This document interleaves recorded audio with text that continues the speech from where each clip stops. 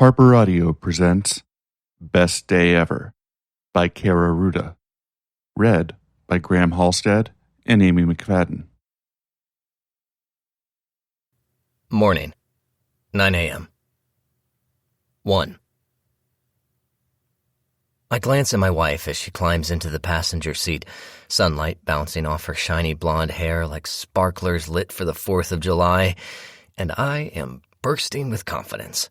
Everything is as it should be. Here we are, just the two of us, about to spend the weekend at our lake house.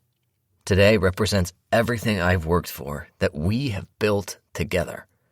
The sun blasts through my driver's side window with such intensity, I feel the urge to hold my hand up to the side of my face to shield my eyes, even though my sunglasses are dark and should be doing the job. Under any other circumstances, on any other day, they would be, I know. But today, something is different between us. Some strange tension pulses through the still air of the car's interior. I cannot see it, but it's here. I'd like to name it, discover its source, and eliminate it. Sure, this morning has been hectic. It's a Friday, and Fridays always seem the most frenzied when you have kids. Getting the boys up and dressed, and then dropping them off at their immaculately landscaped and highly ranked red brick elementary school where they will no doubt excel in 1st and 3rd grade, respectively. Truth be told, though, I usually have little to do with the scenario I just outlined. Mia, my wife, handles all the tasks pertaining to the boys each morning. We're a traditional suburban household in that respect. In the morning, I make coffee, shower, dress, and leave for work before the boys awaken. Yes, mine is quite a selfish and single-minded pursuit on most days. That's another reason why today is so special. I drove the boys to school, reminded them that the babysitter would be picking them up afterward. When I returned to the house, I put the dirty dishes in the dishwasher.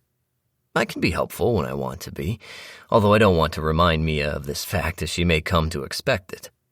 Dishes finished, I had called up the stairs to Mia, urging her to hurry. We haven't had a weekend together, just the two of us, alone, for more than a year. This day was going to be just for us, and it was time to go.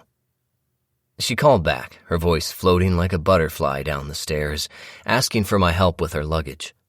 The next moment, I found myself lugging 2 huge suitcases down the grand main staircase of our home. She followed behind me with a laundry basket filled with who knows what. "Staying a while?" I teased.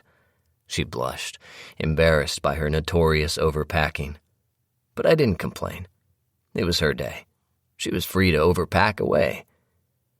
Once we got everything loaded into the trunk of the car, just as Mia was starting to relax, the packing part over, that was when my phone rang. I shouldn't have answered it. But onward. Taking the call was just one small mistake in a day that's destined to be brilliant. From the driver's seat, I finally finished syncing my phone with the car's system.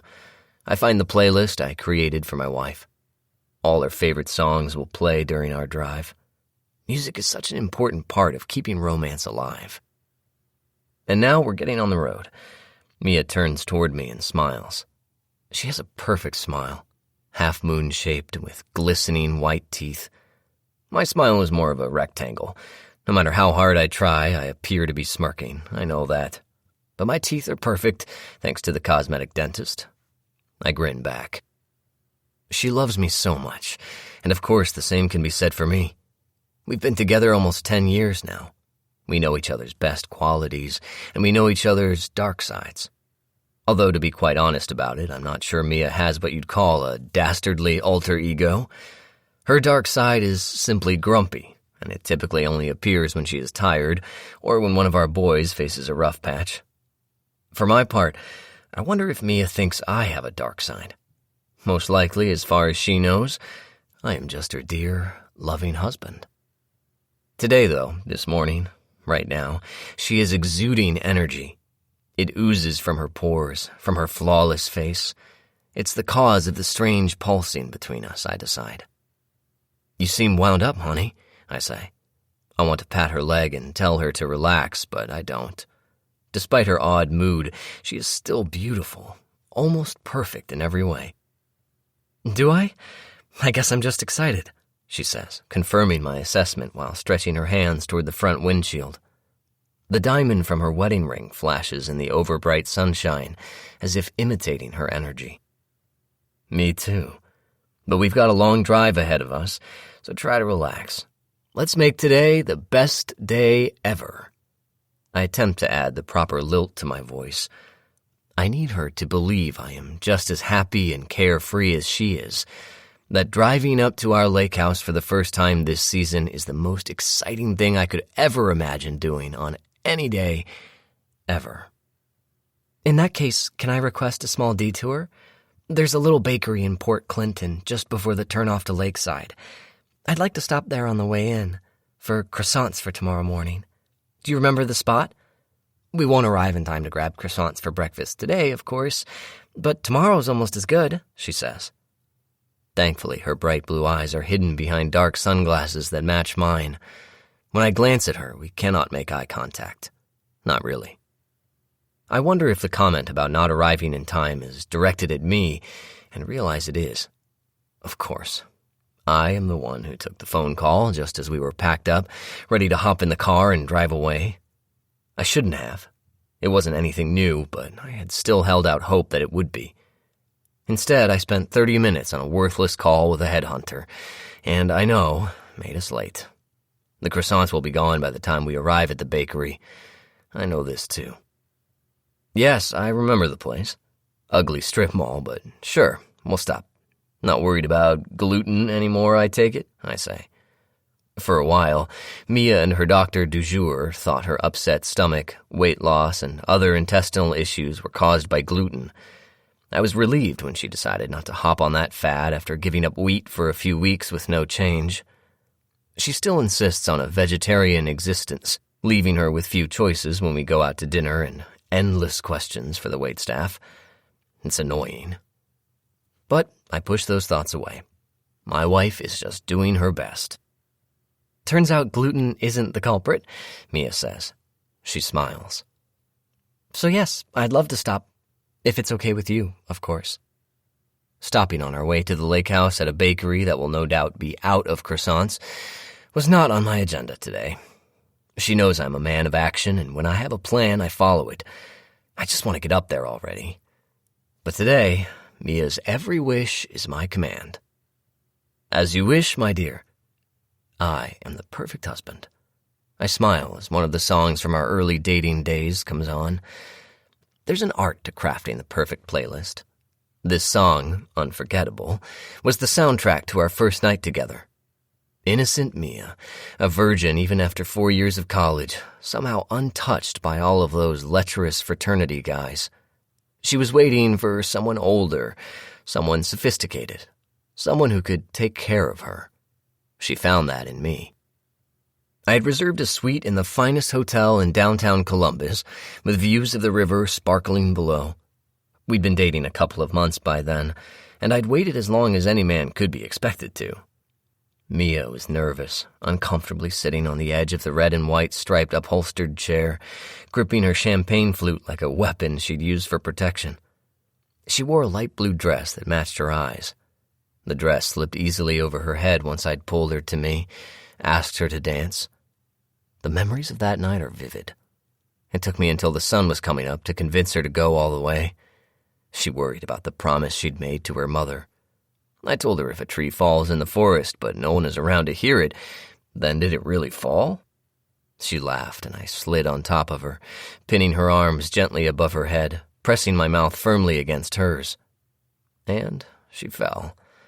I licked my lips at the memory and shifted my seat. Who are you talking to on the phone? The office? She asks as I back out of our driveway. Who else? Sometimes I think they can't last a moment without me, I say. Some sort of emotion crosses Mia's face before she turns toward the passenger side window. I guess we're finished with that topic. I should apologize for the delay, but I don't. An amicable silence falls between us. Personally, I have to admit I love the implied success I feel being able to drive out of my very nice neighborhood, my wife by my side, on a Friday morning on my way to my second home. I'm driving a Ford Flex, navy exterior, by choice. supporting America while demonstrating that my ego does not require a fancy sports car or luxury sedan. No, I am secure in my status and a family man all rolled into one. The American dream. That's what we're living right here. My wife is still looking out her window. She seems to be taking in the signs of spring around us. The lawns are greening up nicely, and the trees, so stark for the long, dreary months of winter, are budding and flowering. Our suburb is becoming a lovely place to live again, just in time. We pull onto the freeway heading north through downtown Columbus, and I feel a pride for my hometown that extends beyond the college sports franchise. It's growing up. People from all over consider us a sophisticated, cosmopolitan place now, not just a college town or a field of grazing cattle. I don't have to say Columbus, Ohio anymore.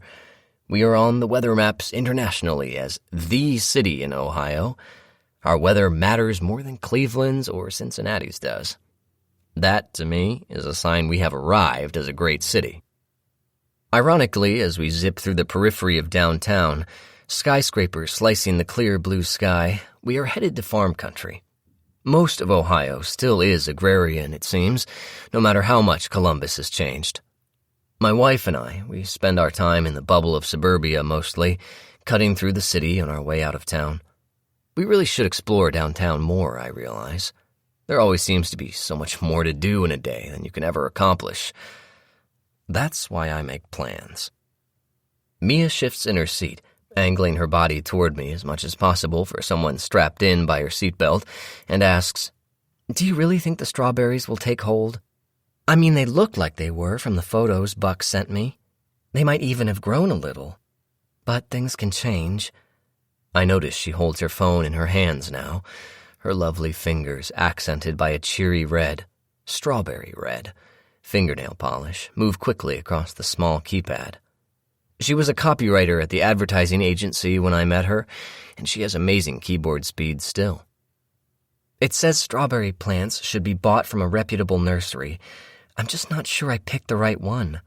And they need deep holes, wide enough to accommodate the entire root system without bending the roots. Very persnickety plants," she continues. Her lips are pursed together as if she has eaten a sour berry. "I'm sure they're fine," I reassure her. "No one will nurture them more than you." A black sports car passes us on our right, only a flash of metal, actually, because it's moving so quickly. I hadn't even seen it coming in my rearview mirror. It's funny how things can sneak up on you, appear out of nowhere. "It's like having babies again, or puppies," she says, ignoring the race car as I turn on my blinker and slide us out of the passing lane. "Don't plant too deep," it says. "The roots should be covered, but the crown should be right at soil surface. I should call Buck and ask him to check on the crowns." She glances at me, no doubt catching my smirk. First, what kind of name is B-U-C-K? I mean, really. But despite his ridiculous name, Buck Overford is a nice enough guy, I guess. He's our neighbor at the lake, a widower, even though he's about my age, who likes to talk gardening with my wife. I should be clear. I'm 45, and Mia is only 33. Buck is closer to my age than hers, maybe even a bit older. I look younger anyway. Not that we're old geezers by any stretch. Buck does have this affinity for gardening, which to me is a woman's thing, so that makes him older, weaker than me in my book. At least gardening is what Mia tells me she and Buck have been talking about since we met him last summer. It was just after our moving truck had left. He brought over a bottle of Merlot, a nice one if memory serves, and the three of us spent a pleasant evening together on the screened porch until it was time for us to find our boys and get them ready for bed. The boys were free-range chickens up at the lake, had been every summer we'd rented. Now that we were owners, members, they'd increased their span of wandering, it seemed. There were countless wholesome activities at the lake to draw their attention, from sailing lessons to shuffleboard, skateboarding to bike riding. Sometimes we'd find them sitting by the edge of the water, skipping rocks like they'd stepped out of a Norman Rockwell painting.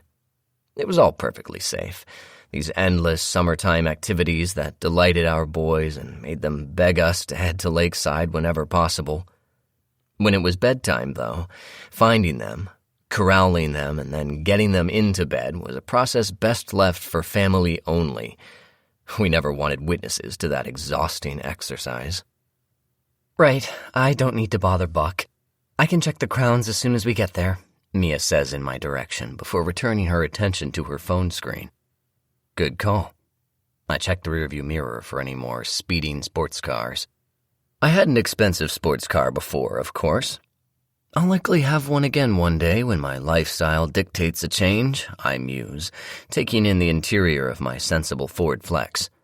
Room for the whole family, and as many strawberry plants as Mia could handle planting.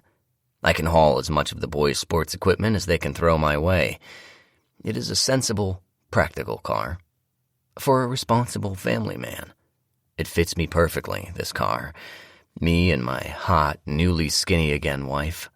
If she loses any more weight, though, she'll disappear. It's a real shame about the nausea she's been struggling with. The latest doctor is convinced it's stress-related. He told her to meditate. "Did you know my strawberry plant's runners are called daughter plants?" she asks. The air between us pulses. I feel it. Ping. "No, I didn't," I say, taking a deep breath before I realize I'm doing it. It's funny how the absence of a daughter catches your breath at the strangest times, over the silliest topics. "No son plants? How sexist." "I still wish we'd tried," Mia says quietly, stirring the age-old pot. Just that topic, that old leathery shoe of a stew, makes me swallow something bitter. I cough, trying to clear my throat, my dark mind. "Can we not have that old discussion today, of all days?" I ask. I focus on the farmland beginning to open up on either side of the road. We're finally out of the reaches of the city, finally free from the responsibility, the shiny office buildings, bespoke suits and country clubs that part of civilization values. I would miss golf if I had to live in the country, of course, and many other things. Country visits are for weekends, a touch base with our more rural and simple selves, not a place to live full-time. I hope we aren't going to disagree this early in our country excursion. Mia turns to me and I can hear her gentle, agreeable smile in her next words. "Of course, no fighting. This is our happy day, the start of a wonderful weekend. I just didn't realize until this moment about strawberry seedlings and daughter plants. I should have grown peppers." Her voice is soft, a stealth dagger to my heart. This statement, the peppers, is a jab. Sure, we could have tried to get pregnant one more time, but I was convinced it would be another boy. We had 2 of those, perfect little specimens, each a miniature version of me, as they should be. I realized Mia would enjoy seeing a little version of herself walking around this world, following in her footsteps. But why tempt fate? I glance at my wife. Did I see Mia wipe under her eye? No, I'm sure it must be an errant eyelash. This topic is almost as old as Sam, our youngest, who is 6. We have been arguing, disagreeing, let's call it, over our phantom daughter. Her name would have been Lily, Mia had said over and over again, for 6 years. The whole thing is absurd. She should be counting her blessings, like her strawberry daughters at her beautiful lake house, for example. She should be thankful for everything she has, everything I've provided, not missing something, someone who never existed. I feel myself squeeze the steering wheel, watch my knuckles whiten. Or beans? Green beans? Those would be fun to grow, I say in a concerted effort to play along. I have a passion for green beans and have since I was a child. I've learned not to question why.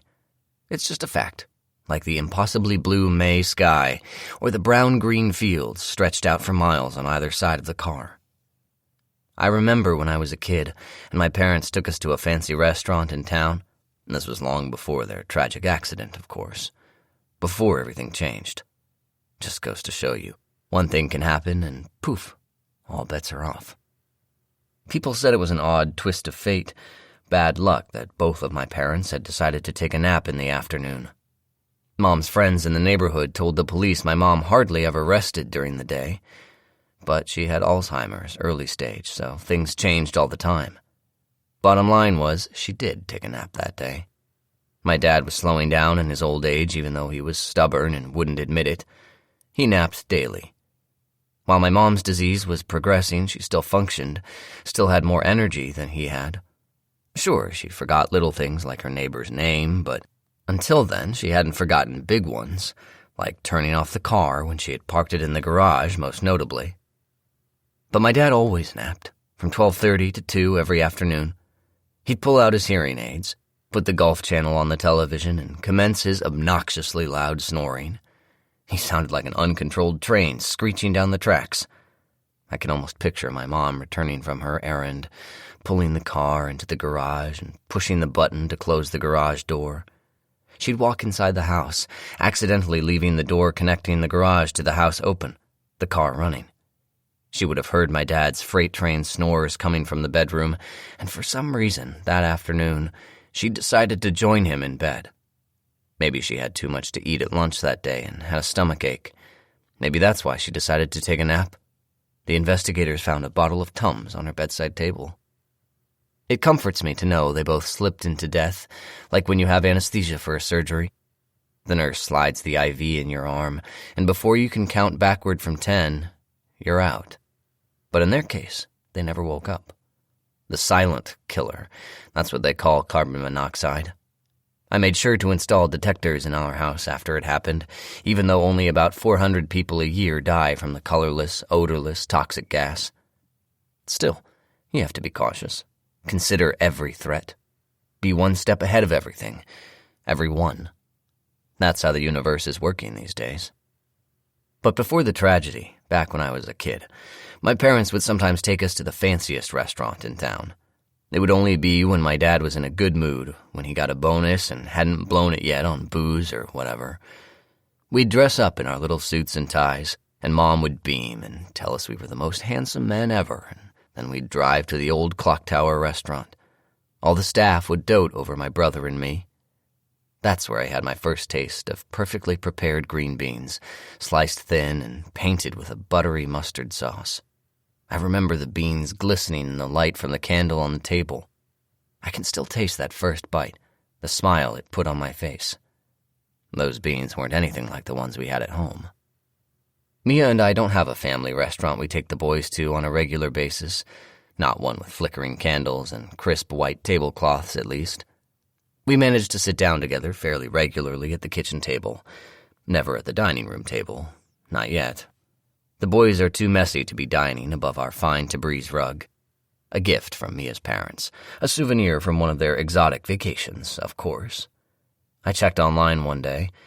The rug is worth almost $70,000. So, we stick to the kitchen for family meals, though neither Mia nor I would be considered a good cook, not by any stretch. Sometimes I'll help throw something together, but usually Mia is in charge of meals, truth be told. Obviously, this makes sense. She is the housewife. I'm uncertain why, then, after all of our years together, she hasn't grown and developed her cooking expertise. I know she's invested in cookbooks, and cooking classes even. But still, her best efforts can only be awarded a C. Barely edible, actually, when compared to fine dining. The boys and I struggle through Mamma Mia's lasagna every week on Italian Tuesdays. Every week, it's soggy and almost tasteless. It's a shame, really. On the rare occasions when I'm in charge of mealtime, I like taking the boys to Panera. It's not quite like going to McDonald's or Wendy's for dinner, although I've been known to do that, of course. Please don't tell Mia, though. No, Panera is almost a sit-down establishment, a step above, say, a pizza joint or fast food. Sometimes I try to talk the boys into eating green beans there, for tradition's sake. They don't have the taste for them, though. Mikey actually grabs his throat and makes choking, gagging sounds at me. He doesn't eat anything that's the color green, Mia says. She says he'll come around, his taste buds will mature. In my day, those taste buds wouldn't really have a choice, thanks to dear old Dad. You ate what was served to you. But I love my kids, those little guys. Despite the family resemblance sometimes, I like to wonder aloud if they're mine. They're so perfect. Green beans, Mia echoes, pulling me from thoughts of parents and offspring and crumbs on expensive rugs. Her back is to me. She seems fixated, fully focused on the farmland rolling by the window. Even though I cannot see her face, I detect a tone in her voice, something that sounds like the feeling you get when you can't understand a joke, like you are the joke, like you are an idiot. Only someone you love can make you feel that way. I can ask Buck if that's possible. Over the summer? I notice she's nodding. The landscape is rolling, and the overall effect is dizzying. I turn my eyes back to the road. Since when do we consult with good old Buck on all things garden-related, I wonder? And what else do Buck and Mia discuss? The weather? The pros and cons of fertilizer? Our marriage? Soon the road will narrow, and it will be down to one lane each direction. That's when I'll really need to pay attention. That's when it gets dangerous. If you make a mistake, there is no forgiveness on a 2-lane country road. 10:30 a.m. 2. This monotonous stretch of highway, the section between Columbus and, say, the big Pilot Travel Center where we typically stop for gas, is boring. Flat, semi-green farmlands and few sights out the window to feed your imagination. Usually, when we hit this point in the journey, I start daydreaming about the destination, thinking about that first moment when I'll see the lake again. I know what you may be thinking. Is this guy really daydreaming about Lake Erie? Yes, I am. If you've never been, you're probably envisioning the dead lake of the late 1960s, fed by the burning Cuyahoga River. By that point, Lake Erie had become a toxic dump thanks to the heavy industries lining its shore, the sewage flowing into it from Cleveland, and the fertilizer and pesticide runoffs from agriculture. Dead fish littered its banks. This poor lake was the impetus for the Clean Water Act in 1972, thank goodness. Or, more recently, you may have heard of the toxic algae blooms that turn the lake water into green goo that looks like the slime they spray on people during that teen awards show the boys like to watch. But that doesn't happen all the time. Sure, there are invasive mussels and some nasty dead fish smells in the air sometimes. But mostly I find, if I sit on a bench near the lake and just listen to the water playing with the boulders along the shore, I feel at peace. It's hard to explain, I suppose, to someone who has never seen a Lake Erie sunset. But they're beautiful. And if you don't turn your head too far left or right, you can almost imagine you're at the ocean. It's almost possible to believe that you could start your life over again, just as the sun drops into the water. And then everything would be simple, just like the little lakefront community where our lake house is nestled under a big oak tree. Sounds romantic, doesn't it? Our lake house is part of a special gated community appropriately named Lakeside, a Chautauqua community started by Methodist preachers more than 140 years ago as a summer retreat for adult education and cultural enrichment, with a heavy dose of religion sprinkled in. Not that there's anything wrong with religion, of course. It's just that I didn't grow up with it, and we're not raising our kids in it. That doesn't mean we don't enjoy the amenities these fine Christian souls have blessed the community with. Even an atheist like me can appreciate its many glories. At one point or another, Presidents Ulysses S. Grant and Rutherford B. Hayes stayed at Lakeside. My wife likes to note that Eleanor Roosevelt stayed here too. Mia quotes that woman a lot. I don't. I find her to be too ugly. I mean, that face of hers is hideous. I could never wake up every morning to a face like that. But Mia doesn't care about that. Says Eleanor Roosevelt inspires her to do one thing every day that scares her. I'm paraphrasing, but you get the idea. I tell her seeing that woman coming at me in a dark alley would have scared me, and Mia doesn't laugh. The point is, it's a great little community, and it's located on a peninsula, halfway between Toledo and Cleveland. But don't think of those big, dirty cities that the weather maps have forgotten. Imagine instead a place right out of Mayberry RFD.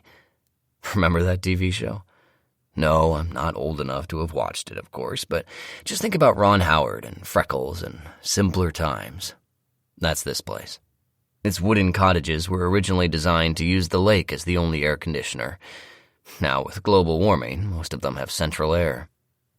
There's a little main street with a pizza parlor, a shop selling the best glazed potato donuts in the world, t-shirt stores, and the rest. We have a historic inn built in 1875 that sort of seems haunted to me, what with its old, uneven wood floors, squeaky screen doors, and musty smell others might call charming, but that gives me the creeps. The windows are too tall, too narrow in my opinion. Like inside there is something to hide. The place was supposed to be bulldozed in the mid-1970s. Half of its rooms as unusable as the lake was polluted. It was saved from demolition by a group of lakeside residents, and they've been sprucing it up slowly ever since. Good for them, although I doubt they ever actually stay there. But it is right on the lake, and it's what they call gracious. My favorite spot in the whole community is the dock and the boathouse. It's so all-American with its decorative Victorian scalloped roof line, its prime position in the heart of the place. I can just imagine the important visitors arriving by boat back in the day. I like the way I feel when I stand at the end of the dock. The backdrop compliments me like a movie set. Oh, look, there's handsome, wealthy city dweller Paul Strom enjoying a carefree day of leisure at his lakefront community. Very presidential. Not sure any current-day presidents even make it to Cleveland, our distant neighbor to the east, let alone to our little haven by the lake. But that's just fine with me. Enough people have discovered it already. When the boys were tiny, we'd come up once a summer and stay with the Boones, our neighbors 2 doors down back in Columbus. That lasted about 3 summers or so, and then we started to rent our own place. When we saw the Boones at the pizza parlor after, it wasn't even that awkward. They'd moved on, invited other neighbors to take our place at their huge cottage. We weren't able to buy a place of our own until last summer, and when we did, it was a cottage on the very same street as Greg and Doris Boone's stately second home. Not as big, of course. Ironically, though, because we're up the street, we're on a higher lot, so we look down over their property now. It was a dream come true, especially for Mia. We like visiting Lakeside best, just before and after season. Season is the 10 weeks in the heart of the summer when the place is crazy packed with tourists and the gates are down. Even homeowners have to pay the stupid gate fees during the summer. That doesn't make any sense to me, but it's the way it is.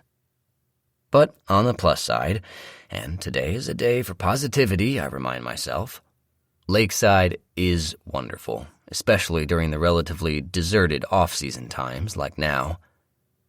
I remember our first trip up here, back when we were newly married, the Boones having invited my wife and me up to stay for the weekend. We were thrilled for a chance to leave baby Mikey at home with my parents and have a weekend on our own, just the 2 of us and some other young parents. It was the start of the good times at Lakeside, and it was all thanks to the Boones. We'd play card games, especially euchre. Drink too much, eat too much, and then the guys would smoke cigars on Greg Boone's back porch, while the women relaxed in oversized white wicker chairs with pink cushions on Doris Boone's front porch and gossiped. We could hear them, laughing and making fun of things, probably us, from the back porch. Us guys all rolling our eyes. Women will be women, you know. If you ask me, I'd tell you I'm still not really sure what happened, why the Boones stopped inviting us up, but it doesn't matter. We managed to take ourselves up here every summer, no invitation necessary, and rented great places all on our own. And now we actually own a cottage perched on a grassy lot above the Boone's place. If I sit on my screened-in porch at night, I've noticed I can even watch Greg on his back porch with his male guests du jour smoking all his smuggled-in Cuban cigars. But who needs lung cancer? Not me. No, I think it all worked out beautifully. Like the Boones, our primary residence is located in the highly coveted Grandville suburb of Columbus, the city's nearest northwest suburb, and is approximately 2 hours south of Lake Erie. All of what we own in the world is in Ohio, in this politically decisive, coastally deprived state. I am a native, born in the suburb we are raising our family in. Don't tell anyone, but it wasn't considered upscale back then. No, Grandville has grown into its, grandness, to use an apt term, as the Ohio State University and Columbus grew in prominence and wealth. Before, Grandville was a community filled with butchers and factory workers and the like. Now it's filled with country club brats and men like me who don't ever have calluses on their palms. It's like my dad and me, actually. Callous versus refined. But as far as picking a place to call home, not only did the apple not fall far from the tree in my family, but our crabapple tree was actually started by a seed from the apple tree in the next yard over. Literally, my parents had lived right next to us before the accident. Yes, I bought the home next to my parents, even before I met Mia. I knew where I wanted to live, and when it became available, I was there. Life requires planning, don't you agree? My wife had grown comfortable with the arrangement, though, of course, like any new bride, initially Mia had her concerns. She wasn't from here, so she didn't understand how close family can help you out. How nice it would be for the kids to know their grandparents and be able to toddle over to their home. She came to appreciate the setup after our home was whipped into shape. Naturally, I let Mia and her mom completely renovate the place. You wouldn't even recognize it from my primitive man cave days, but that was all part of the plan. I provided the shell, a fabulous 1931 masterpiece according to the realtor's brochures, that just needs some TLC. Mia and her parents provided the TLC and much more. Our wedding gift. As a thank you, I presented Phyllis, Mia's mom, with a vintage Italian mosaic pillbox. This is fabulous, thank you. I'll add it to the collection next to the other one you gave me. You are just so thoughtful, and I don't have any mosaics. How did you know that, Paul? Phyllis's bony arms had wrapped around my waist. I tried not to flinch. Just a lucky guess, Phyllis, I managed, although of course I knew. I'd saved a photo Mia took of Phyllis's collection, the little trophies displayed on a mirrored table in Phyllis's dressing room. It's very important to keep your mother-in-law on your side.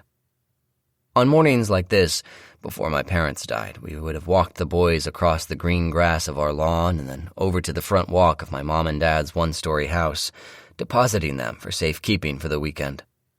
My boys weren't old enough yet to notice how small their grandparents' home was compared to the rest of the street. I'm just waiting for the new owners to smash it down, build a McMansion. But anyway, back when the boys were little, the smell of my mom's famous chocolate chip cookies would have greeted us at the door, and the comforting sound of cheers from fans at some sporting event would be blasting from the television set my dad turned up too loud. The rocking chair my mom had used to calm me as a child had been returned to the corner of my parents' bedroom. The tub of wooden blocks I'd played with as a kid magically appeared in my parents' family room as soon as Mikey was old enough to start creating forts. Sounds idyllic, doesn't it? Just as life should be for my privileged sons. Doting grandparents next door, a luxurious home to live in filled with pricey furnishings, a stay-at-home mom and a hard-working dad. My boys had it made, and they loved my parents, especially my mom. As for me, as long as my dad and mom both followed my rules, everything was perfect. Family is family. Family first and all that. If you aren't needed, then fine, make other plans. But grandkids come first. They only violated that rule once, my parents. In my book, you always make time for your favorite son's kids, no matter what. I'm sure you agree. Of course, now that my parents are gone, we rely on babysitters of varying skill levels. In retrospect, my parents, despite their age, probably would have done a better job of keeping my sons safe than the gangly teenagers we now employ and overpay. My parents would have been a better choice for this weekend, for example, undoubtedly more effective than Claudia, who arrived this morning looking overwhelmed. Big dark circles hung below her wide eyes, and her nails were bitten to the core. Maybe she's on drugs, I think suddenly, wondering if I should ask Mia her opinion. Better not, though. She'd want to turn around and rescue the boys. We need this time together, this great day together. Claudia isn't the only one who is overwhelmed. She just looks the most like it. I'm pretty adept at covering my emotions. For instance, my wife always wonders if it bothers me, living next to the ghosts of my parents. She doesn't put it that way, just says things like it's odd seeing the new family painting the front door a different shade of brown. I think it's odd they haven't torn the thing down, but I don't say that. Things like that, the little things, don't get to me. Big things, those bother me, but still I might not show it. Poker Face Paul, my friends called me growing up. I'm proud of that. It has served me well in sales. A natural-born salesman, that's me. I'm not bragging, not at all. I know, in fact, that many people don't even like salespeople. They think we're unsophisticated and lowbrow, no matter what we sell. Me, I don't care, not as long as I'm making the big money. And I have. It has been a great ride. Even Mia, when we first met, may have considered herself above me. She was a copywriter on the creative team, and I was just a client services guy. Now she knows what's what. It didn't take long for me to teach her how the world works. "Paul, I need to use the bathroom," Mia announces, closing the magazine on her lap as if she could just pop out of the vehicle and relieve herself along the side of I-71. "Oh, okay. I'll pull off at the next exit and try to find someplace acceptable," I say. The facilities on this road are subpar at best. "Make sure it looks clean," she adds, as if I have X-ray vision capabilities. Typically, we do not take bathroom breaks on the drive to the lake house. The boys know this. Mia knows this. But in her weakened state, and on this, the best day ever, I will make an exception without shaming her. I'm in a loving, flexible mood. Right. Gas station or fast food? Your choice, I offer. I'm not about to be blamed for choosing the wrong bathroom for her. This I say with warmth in my voice, although I do not want to stop at all. "I'll let you know when we see the options," she says, reopening the magazine. I'll let it go, my disdain for the fact that she isn't more appreciative of my willingness to stop for her. I glance at her, engrossed in the meaningless celebrity drivel opened on her lap. She should stop reading that trash. You know that magazine is all gossip. The stories about celebrities are completely made up. Nobody is as happy or as sad as they make it seem in there. Life is lived in the middle. In middle America, like here in the middle of nowhere, like now and in the middle of life like us, I say. I'm feeling poetic today, although I don't believe for a moment that I am normal or in the middle of anything. "Paul, I've never heard you call yourself middle-aged." I think Mia is teasing me, but there is an edge in her voice. "I'm not," I say. "All those guys are older than me in there. They get airbrushed. If you saw them on the street, you'd be disgusted at how old they are. It's not real. That's all." I'm tired of this subject. I've never been a gossiper or a reader of tabloid magazines, of course, but I know how the world works. People are always talking. Heck, a few years ago, Mia heard from somebody back home that people think we aren't happy. And just recently, the rumor has something to do with me flirting with a saleswoman at the mall. Ridiculous. I hate malls. As a rule, I shop at boutiques or online. Not that the gossips care to take a little thing like facts into account.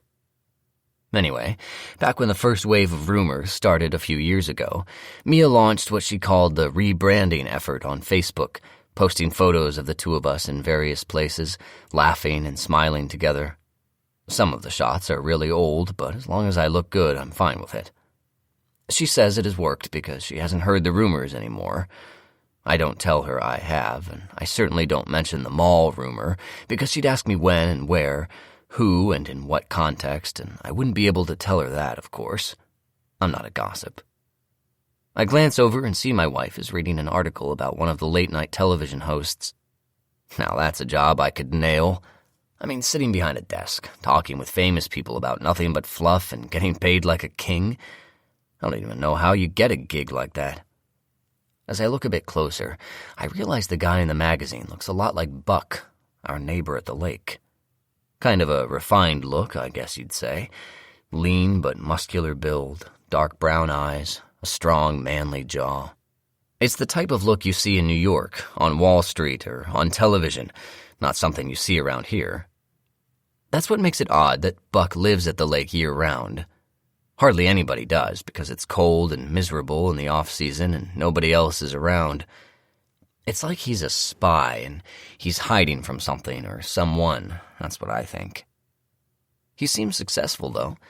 I heard through the grapevine that he sold his big home somewhere in Connecticut when his wife died, and now he's here regrouping, whatever that means. The woman who told me doesn't know much, though she's the designated neighborhood gossip for our block up at the lake. Every street has one. She's just not very good at her job. Google knows a lot more about Buck than she does, and that's not much.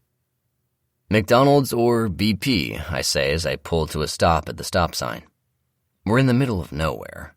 The town of Kilburn is several miles west down Route 521. A right turn will take us to a McDonald's. A left is the gas station. And, as far as I can see, there is nothing else. McDonald's, Mia says with that tone of disgust she uses for all things, people and situations that are below her. Recently, Mia has become a firm anti-GMO, anti-fast food mom. She was leaning that way before her recent illness, but now she's militant. I applaud her for the Herculean effort it takes to say no to two boys who will, as soon as they are old enough to hang out with friends at malls or go to the movies alone, be the first ones in line at every fast food restaurant in town, stuffing themselves with all things non-organic and fried. I also have pointed out at least once each year as we drive to the lake, the fields as far as the eye can see of Monsanto Roundup-ready corn and soy proudly framing the highway. It's almost un-Ohioan, Mia's stance on the issue. We should embrace what we are, don't you think? We're a no-till farming, pro-fracking, pro-GMO, pro-Monsanto state. It's our heritage, I tell her. Did you know Columbus is a fast food mecca? It's true. We are the test market for most major fast food chains. Us folks are the definition of America. We are the barometers of taste, at least the kind of taste that comes when you can buy an entire meal for under $1. We're the hometown of Wendy's and White Castle, and of several others like Rax that have come and gone. Remember Arthur Treacher's Fish and Chips? Yep, that started in Columbus too, thanks to Wendy's Dave Thomas, who made his fortune as a Colonel Sanders Kentucky Fried Chicken franchisee. Makes me hungry just thinking about that battered British fish. Not that I regularly partake in any of these low-class foods myself. When I do, it's just a guilty pleasure. Everyone has his occasional vice. Do you want anything? Mia asks, her hand already opening the door. Fries? I ask, just to get a reaction. It works. Honestly, Paul? I meant, do you want water or coffee or something? You know how I feel about this so-called food? A poor diet leads to a shorter life. All the studies agree. I've been reading a lot about this, remember? I'm trying to get healthy, and it wouldn't kill you to work on that yourself. She leans forward and points her finger at me like I'm a child. I feel her eyes on my stomach. I suck in. The magazine ruffles in the wind from the open door, and the blonde female singer on the cover looks as if she's waving to me. She's cute, I notice. I reach out and smooth the cover with my hand, touching the cool, glossy paper. My wife softens her tone. I'll get you a water. Hydration is key to health, she adds, and then slams the car door before I can reply. I watch her walk away. From behind, she looks like the same woman I married a decade ago. Her hair still swings halfway down her back. Her butt is small and firm and perfectly toned. She looks very much the same, but she's not. Not at all. None of us really stay the same, though, do we? My transformation is more apparent, I realize, as I look down at my middle-aged, small beer belly and sigh. It's comprised of something called internal fat, I've discovered. A fat that appears suddenly, like an army of ghosts, and then digs in to stay. It's distasteful to think that fat isn't just sitting in a layer on top of my belly like I'd imagined, but it's actually tucked in beside all of my organs, oozing around them like it's a part of the whole, not an addition to the top. It's in the ice cream. It's not the cherry. Basically, they can't liposuction it off and they can't freeze it away. The only way I can shed this thing is through hard work. Less food, more exercise. I plan to tackle this unwanted midsection addition soon. It's next on my list. I'll eliminate it as I do anything I set my mind on. It's just a matter of willpower and mental fortitude. I've got those, don't worry. When I suck in my stomach, as I did for Mia, it doesn't follow my command, not nearly enough. I'm on it. Soon. Unlike me, in the last 6 months or so, Mia has really thinned out. She's shed the baby fat, even though I swear she eats more and more often than I do. And though she looks fit, she's also a bit worried about the weight loss. I tell her that's crazy. Most middle-aged women would die to have their weight melting away despite eating anything they like. And she looks good. She took up jogging a year or so ago, but cut back on that. Just doesn't have the stamina these days. Mostly, she uses the free weights in our basement. Sometimes she'll still walk around our block, if she has the energy. Maybe she's so thin because she stopped eating meat. Animal protein. That could be, but I attribute it more to stress. You know how parenting can take a toll on your intestines sometimes. Worry ties your system up in knots, or so I hear, not being prone to worry myself. They checked for ulcers, but she didn't have any. Just a mystery, I guess. She even went to this one doctor who had her hold different vitamins and minerals in her hand and then pushed on her arm. I mean, really, what does that do? Spend your money is what? Mia came home with hundreds of dollars worth of herbal treatments. None of it has helped, of course. She's big on drinking water now, too, staying hydrated. She tries to drink only from glass bottles. Good luck with that here, honey. Mia has pulled her hair into a ponytail, I notice. I can see her standing at the counter, placing her order. The other thing I see is the other customers, the men, checking her out.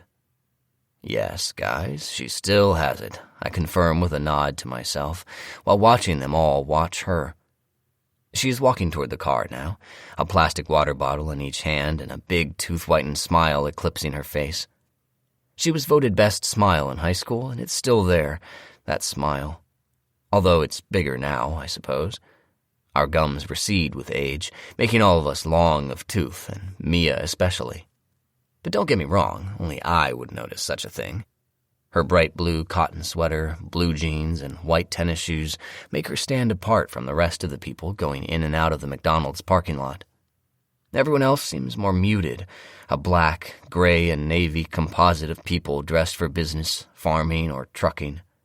It's an eclectic yet monochromatic bunch this morning, except for my wife and her bright blue. Mia pulls open the car door and slips inside. Good choice. Cleanish bathroom, short line. Here's your water, she says as she hands me the cold bottle. The plastic is cheap and crackles in my hands. It's the type of water bottle that will spill out half its contents when I open it, I know it is. The bottle will have a label explaining why this cheap, shitty plastic is better for the environment than any other, more sturdy plastic. I know it's just cheaper. I also know I should have gotten out of the car to open the bottle. I should have gotten out just a stretch. Perhaps I should have gotten out of the car and opened the door for my wife. I'll do that when we stop for gas in a little while. We have all day, and she could use a reminder that chivalry is alive and well thanks to Paul Strom. So, you think Taylor Swift is cute, huh? Mia asks as I pull out of the McDonald's parking lot. Who? I ask. I know who the pop starlet is, everyone does. I even like her song, The Story of Us. But why would my wife ask such a random question? I saw you checking out the cover. Mia holds up the gossip magazine while tilting her head. Her eyes are shining as if she has caught me drinking milk out of the jug. I love drinking milk out of the jug, but alas, if my wife catches me, it's that same disappointed, shiny-eyed look I receive. Usually she adds a hand on the hip, but that's hard to execute in the front seat of a Ford Flex. Why would I check out some magazine? I could be checking out my beautiful wife, I protest, pushing the accelerator hard to merge back onto the highway. I'm glad they finally finished the $50 million project to widen this freeway to 3 lanes on either side. I slide back into the flow of traffic without a problem. They've spent more than $1 billion on this road since it opened in the 1960s. What I would do for $1 billion.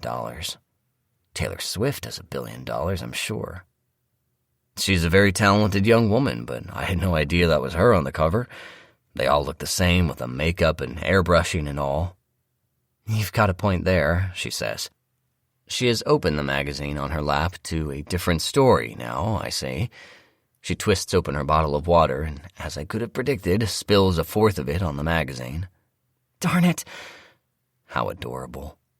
Mia's ban on swearing in front of the boys has resulted in this childlike response from my wife, even though the kids aren't around. I should tell her to express herself freely in my company. Before I can think to stop her, she has popped open the glove compartment and she's rummaging around in it. "I don't have any napkins in there," I say quickly. I feel my palms begin to perspire. I check myself in the rearview mirror and notice my forehead is shiny, suddenly damp. It's so hard to keep secrets these days. People can find out anything, ruin all kinds of plans. Sometimes all it takes is just opening the wrong door. "Just close that back up. Here." I know my voice sounds terse, but I can't help it. I reach into the back seat to grab my gray cotton sweater and toss it into her lap. "Use this." My voice has returned to its normal tone. That pleases me. "You're acting weird," she says, instead of thanks. I'm going to let it go, though. She doesn't know I have a surprise hidden in there, part of our special day. I can't tell her that, so I say nothing as she mops up the magazine with my sweater. She could have simply ripped out those 2 pages. Maybe there is someone important in there. All I see is another guy with a 2-day beard, sparkling brown eyes, and a thick head of hair. Another Buck look-alike. There really aren't any men in her magazine that look like me. Not now, anyway. Actually, that's not quite true. I could give George Clooney a run for his money, and I'm taller, too. When I was younger, watch out, world. I would have been on the cover, you know. Sexiest man alive if I had wanted to be. But I hate all that celebrity garbage, as I told you. "I'm going to call Claudia. Can I use your phone so it's on Bluetooth? I want her to have the boys call us after school just to check in," Mia says. We have been gone for about an hour so far. This is ridiculous. We haven't been driving for that long. The boys are at school, and I guarantee you they're having too much fun with their teachers and their little friends to spare us a thought. We can call them this afternoon. We don't need to talk to Claudia. Sometimes my wife acts like the kids are still babies in playpens. That bugs me. Them too. They're big guys, both in elementary school. They'll be men before we know it. My parents started treating me and my brother Tom like grown-ups as soon as we started school. Dad wanted us to toughen up, fend for ourselves, especially me since I was older. Ah, the good old days. Speaking of Tom, I wonder if I should tell Mia that I think Claudia is on drugs, but decide not to rev her up further. You need to relax. Let go a little. I pat her thigh for reassurance. I feel her eyes on me. I know, but the thing is, they're my life. You encouraged me, begged me not to work outside the home, so I quit my job at the ad agency, the job I loved, and built my whole world around the kids. They just don't need me so much now that they're in school most of the day. Her voice is quiet, her eyes shiny, but this time it's because they are filling with tears. You raised them well. Now it's time for them to learn independence so they can tackle the world. Boys pulling away from their mommy is natural. It's how they become young men, I say. You still baby them too much, but that's part of what makes you a great mom. The kind of mom I knew you would be when we first discussed your staying home. Don't cry, honey. Honey, such an interesting word to apply to a person. I guess she's dripping, sappy, syrupy, her tears like actual honey drizzling from a spoon. This is our weekend. The boys are fine. With their druggy babysitter, I don't add. I flash Mia my biggest rectangle grin, adding my signature wink, the account-winning combination. It's the smile that launched 1,000 new accounts for the advertising agency, until it didn't. I swallow, holding the smile to reassure Mia that this is a joyful day filled with fun. This isn't a day for tears, I tell her softly. I am a kind, loving husband. I understand her pain. I do. This is our special day, a day for reflection and for being thankful for everything we created. A day to enjoy being together. Of course, she says, taking a big drink of water from the crinkly plastic bottle. Hypocrite. She reads my mind, a wifely skill I can't say I'm overly fond of, and says, They didn't have any glass bottles, Paul. I need to start grabbing my glass water bottles for road trips. I don't even know if I have any at the lake. I don't think you realized the peril of plastic water bottles last season, I comment mildly, and now she smiles. Well, you know I'm right, she says. Every woman's favorite phrase, I tease. We're back to happy ground, I notice. She's even tapping her right thumb on the bedraggled magazine, keeping time to one of our favorite songs, Still the One. Until... So how is Caroline doing? Still flirting with you? I take a deep breath and squeeze the steering wheel. 11 a.m. 3. I check my expression in the rearview mirror, forcing my face into a blasé look of nonchalance. Mouth relaxed, shoulders down. Poker face Paul. I inhale a deep breath. I've got this. I do. But then I feel the heat on my cheeks. I pretend to check the driver's side mirror. Caroline? I ask, stalling for a moment as a shiny silver frame holding a photo of a smiling young couple thuds into my awareness. I shake my head, erasing it. My brain has enough to do. I must recollect everything I've uttered to my wife about Caroline and the Thompson Paine office in general over the past few months. Then, like for one of Sam's first-grade projects, I must sort what has been said into one pile and what hasn't been into another. This is an important exercise, best done on my terms, not hers. Too late for that, though. Your jaw is twitching, Mia says. It's true. I unclench my jaw, sliding it back and forth. I take a deep breath and force a smile. This is disappointing, her observation of me. My skills are slipping. Not so poker-faced after all these days. I glance at my wife, who is smiling, presumably at my discomfort with this topic. She adds, So, Caroline is still bothering you, huh? No, not anymore, I say, speaking slowly to find the right words. She's young. It's her first job. She just didn't know what is appropriate and what isn't, that's all. Everyone knows it's inappropriate to call your boss at home at midnight, Mia says. Especially when you've been drinking. She was upset, Mia. I explained all of that. I checked the side mirror and passed the stupid green Honda traveling at a snail's pace in front of us. It's almost time for the 2-lane road, so I need to get this menace far behind me. Her father died. She didn't know where else to turn. Mia gives me the look that says she doesn't believe me still. So you turned her into HR, but she's still working at Thompson Paine? She asks, her fingers drumming on the car door handle. I maneuver the car back into the right lane. We don't fire people who need help, Mia. That's why we have human resources. It's their job to explain policies and help make people better employees. I feel my eyes narrowing. I do not like this topic. Just the fact that I had to speak of human resources brings an unpleasant event to mind. I shake off the remembered smell of Miracle Grow and old cat. Mia isn't backing off. And we suggest these people who need help, people like Caroline who we have turned into HR, to our wives as appropriate babysitters, do we?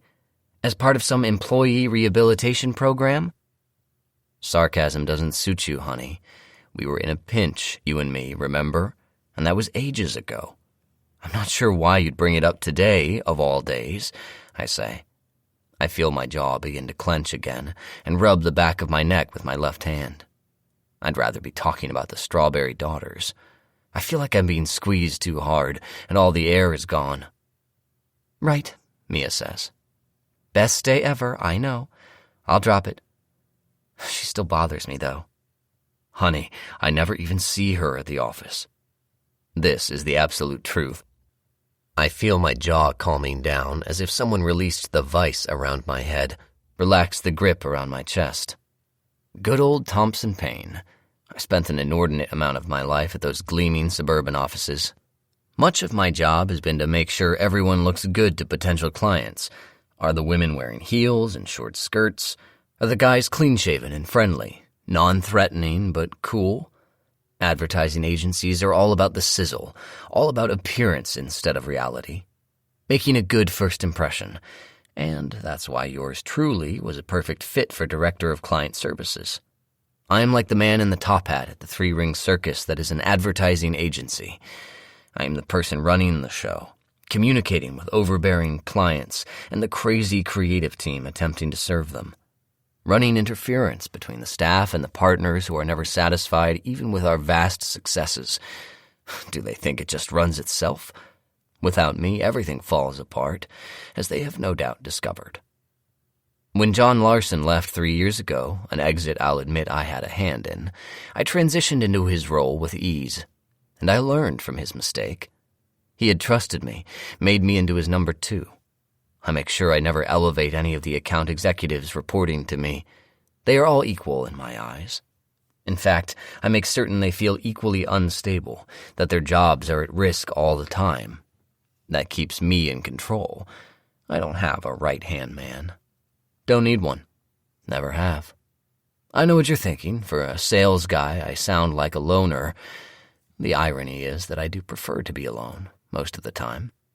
People in general, employees in particular, can be more trouble than they're worth. Just ask good old John. Have you heard from John? Mia asks, reading my mind for the second time today. I mentioned, didn't I, what I think of that particular talent?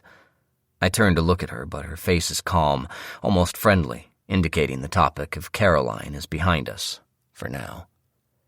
No, not at all. Why the sudden interest in Thompson Paine, past and present? We've arrived at the turnoff for the 2-lane road.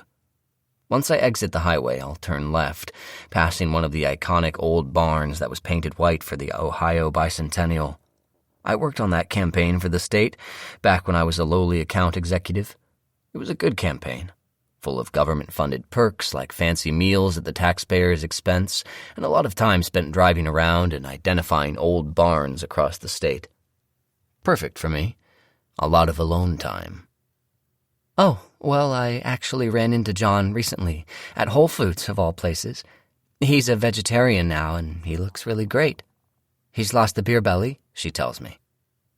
I'm making the turn onto the 2-lane road as she says this, and I cannot take my eyes off the road to stare at her. I sense, however, that something is up. The tone of her voice has changed. It's thin. It's hiding something. The air sizzles between us. How long ago did she run into John, I wonder? How much did they talk? Do they talk? She adds, he looks great. Says leaving Thompson Paine was the best thing for him. He started his own advertising agency. Did you know that? Interesting. His non-compete must be up. He won't be a real threat to Thompson Paine for years, I know. He'll start by knocking off the small clients who don't get serious attention from the big guys like Thompson Paine, and then he'll work his way up the client food chain. It will be a decade or more before he reclaims his status, flying to New York or L.A. for commercial shoots. I pity him, poor man. Good for him, I say. I do wish him well, of course. Nice guy, actually. He was simply in the way. I hear my wife take a deep breath. An annoying sound, but I'm focusing on my barn. We're passing it now. 2 red silos behind it. Green fields, no doubt Roundup-ready soybean, for as far as you can see behind it. Everything here is as it should be, orderly, symmetrical, and productive. A beautiful farm. Perfection through pesticides and genetic modification. If only people were so easily controlled. Mia is droning on about John. After we ran into each other, he invited me to tour his agency. He even asked if I'd consider doing some project work for him, copywriting and some press releases. Just something part-time, since, as you said, the boys are in school all day and don't really need me anymore. Or as much, I should say. This road is dangerous. I need to use my full attention to navigate. She knows this, and that's why she dropped this bomb during this stretch of the drive. I glance over and see her hands clasped tightly together in her lap, her ring sparkling like the edge of a knife when the light hits it just right. I've been holding my breath, I realize, and I let it out with a sigh. Mia cannot get back into the advertising business. Now is not the time. No, that won't work, I say. I know my tone is firm, my voice deep and powerful. My stage voice, that's what I think of it as. When I was young in high school, I loved performing in the school plays. Mrs. Belt, my drama teacher, said I had serious acting chops. She thought I would be a star someday. I guess I could have been. I had the looks, the talent, the road not taken, I suppose. The kids do need you, honey. They're just acting as if they don't. I've decided I'm going to take him up on his offer. I'll work from home while the boys are at school, she says. Defiance is making her voice shake. I need to exercise my brain again. I almost didn't tell you, but we're having such a nice drive, and it's a beautiful day. It seemed like the perfect moment. Don't let this bother you, okay? I don't say a word, a silent protest. Inside, I feel heat, a flame igniting. We cannot ever predict what our supposed partner is really up to, can we? Even the best of plans can be ruined. That is why I must stay nimble, attempt flexibility. Not my strong suit. I'll remain calm, and later I'll squash this foolish notion of Mia's like a cockroach. I'm sure she doesn't really mean this. That's why her voice shakes. She's in unfamiliar territory. This boldness is not like her, and I don't like it. Not at all. My wife clears her throat and says, John told me there's so much change in the advertising industry in town. He's heard all kinds of crazy things. She pats my leg then, and I almost jump. A chill runs through me, and I grip the wheel. This is a challenge, I know it, but how and when did Mia become so confident? Where did she come from, this new Mia? And what, exactly, does she know? 11:30 a.m. 4. Mia's phone rings, and she takes the call. From her end of the conversation, I know it is Claudia. They are talking weekend plans for the boys, I am sure. I tune her out, and I take a moment to breathe. If she already knows the truth, then why isn't she just coming out and asking me about it, demanding the information? This new, confident Mia certainly seems like she would just blurt it out. This is a surprising development, a stronger Mia. This is not my typical Mia. I know my wife. Therefore, she's poking around the edges of things she doesn't quite understand, things John Larson couldn't possibly know about. She must have a few facts, and they've emboldened her. They know nothing. My wife knows what I tell her, nothing more. I take a deep breath and remind myself to relax. Everything is fine. John Larson will not be able to turn my wife against me, no matter how much he dislikes me. To be fair, John has every reason to hold a grudge. I'll admit it now. I set him up for his fall. He was once my mentor at the advertising agency, as I explained. He hired me during one of the most trying times of my life when I'd just arrived back in town from Nashville. He believed in me all those years ago, and I respected him too. He was also the one who introduced me to Mia. I smile at the memory of our first meeting. Mia Pilmer, sitting at the glass-topped conference room table, her blonde hair shining, her eyes bright and smart, her long legs accentuated by a tight, short black skirt. You could appreciate everything through that glass top, and there was a lot to appreciate with Mia back then. John had told me Mia was the best copywriter on the creative team, surprisingly one of the best he'd ever read, even though she was just out of college and so very young. Eventual creative director and perhaps even partner material, he had said. Thompson Paine and Pilmer it would be someday, John predicted. She was a product of New York University, at least a decade my junior, and from a wealthy New York City family. She was smart, beautiful, pure.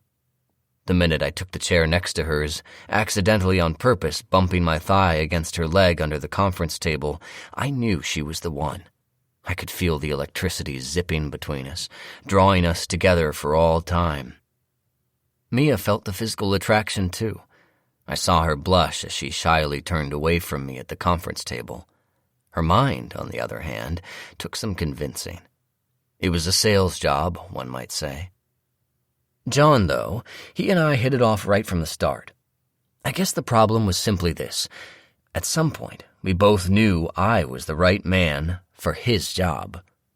But he wasn't going anywhere. The partners weren't going to make him a partner.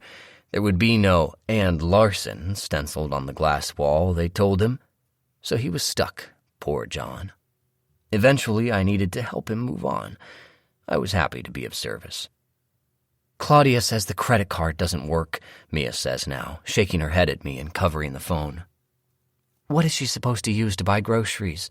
She had to leave the bags at the customer service desk at Kroger, told them she'd be back to pay. This is embarrassing, Paul. Just tell her to use her credit card, and I'll pay her when we get back, I say. I'm a logical problem solver. Paul, she's a college student. We can't ask her to do that. The muscles on the side of her neck are taut, like rubber bands about to snap.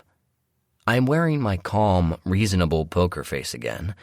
Of course I knew the card wouldn't work, but Mia is understandably surprised. I hope she keeps her head on. I cannot stand it when Mia starts whining and worrying. It's beneath her, beneath us.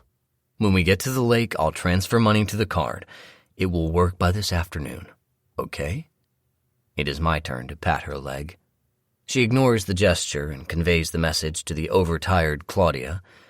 I watch as she presses end on her phone with an overt display of melodramatic disgust. Really? She's acting like a child. It's only groceries. Big deal. It's not like the boys will starve. Our pantry is full of perfectly fine food. We have frozen organic macaroni and cheese lining the freezer. This is ridiculous.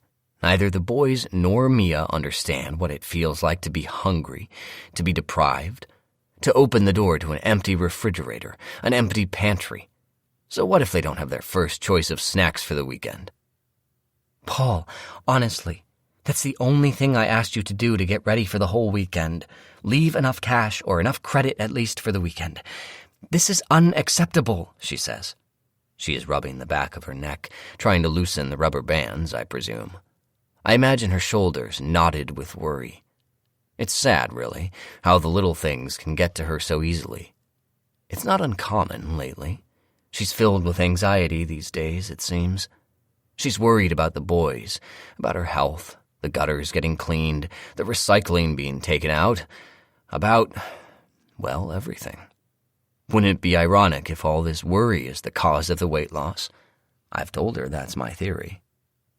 Nothing I can say will make the situation better, so instead I turn up the music as Amy Winehouse belts out, "You Know I'm No Good." I love this song, this whole playlist, and I know Mia does too. Next up, Dinah Washington's Cold, Cold Heart. Can we switch to the radio? Mia asks. And then, before I can answer, a static-ridden local station bursts into my ears, a country crooner hurting my psyche. No matter how often I explain to Mia that jazz is the highest musical form and country the lowest, still she tortures me. The hairs on the back of my neck bristle as this stupid hick song fills the car. I'll bear it, though. We're in the middle of nowhere, about 30 minutes from the bakery where we'll stop and check for croissants. It would be so wonderful if the universe leaves me some croissants today. It doesn't seem that much to ask. I need Mia to relax and back off on the questioning. Perhaps baked goods will help. I'll suggest she eat a croissant or two rather than saving them all for breakfast. There's something to be said for instant gratification every once in a while.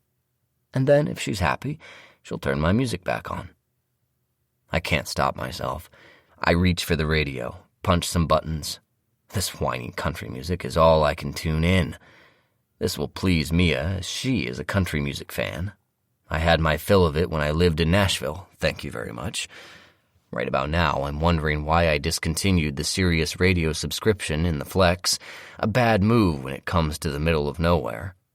Now I'm at the mercy of whatever station comes into range, unless Mia switches back to my lovingly made playlist. A shame, really. The country singer is the only one making a sound. The silence between us is thudding in my head. I didn't want today to be like this. It occurs to me that now would be a good time to apologize. The road is clear ahead, and I haven't had to pass anyone for miles. Hey, Mia. I'm sorry, I say. That was my fault. I'll fix it. Pay off the card as soon as we get to the cottage. Claudia will be able to use it this afternoon, pick up the groceries. All's well. In the meantime, relax. Enjoy the music. Everything is going to be fine. Mia has pushed her sunglasses up on her head. She looks over at me with squinted eyes, probably a defense against the bright sunlight. She's staring at me like you would a spider making a web at your doorway, with both amazement and fear. "What?" I say, not liking the look in her eyes. She usually gazes at me with such confidence, such love. Something has shattered that. Someone or something has changed her opinion of me, I realize. How did this happen and when? I knew things were going to change, had to change as a matter of fact. I have a plan to handle it, of course. Right at this moment, I wonder what Mia sees in me. Does she still see the sophisticated older man of the world she pledged to love, honor, and obey a decade ago? Does she still feel my experienced touch? Does she remember everything I taught her about sex, about love? Does she still appreciate my encyclopedic knowledge of fine food and wine? Does she dream of traveling with me to the exotic places I tell her I visited? It's too bad we didn't make time to travel a bit, but the boys came along so quickly, and, well, her place was in the home. I am no longer sure what she is thinking when she looks at me. Not at all. But more than what she sees in me, it's what I see in her that I do not appreciate. I shake my head. This was supposed to be the best day, and it's deteriorating, decaying like the memories of childhood. You still have a sense of what it was like to be a kid, but the feeling of jumping into a swimming pool on a carefree summer day has faded, and you can never get that back. Mia pulls her sunglasses back down and covers the squint. She folds her arms across her chest and says, "We're almost to the bakery. Do you have money for croissants?" Noon. 5. The bakery is closed. Croissants sold out. Even from far away, I can tell Mia is fuming, her hands in fists on her hips. But as she turns back toward the car, she forces a smile on her face. She'll get over it, I remind myself. After I suffer through half an hour of hick country music for the remainder of the drive to the cottage, we'll be back to being cordial again as we drive through the gates of Lakeside. She is happy there. Once we have arrived, she'll forgive me for our late start. As we unpack, I will play some jazz, a far superior song structure than this simplistic insult to music blaring through the car radio at present. All will be well once we arrive. Marriage, it's a give and take. One day I get my way, the next I do something nice for my wife. It's how it goes. I reach deep into my patience well and find it's almost dry. Almost. It's never ideal when I run totally dry, trust me. Plenty of people in my past found that out the hard way. But I'm more mature now. I don't let myself get that depleted. I know how to soothe myself. I know what and who I need. And I usually get what I want. I'm sure you figured that out already. The good news with the detour to this strip mall in the town of Port Clinton is that I am at last getting to stretch my legs. When I finally parked the car and we climbed out, I realized my back was seizing up on me. I ignore this old man type of physical pain, just as I ignore cashiers and parking lot attendants. They are all a bother, beneath my wasting a breath or thought on. The fresh air feels good, crisp and clean. Although you can't see the lake from here, you can feel the water's presence like you do when it's about to rain. There's just something in the air that's thicker, moist and heavy, like a humidifier on a dry winter's night.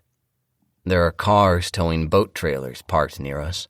Bumper stickers proudly proclaim the town as the walleye capital of the world, although I read they lost that distinction lately. Life, it's transitory. And in life, there are always winners and losers. It's nice to be a winner.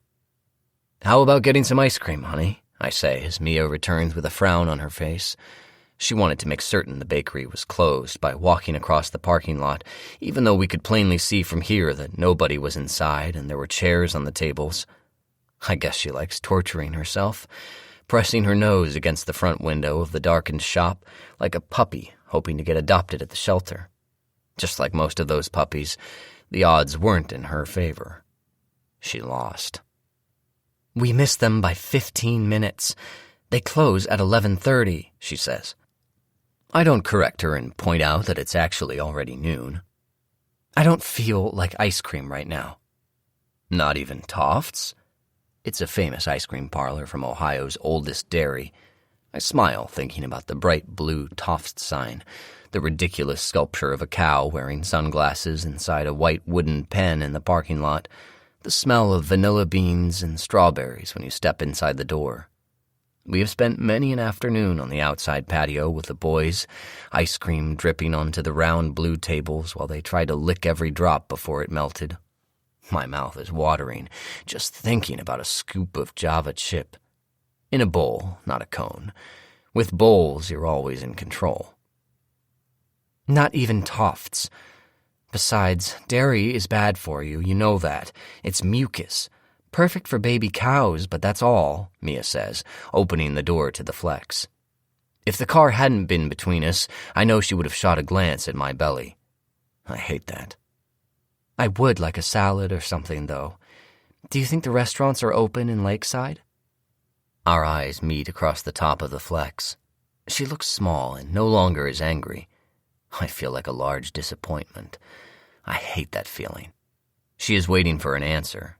I am preparing for country music mush through the speakers as my penance. Yes, I checked. Everything is open. We can eat in Lakeside, I say with gusto.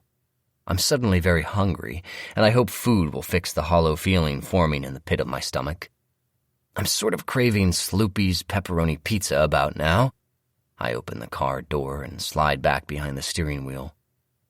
Pizza is a terrible choice, Paul. Mia clicks her seatbelt into place. I see her look at my stomach as she adds, processed meat, dairy. Well, whatever. It's your life. They have salads, too, I say. I know I sound defensive. I just can't have her ruin my favorite pizza joint, too. I give her the freedom to eat as she pleases, so I deserve the same respect, don't I? She gets to eat and do whatever she wants all day long, and all I ask for is just that. Respect. You are ruining food for me. Maybe that's not such a bad thing, she says. She thinks it's funny. She finds another of her favorite country music stations and turns the sound up. I fight the urge to roll my eyes. Or punch the button to start the playlist. Our playlist with the Police's Every Breath You Take up next. That is the music we should be listening to instead of this. I keep both hands on the wheel, but it takes willpower. Marriage, I remind myself again, is a give or take. I'll give now, so I can take charge later. We're so close to Lakeside. I can handle this. Now I know who this new Mia is reminding me of. Working girl Mia. The woman I met at Thompson Paine in the conference room. Confident. Sharp. Later, once we'd begun dating, she told me she'd never been in love before me. Not really. And I told her what I told you. I knew we were perfect for each other from the moment we met. As long as she could become the wife I was looking for, of course. She was the most beautiful person I'd ever met back then. Physical perfection she's retained to this day, with the exception of the baby fat years, as I've noted. I poured on the Paul Strom charm, asking her to dinner that very afternoon. John had told me the company policy, of course, but no one paid any attention to policy like that, especially when it involved agency superstars like I knew I would become. I dropped by her office.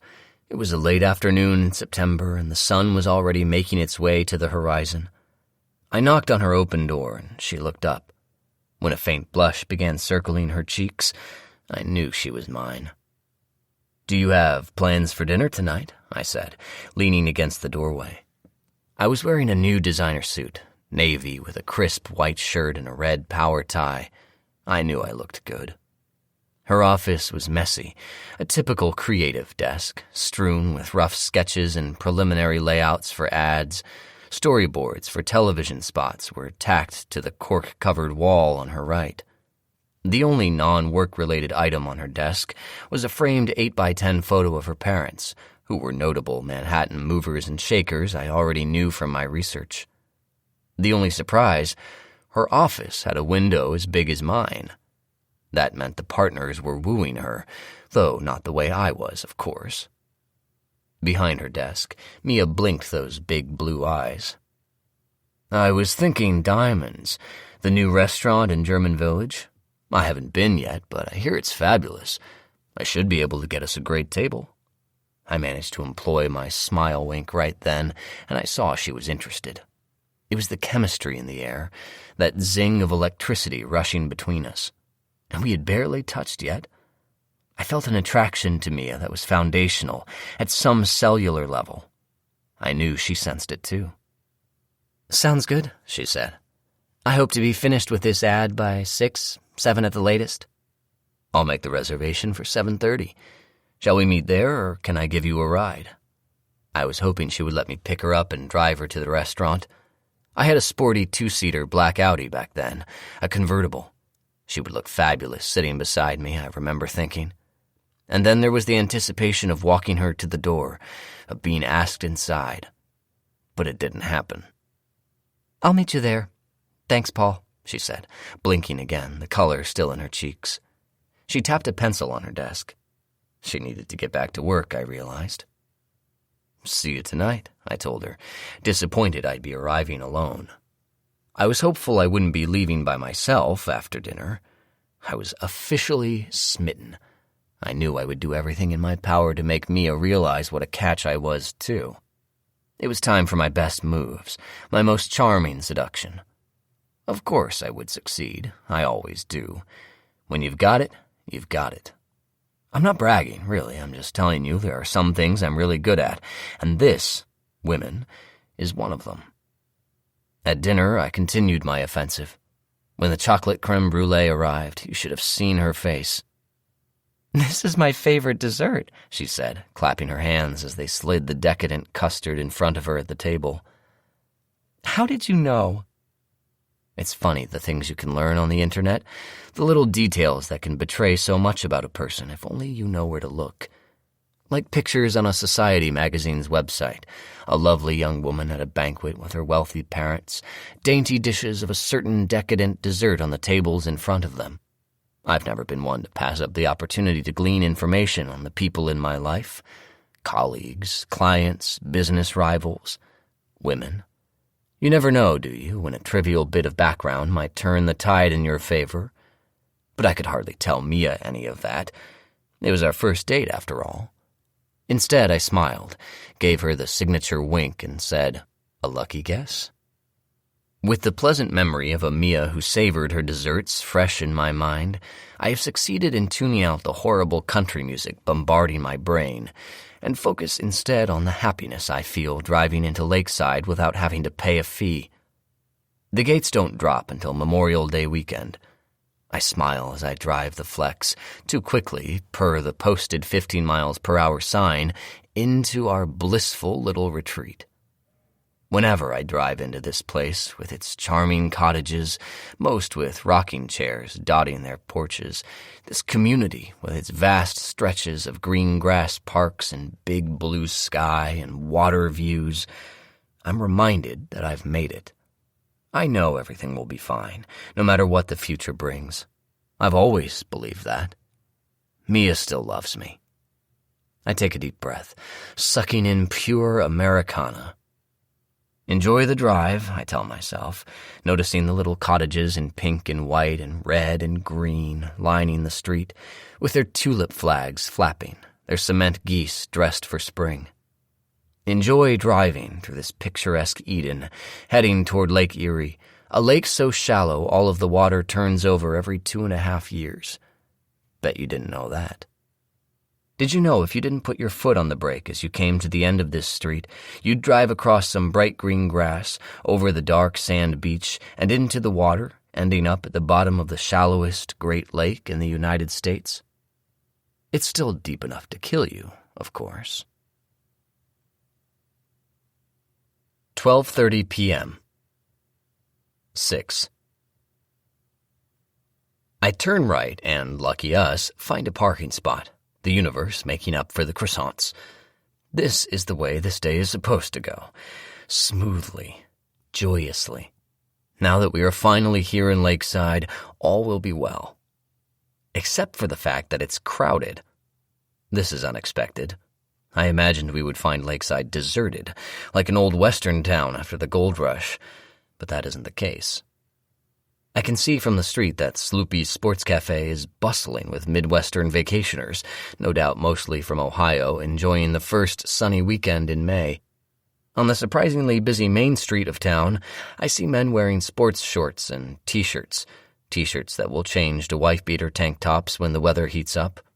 Many of the guys who vacation here love the Cleveland Indians and the Ohio State Buckeyes. They'll tuck a football they carried to lunch onto the seat of the booth beside them and play pass with their kids after lunch. They will be upset, very upset, if their sons don't throw a perfect spiral by age 10. I know from experience. Trust me. The women wear stretchy yoga pants or tennis clothes, although I don't agree with that look unless you are thin. If you aren't a thin woman, you should wear a dress. A loose-fitting dress that will cover all your excess, that will hide your sins. The kids are hyper, just like my boys are when they're here. They'll agree to sit with their parents only long enough to gobble a pizza slice, and then they're off, enjoying the freedom of youth in a place where nothing bad ever happens. The smattering of youngsters I see on the sidewalk looks sticky and sweaty, like they could use a long shower. I cover my disdain for my fellow Ohioans behind my poker face and sunglasses. I shouldn't be surprised that Mia and I aren't the only ones hoping for a peaceful weekend getaway, but I am. I'd relied on my memory of last year's preseason visit, but perhaps it was in April. But it's fine. I'll adjust. You have to be nimble if you want to get anywhere in life, that much I've learned. Take my early courtship of Mia, for instance. Sure, the first date had gone well, but I was aware that I needed to step up my game. Mia Pilmer was accustomed to the best money could buy, and I knew she could smell a pretender deep in her soul. I waited a whole 2 days before I asked her out again, let her memory of our first date, our first chaste kiss, settle in her heart. And then, when we just happened to find ourselves on the elevator alone, I asked her to dinner at the finest restaurant in town for Friday night. Of course she said yes, and of course I surprised her by ordering foie gras. My favorite. You are full of surprises, Mr. Strom. I like to think I still am. It's a gift, this ability to anticipate people's needs. I can't say I didn't enjoy being one step ahead of my young wife-to-be. Soon enough, everything Mia enjoyed when she listened to my stories of foreign travel and television shoots in exotic locations, everything she liked that she thought she saw in me, I became. It's who I am now, with her.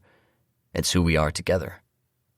Sloopy's is located in downtown Lakeside, nestled on a corner of 2nd Street, part of a quaint block of storefronts in an old brick building. I pull open the forest green framed screen door and usher Mia inside in front of me. There's a crowd standing in the doorway.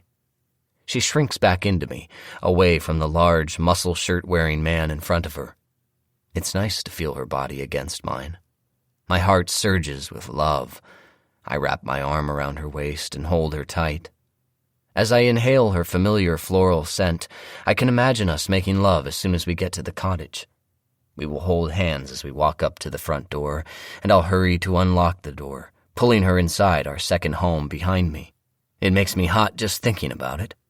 I'll slip my arms around her waist, pull her close to me as I lean in for a kiss. She'll press against me, opening her lips as I feel her knees buckle. I'll swoop her up in my arms and carry her to the couch in the family room. It's new. We haven't even broken it in that way, the way we would have when we first met, when the attraction was stronger than common sense. The thought makes me smile. A sweaty guy in a white tank top and green apron waves some plastic-coated menus in the air in our direction and says, "Over here." I squeeze Mia's waist and whisper in her ear, "Do I know how to wine and dine my wife in style or what?"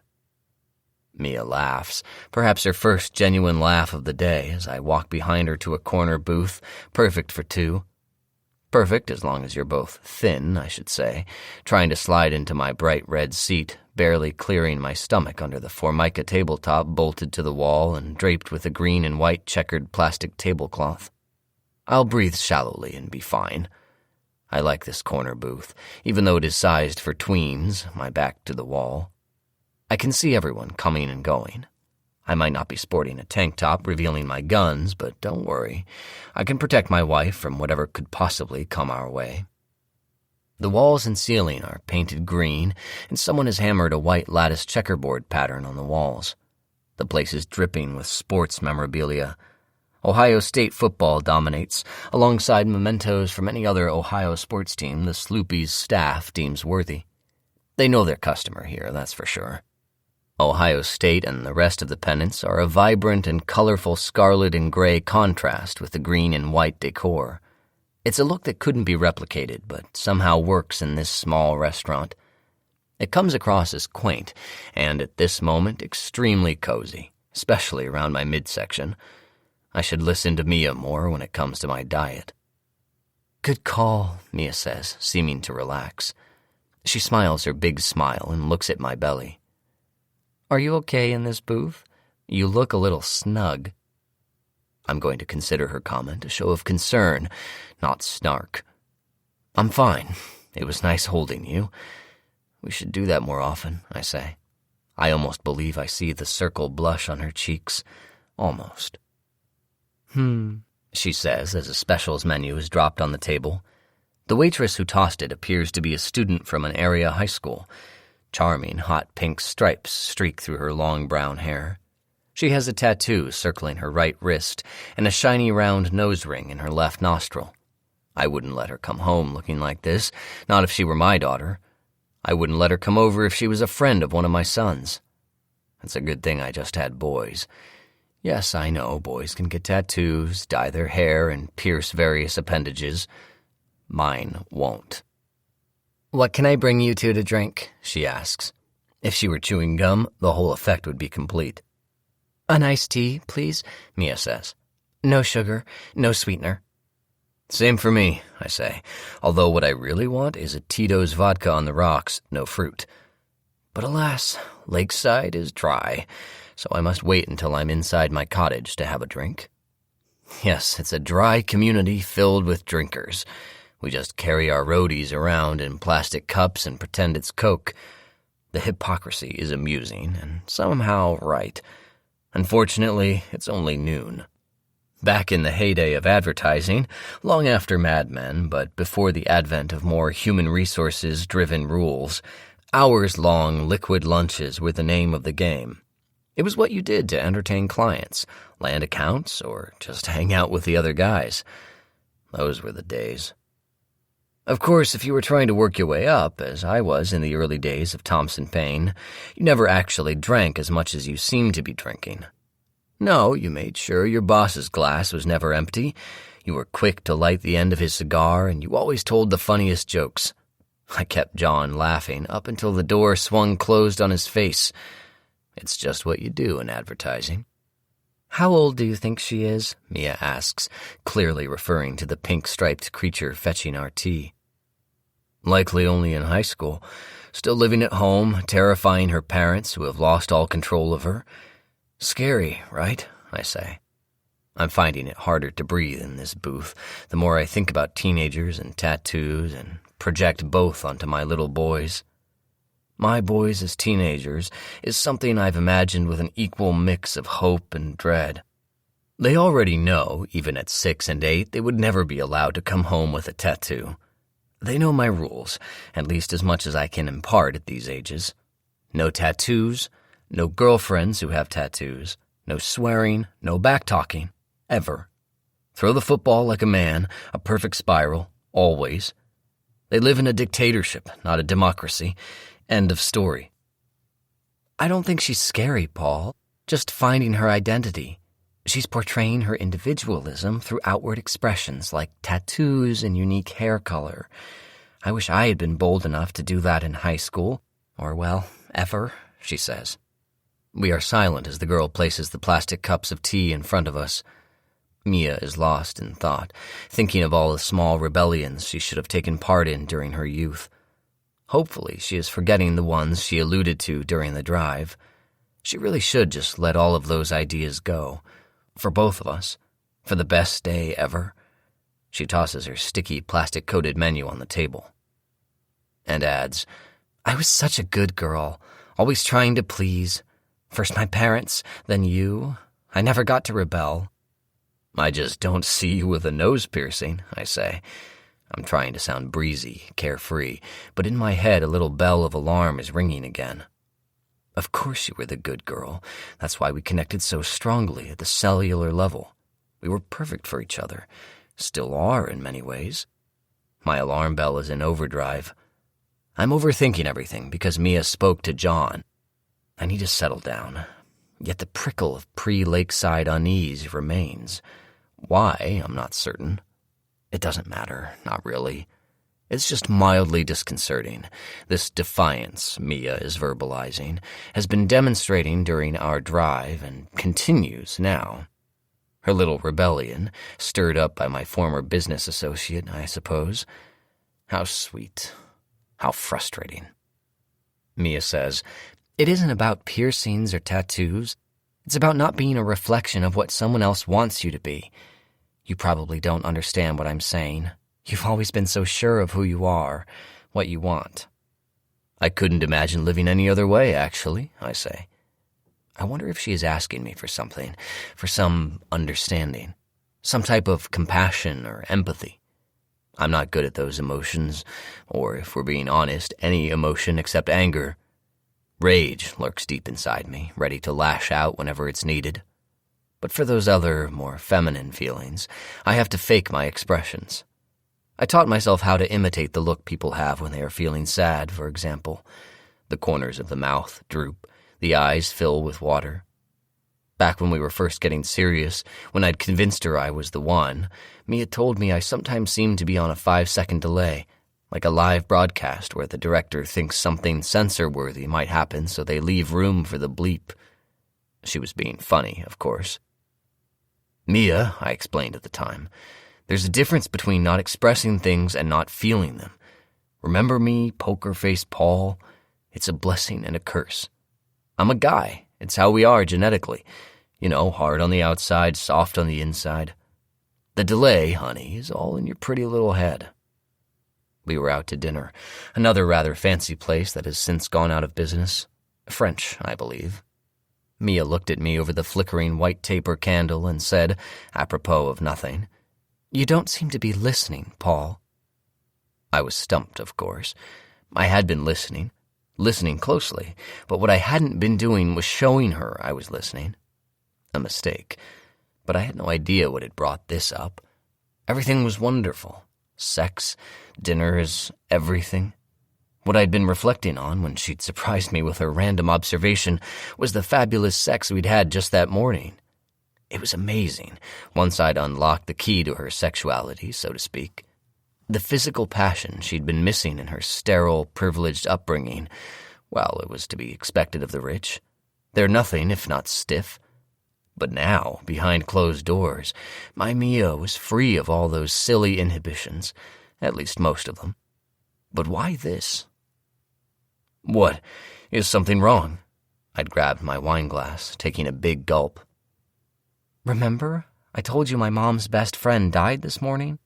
She was like a second mom to me." Yes, I remembered, but mostly I remembered the sex. It had started out as my way of providing comfort, but it's safe to say I'd successfully distracted her from any focus but me.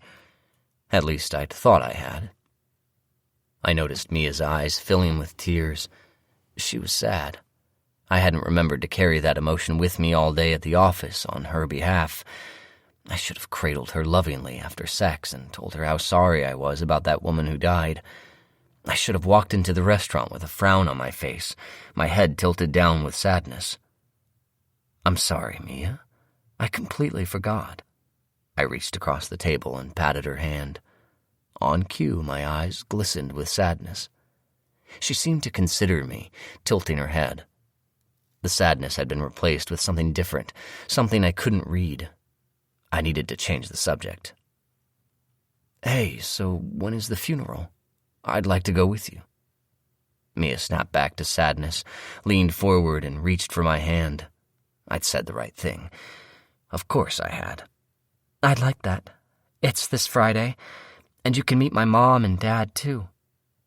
Shit, I'd convinced her of my hidden emotional depths, but now I had agreed to fly home with her. I'd known I had to get that over with one way or another. Maybe a funeral would distract them all. I like the focus to be anywhere but on me in these types of situations, when I was setting the bait but hadn't yet hooked my prize catch. The fewer people involved, the better, I'd learned, but it was too late. I was headed to a funeral in New York and an encounter with her parents. Remember, I am nimble, always in control. I played it to my best advantage, as always. At home these days, I am king of our castle and my queen needs to fall back in line. It's a bit late for Mia to be contemplating finding herself. What could she possibly find that I don't already provide? She knows that I'm all about a traditional family and that I will take care of her and the boys. I'm all about action, like a superhero. I'm about planning, achieving, and success. And protection. I protect her and the kids from any harm that could come their way. From grandparents and babysitters, from stray dogs and jealous neighbors. We're superior. They know that, Mia and the boys, especially my boys. I've told them since they were tiny. They are my life, my future.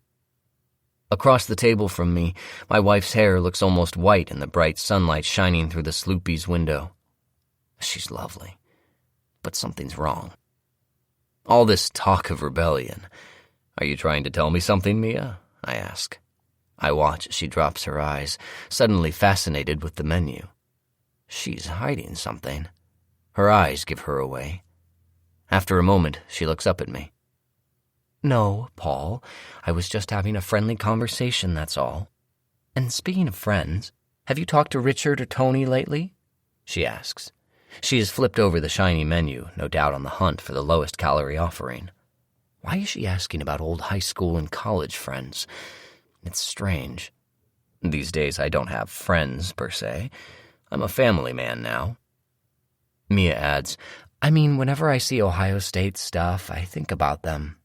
You and Richard were tight back in high school, you told me. Same with Tony during college. I remember both of them being at our wedding. I don't think we've seen them since. My old friends and I manage a phone call now and then. I know it's hard with kids to keep really connected. Most of my friendships have suffered since we married. But do you guys talk? Catch up? Does Richard still live in Grandville? Is Tony in Nashville? In high school and college, you're supposed to hang out with friends, act like buddies, do guy things together. When you graduate, you get a job and get married. That's what you do. Until your bride-to-be tells you that you need groomsmen for the wedding, and then you pull a couple out of the past like a pop-up retail store, only open for a small window of time. I'm not sure. I've lost track of them, I say. Why could this possibly matter? That was the past. This is our perfect now. She is stirring the pot. It's not wise. Just wondering, she says as the scary waitress appears at our booth. She taps her pencil on her pad of paper, the noise an annoying beat on my temple. Why hasn't my wife shown any interest in my so-called friends before now? Why do they matter? They never did. High school is something to get through, get past, to get on with life. College fraternities, like where I met good old Tony, well, let's be frank, they are a means to an end. Get into a good one, despite your lack of legacy, and you're set. At least I was. The guys all had some notion that I was a legacy Sigma Chi. Suddenly, I was one of the top rushees. Me, a guy from nowhere. From no one. Insane. I have no idea how they got that idea in the first place. Well, maybe I do. But it worked. I used it to my benefit for 4 years, and when I graduated, I was more than happy to leave that whole drunken mess behind me. All except what I picked up in one of my favorite classes, Greek mythology, that is. Some things in Nashville were very good, at least in the beginning. What do you have? Asks our waitress, the ghost of teenagers' future. She terrifies me. The Cobb salad, dressing on the side, no ham, no turkey, no bacon, just the tomatoes and eggs, and no cheese, Mia says. Pink hair and I both roll our eyes. I discover I like her a little. I'll take a small pepperoni pizza, extra cheese, I say, and my stomach growls appropriately. Make it a medium. I wonder again why Mia brought up my friends from another life. I'm concerned about all these questions. They are throwing me off. So far today, she's asked me about my former boss, John, a coworker, Caroline, and now Richard and Tony. Something is up. "Why all the questions today, honey?" I ask. Best to address the elephant in the booth, and then I'll tackle this ridiculous notion of my wife getting a job and working for John, of all people. "Oh, I didn't realize I was asking that many, actually," Mia says with a smile. Not the orange slice smile of happiness, though. She's bothered, troubled. Is it the way my stomach is dented by the booth, or is it something more, something deeper than my visceral fat? I'm not certain, but I know I'm once again on guard. Mia dabs her eye with a thin paper napkin. "Sorry, it just seems like it's been a while since we've talked." Has it? I believe we talk frequently. It's hard with the boys, but still, we talk. I try to hurry out the door in the morning, true. And then when I'm home for dinner, it's more kid talk at the table. In bed, we both read or watch TV. Maybe she's right. We speak in surface pleasantries, but there's nothing wrong with that. I feel her watching me. "Honey, we talk more than a lot of couples," I say, but I wonder if that is true. I do know that lately I have been attempting to talk very little, to be helpful manually, physically with the boys, but to maintain distance emotionally. That is not hard for me. I would never share what is in my busy mind with anyone, most especially Mia. I don't enjoy reflecting on how much I do or don't communicate with anyone. The less said, the better. The less that is repeated about you around town, the fewer things the gossips have to share. It's inevitable, though, that people will talk about me and my family. We're enviable. The successful businessman, his beautiful younger wife, and their 2 cherubic sons, living on the best street in the best suburb. It's a shame, really, because when your life gets enviable, it stirs up those gossips. Mia looks like she's about to give her rebuttal when Teenage Nightmare appears and drops Mia's salad in front of her and my pizza with a plunk of tin in front of me. It smells heavenly. Pepperoni pizza is the scent of happiness and escape. It's what you get to eat when you're having fun, when you don't have worries about weight or money or anything more than what's on television tonight. Pizza is bliss in my book. I take a big bite of bliss. I feel grease dripping down my chin. This pizza tastes so good I'm tempted to keep eating instead of using my napkin. Sloopy's chef won an international award, traveled to Italy to compete over this pizza. I savor the bite, but I do wipe my face. Mia picks up where we left off. "How would you know if we talk more than other couples? What friends of yours would you measure that against?" she says. She has a black olive stabbed on her fork, poised in the air like a miniature hammer. She puts the olive in her mouth and chews slowly. She is implying I don't have any friends. This is a theme she has been pushing all day for some reason. She knows I don't have time for friends. I am focused on family. This is my role right now. I am tired of this entire discussion. It's time for a pivot. Actually, I'd say it's the opposite. Other couples measure themselves against us and come up lacking. We are blessed. Handsome, healthy children, the best home on the street. I set down my slice of pepperoni heaven and watch her eye it with distaste. Together we watch as the greasy cheese oozes onto my plate. Anyway, I'm starting to think this is a silly conversation. We're in our favorite vacation place in the world. It's time to relax and enjoy ourselves. In fact, there's really only one issue I'd like to discuss before we officially commence our vacation, and that's to talk about this so-called job you think you're starting on Monday. Isn't that what I heard you say, honey? I'm smiling, tilting my head with sympathetic understanding, like when you discover your child has accidentally wet his pants. They're embarrassed it has even happened, so you treat them with compassion, not anger. That's what I've learned to try to do. It's not easy, feigning care. Nia's face gathers into a storm, blue eyes narrowed, chin pointed at me in anger. "Yes, Paul, that is what I said.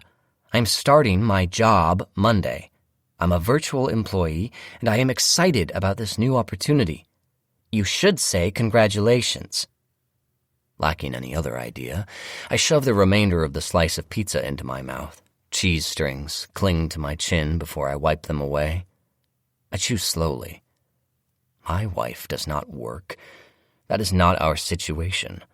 No matter what, she stays at home and cares for the house and for the children. Optimally, she learns to cook, but at the very least, she sets a nice table. This is what we talked about, what we agreed to, even on our very first date. How different is the face looking at me across the table from that night with the creme brulee more than a decade ago.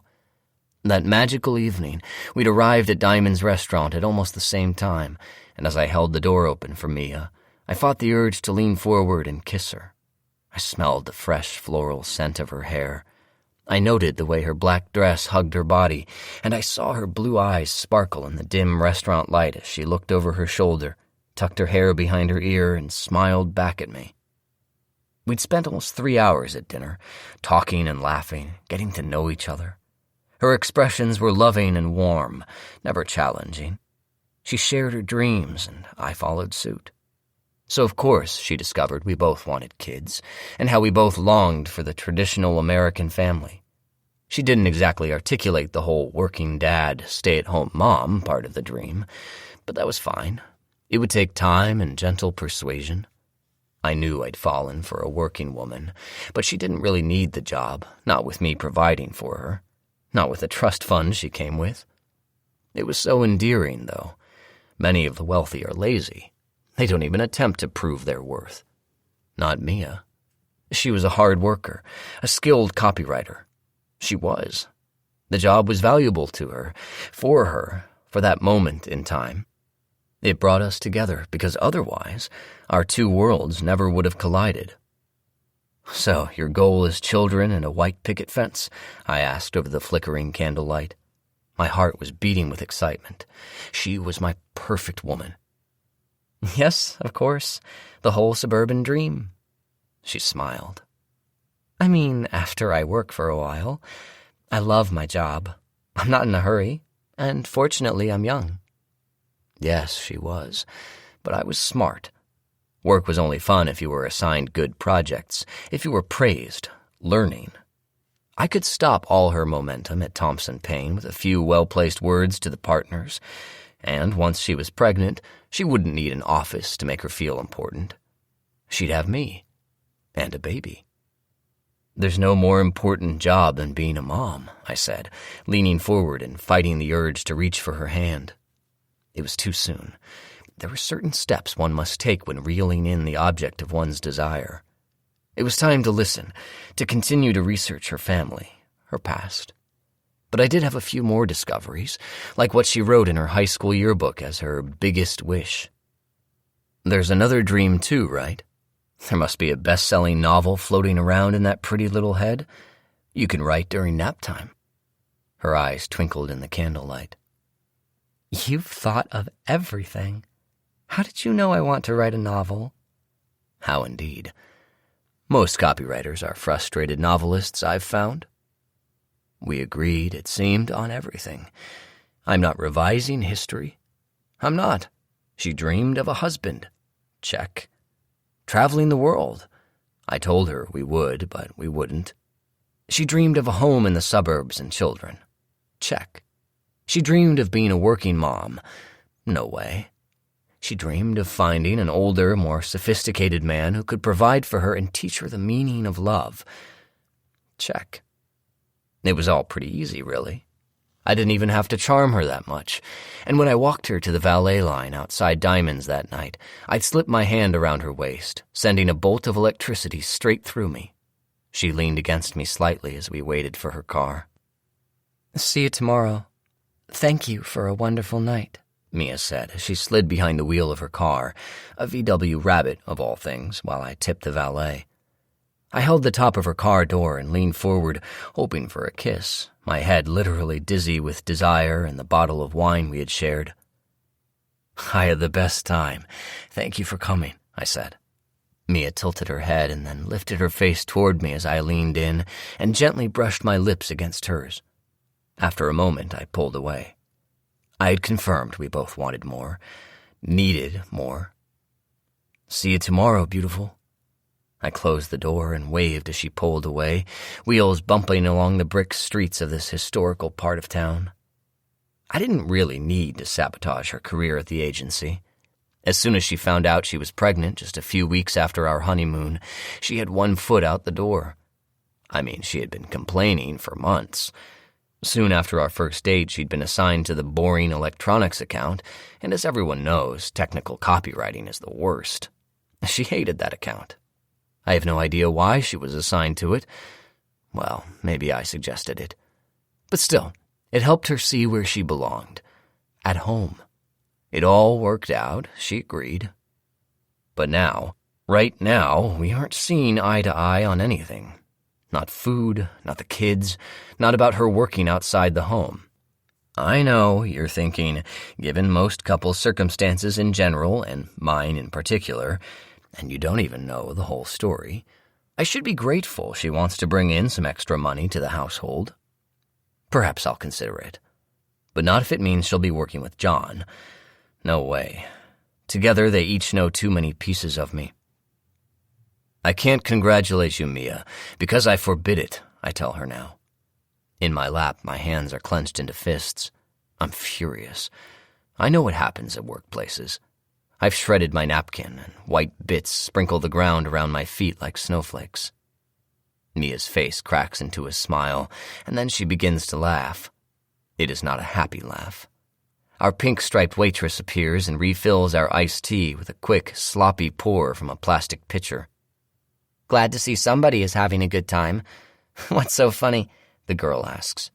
She's quite sure of herself. Millennials have no respect for private conversations. I'm about to swat away Teenage Mutant Ninja Turtle when Mia says, "Him." Mia points her index finger at me. My husband doesn't want me to go back to work. I'm trying to convince him I'm bored all day with our boys in school. But he doesn't think women should work outside the home once they marry. He's so old-fashioned that way. It's charming, I suppose. I guess he wants me all to himself. Mia winks at me, smiling. I don't believe the smile is sincere, however. Ghost of Teenage Future says, That's sort of awesome. I mean, I guess if you want to work, he should let you. Everybody should be able to do what they want, but it sounds like you have a pretty sweet deal. Me personally, I'm marrying a rich guy, staying home, and having babies.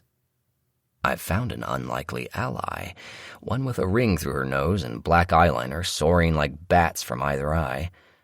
I guess you could say she has her own style.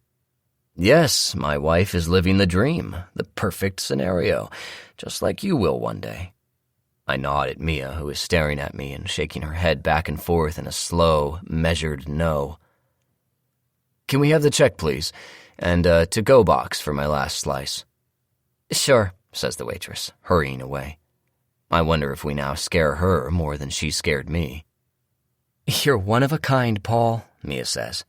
She slides out of our booth with ease. I feel as if she is running away from me, but that's ridiculous. We arrived here together. She has nowhere to go. I'll meet you at the car. I need to make a call. To Claudia.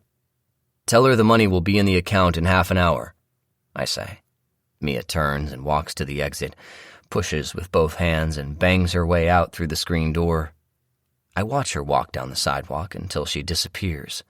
I need to fix this tension, calm her down. My wife shouldn't be running away from me. She should be standing by my side. I'm good at this, I remind myself. I'm typically calm and in control, hiding the fire deep inside. The past 6 months have been tough, and I've lost a bit of my power around the home. It seems apparent by this display, by the car ride conversation too, that Mia isn't pleased with me. But I'm not worried. I know Mia, my empathetic, sweet wife. And of course, I have my plan. I briefly consider making a call, too. It would be nice to speak with someone kind and loving, someone still enamored with me. But I counsel myself against it. There will be time later for that. 2 p.m. 7.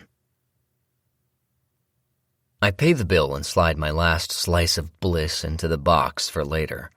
It's so cheap here compared to prices in the city, and I tip the pink-haired girl generously. I see that she's watching me, clearly attracted to an older, sophisticated, and successful man. No doubt she'd like a father figure in her life. I smile and slip out of the booth. I need to focus. I need to find Mia. I pull on my sunglasses as I step out into the sunshine and onto the busy sidewalk. Tourists are walking up and down this main shopping street, meandering three across like human roadblocks, mindlessly weaving and darting into the trinket stores and art shops. There should be a rule that adults cannot walk three abreast or even two across on crowded sidewalks. Everyone should walk single file, destination in their sights, briskly and with purpose. Unfortunately, humans are like sheep most of the time. They need a shepherd, or they are a milling about mess. Except children, I realize, as a gang of youngsters runs past me. They are purpose-driven. Our kids are no different. They love this street. Down here they can buy candy and cheap new toys with quarters and, at the most, dollars. I see a couple of boys zip by on bicycles and think fondly of my sons. I miss them just now. I picture their small hands waving goodbye as I dropped them at school this morning. So sweet, so trusting. I'll be with them again soon. Right now I need to find my wife, and I'm anxious to get to the cottage. I spot Mia and relief washes over me. She is leaning against the side of the Ford Flex, staring at me while she talks on her phone. I wave, but she does not. She ends her phone call as I close the distance between us. I pull her into my arms, careful not to get pizza grease from the box on her lovely blue sweater. Honey, let's not fight anymore. Let's think about this job thing, not just jump at the first offer. If, after you've given it some thought, after we've weighed the pros and cons together, you're still interested in getting back into the advertising game, let's send your resume out and get a number of offers. Problem solved. It's what I do. She looks up into my eyes. Her lips part, but she doesn't say a word. I release her and open the passenger door for her, and she slides into the car. I close the door behind her and walk to my side, chuckling at the memory of our first date and the difference 10 years can make. It's almost strawberry time, I say, changing the subject. Almost time to see your little strawberry babies. Yes, you're right. I'm excited to see how they're doing, she says. She sounds genuine, happy. We're back on track, I think. I push the button to roll down our windows, enjoying the breeze from the lake to my left. Between the lake and this street lies the heart of Lakeside, the main park with a putt-putt golf course, children's playground, a performance gazebo, and shuffleboard courts. Shuffleboard is serious business here.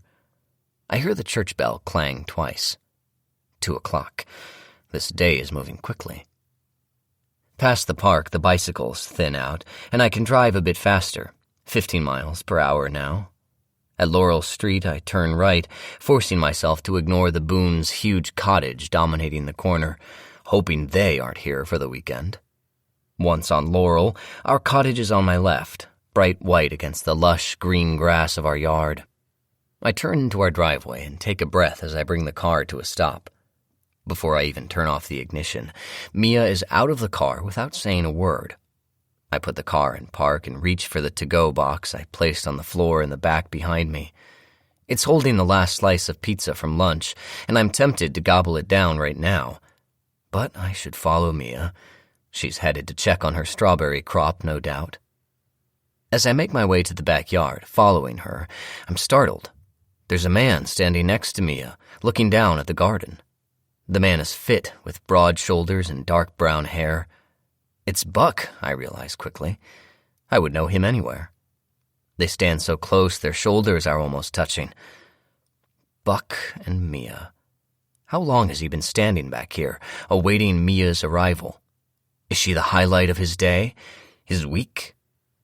Hey, Buck, I say, my voice ricocheting against the back fence, sounding loud and strong.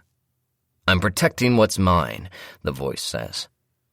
Paul, Buck says, turning around and extending his hand. His chiseled face is shaved and wrinkle-free. I notice a dimple on his right cheek that I hadn't seen before. How cute. I shake his hand firmly, hoping it hurts. They've taken root, Paul. Buck has done me such a favor caring for them like he has, Mia says. Her voice drips with admiration and affection, the opposite tone from the tone I'd experienced most of today. She puts her hand on Buck's forearm and adds, I better go help Paul unload the car. Come over for happy hour tonight? What? I'm stunned. This is our weekend together. What is she doing inviting Buck over for drinks without even asking me first? Honey, we have plans, I say. Sorry, Buck. It's our little getaway weekend. I'm sure you understand. No problem, Buck says, blinking but holding my gaze. Don't be ridiculous, Paul. Buck has been an invaluable help with the strawberries. Let's be neighborly, shall we? Come by at 6, she says, before walking past me back in the direction of our car. I turn and watch her, unable to face Buck. I've been humiliated, but there is nothing more I want to say to this man right now. I walk away, heading back to the car, leaving Buck alone in our backyard. I imagine him standing there smugly, our neighbor, the garden gnome, watching me follow my wife like a trained dog. Well, this dog isn't well trained, and he's a guard dog. This will not be the last on this topic. I reach the Ford Flex as Mia is unloading the trunk, carrying the laundry basket from our house. I have no idea what she has filled it with, but most likely it's stuff we don't need up here and probably didn't need back in Grandville either. Creature comforts are coming out of our ears. We're so blessed. Mia, can we talk? I say, standing between my wife and the house. Can you help carry things inside first? I'd like to get settled, she says, stepping around me. I notice she doesn't have the key to the cottage, but she turns the handle of the front door and walks inside. Why was the cottage unlocked, I wonder?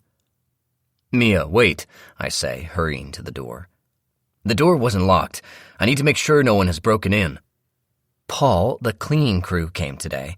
I told them to leave it unlocked, she says, pushing past me to carry her white plastic basket to the family room couch. Can you go get a load? How different this scene is than what I'd fantasized. There will be no eager lovemaking to kick off our preseason excursion, not with a stupid neighbor lurking in plain sight in the backyard. Sure, I say, walking back to the front door. The cottage is small, maybe 2,000 square feet, but it's lovely. Hardwood floors make the space warm and inviting. The first floor boasts a screened-in porch, a comfortable kitchen and dining room, and a small family room. Upstairs, there are 3 small bedrooms. It was built in 1927 or so, after the first big building blitz of summer cabins right next to the lake. The second wave of building was more refined, if you ask me. The second block back from the lake provides each home with more land. More land means bigger homes. I love the big oak tree in the front yard, and I love that we have plenty of green grass all around the cottage.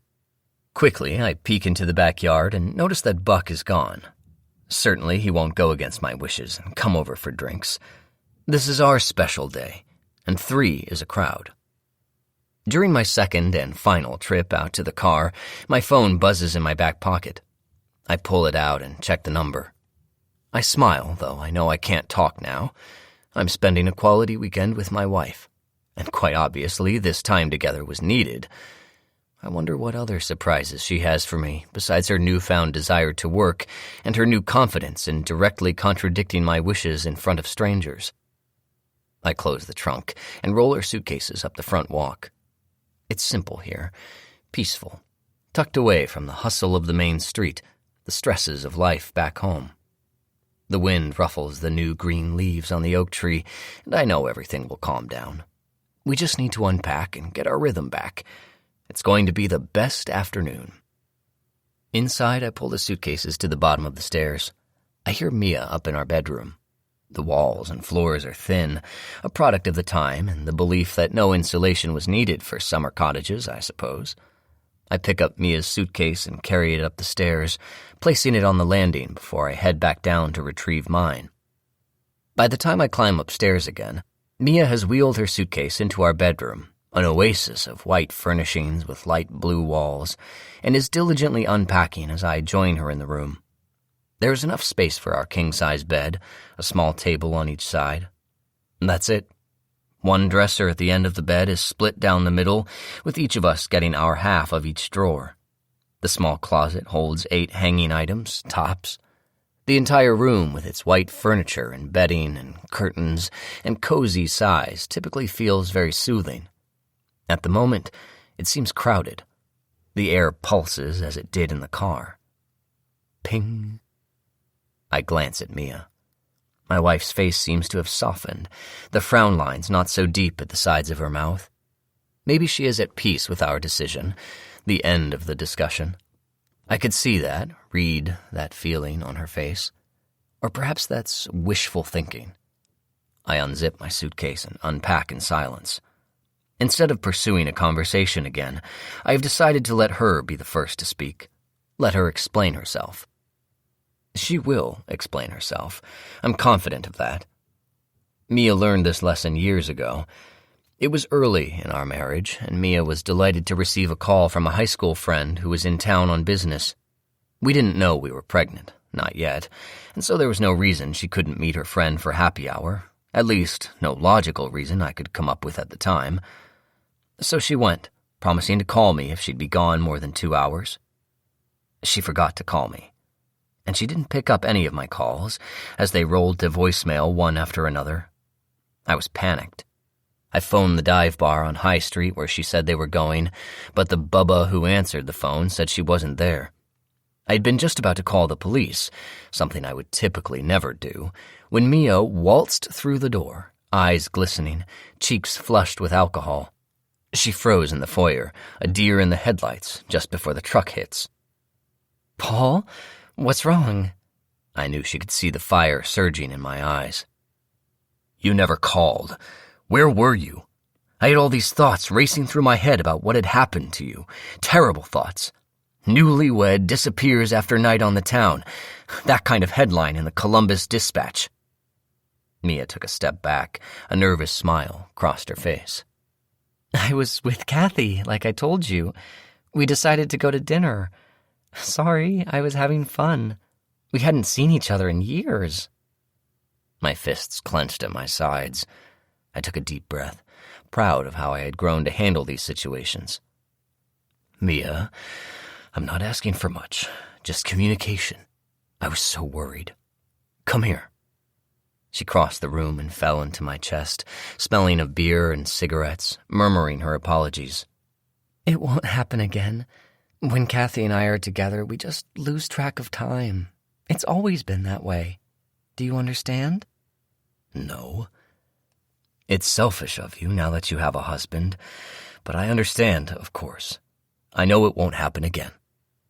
"No, of course it won't," she agreed as I pulled her hair, tilting her face toward me and pushed my lips down hard onto hers. She never did see Kathy again, of course, and she spent that night making things up to me in bed, make-up sex at its finest. I smile at the memory, and I'm about to call out to Mia to remind her of that night. But then I remember, she will be the one to speak first. 4 p.m. 8. Mia isn't talking to me. That much is clear. She walked out of the all-white cloud of our bedroom without saying a word.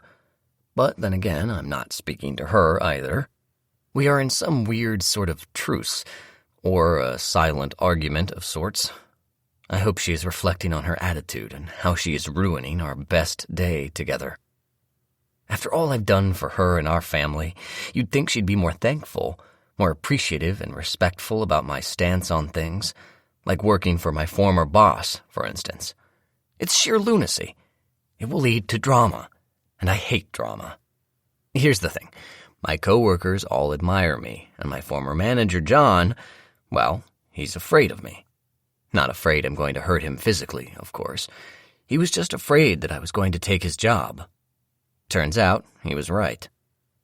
If he hadn't started supporting his son's sports team with company marketing dollars, he probably would have been able to hold on forever.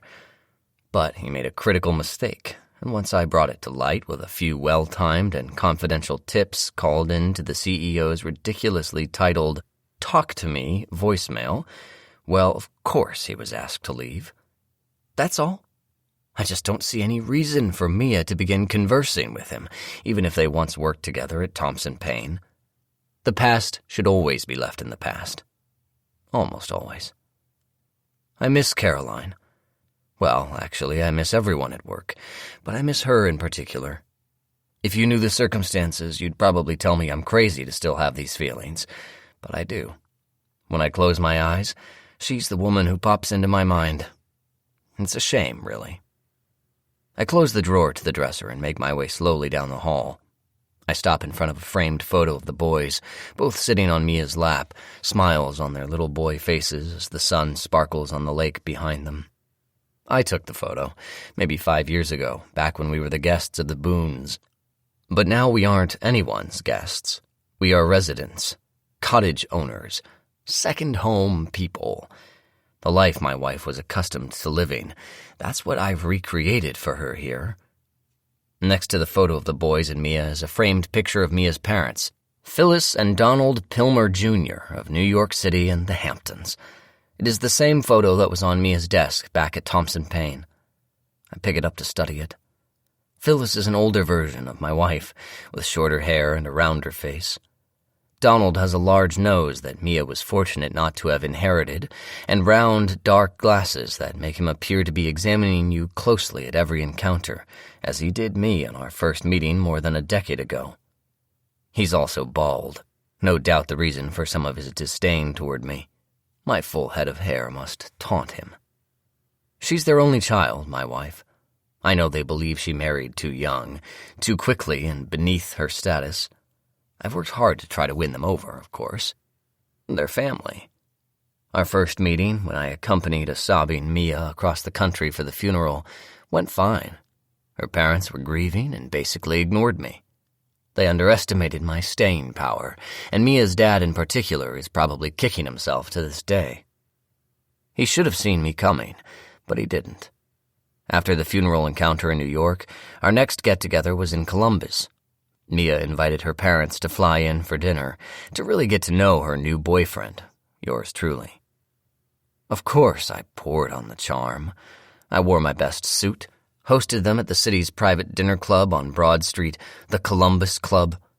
It was once the governor's mansion, and until just a blink of an eye ago, women could only enter through the side door. I loved that tradition. Mia's dad seemed impressed by the history of the place as I showed him around while Mia and her mom sat gossiping in one of the front rooms. This photo is from the 1930s, a very old boys' camp in Maine. Exclusive. I was so lucky to go there, I said, pointing to the framed print of gangly white boys sitting on a dock on a pristine lake. Followed in my old man's footsteps. Is that so? Donald remarked. I went to a boys' camp in Maine. Made me who I am today. He clapped me on the back then, and I thought I was in. How many summers? Here's the thing with the whole summer camp, boarding school, fraternity joining, privileged act. It's tough to fake. Whatever he was asking, it was code for something else. I pivoted. Donald, what fraternity were you in? By the time his answer was due, we had rejoined the ladies. We had final clubs. You wouldn't understand. Mia, you look beautiful, Donald said. Snooty shit. The host showed us to our private room, a table for 4 in front of a roaring fireplace. I'd ordered a white rose centerpiece. Look at those, my favorite flowers, Phyllis cooed, leaning forward and smelling the roses. I looked up and Mia was smiling at me. How thoughtful, Paul, Mia said, and squeezed my hand as I pulled out her chair for her. Paul, is this for me? Phyllis was holding the gold-encrusted antique pill box I'd had them place at her seat. I nodded humbly. Exquisite. Thank you. I could feel Donald staring at me with a look that was the opposite of the one that Mia and Phyllis were sending my way. But it was too late. I proposed a few months later, calling to ask Donald for Mia's hand, giving the excuse that I couldn't pull away from work to fly across the country and ask in person. I found out later Mia's mother called her in tears, begging her to slow down, even though I'd already given the woman the first of what would become a sea of antique pillboxes meant to win her over, the traitor. But Phyllis was too late. The combination of chemistry and promises had set the hook. Mia was no longer under their control. On the plus side, they treat me with deference. They must if they want to see their only grandchildren. Somehow they know this, perhaps because I may have implied it to Donald during our second phone call, shortly after we announced we were having a baby. "Congratulations, Paul. Quick work."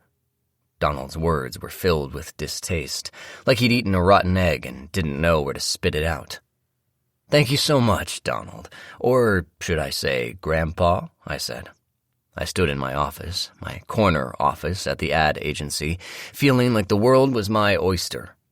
And it was. "Now may be a good time to establish a trust, for the grandkids. I just read an article about that." "Did you? How interesting. Let me give you a little advice, Paul. Do not presume to tell me how to invest my money. I will take care of my daughter and her children, but don't expect anything from me, Paul. Not a dime. I see you for what you are."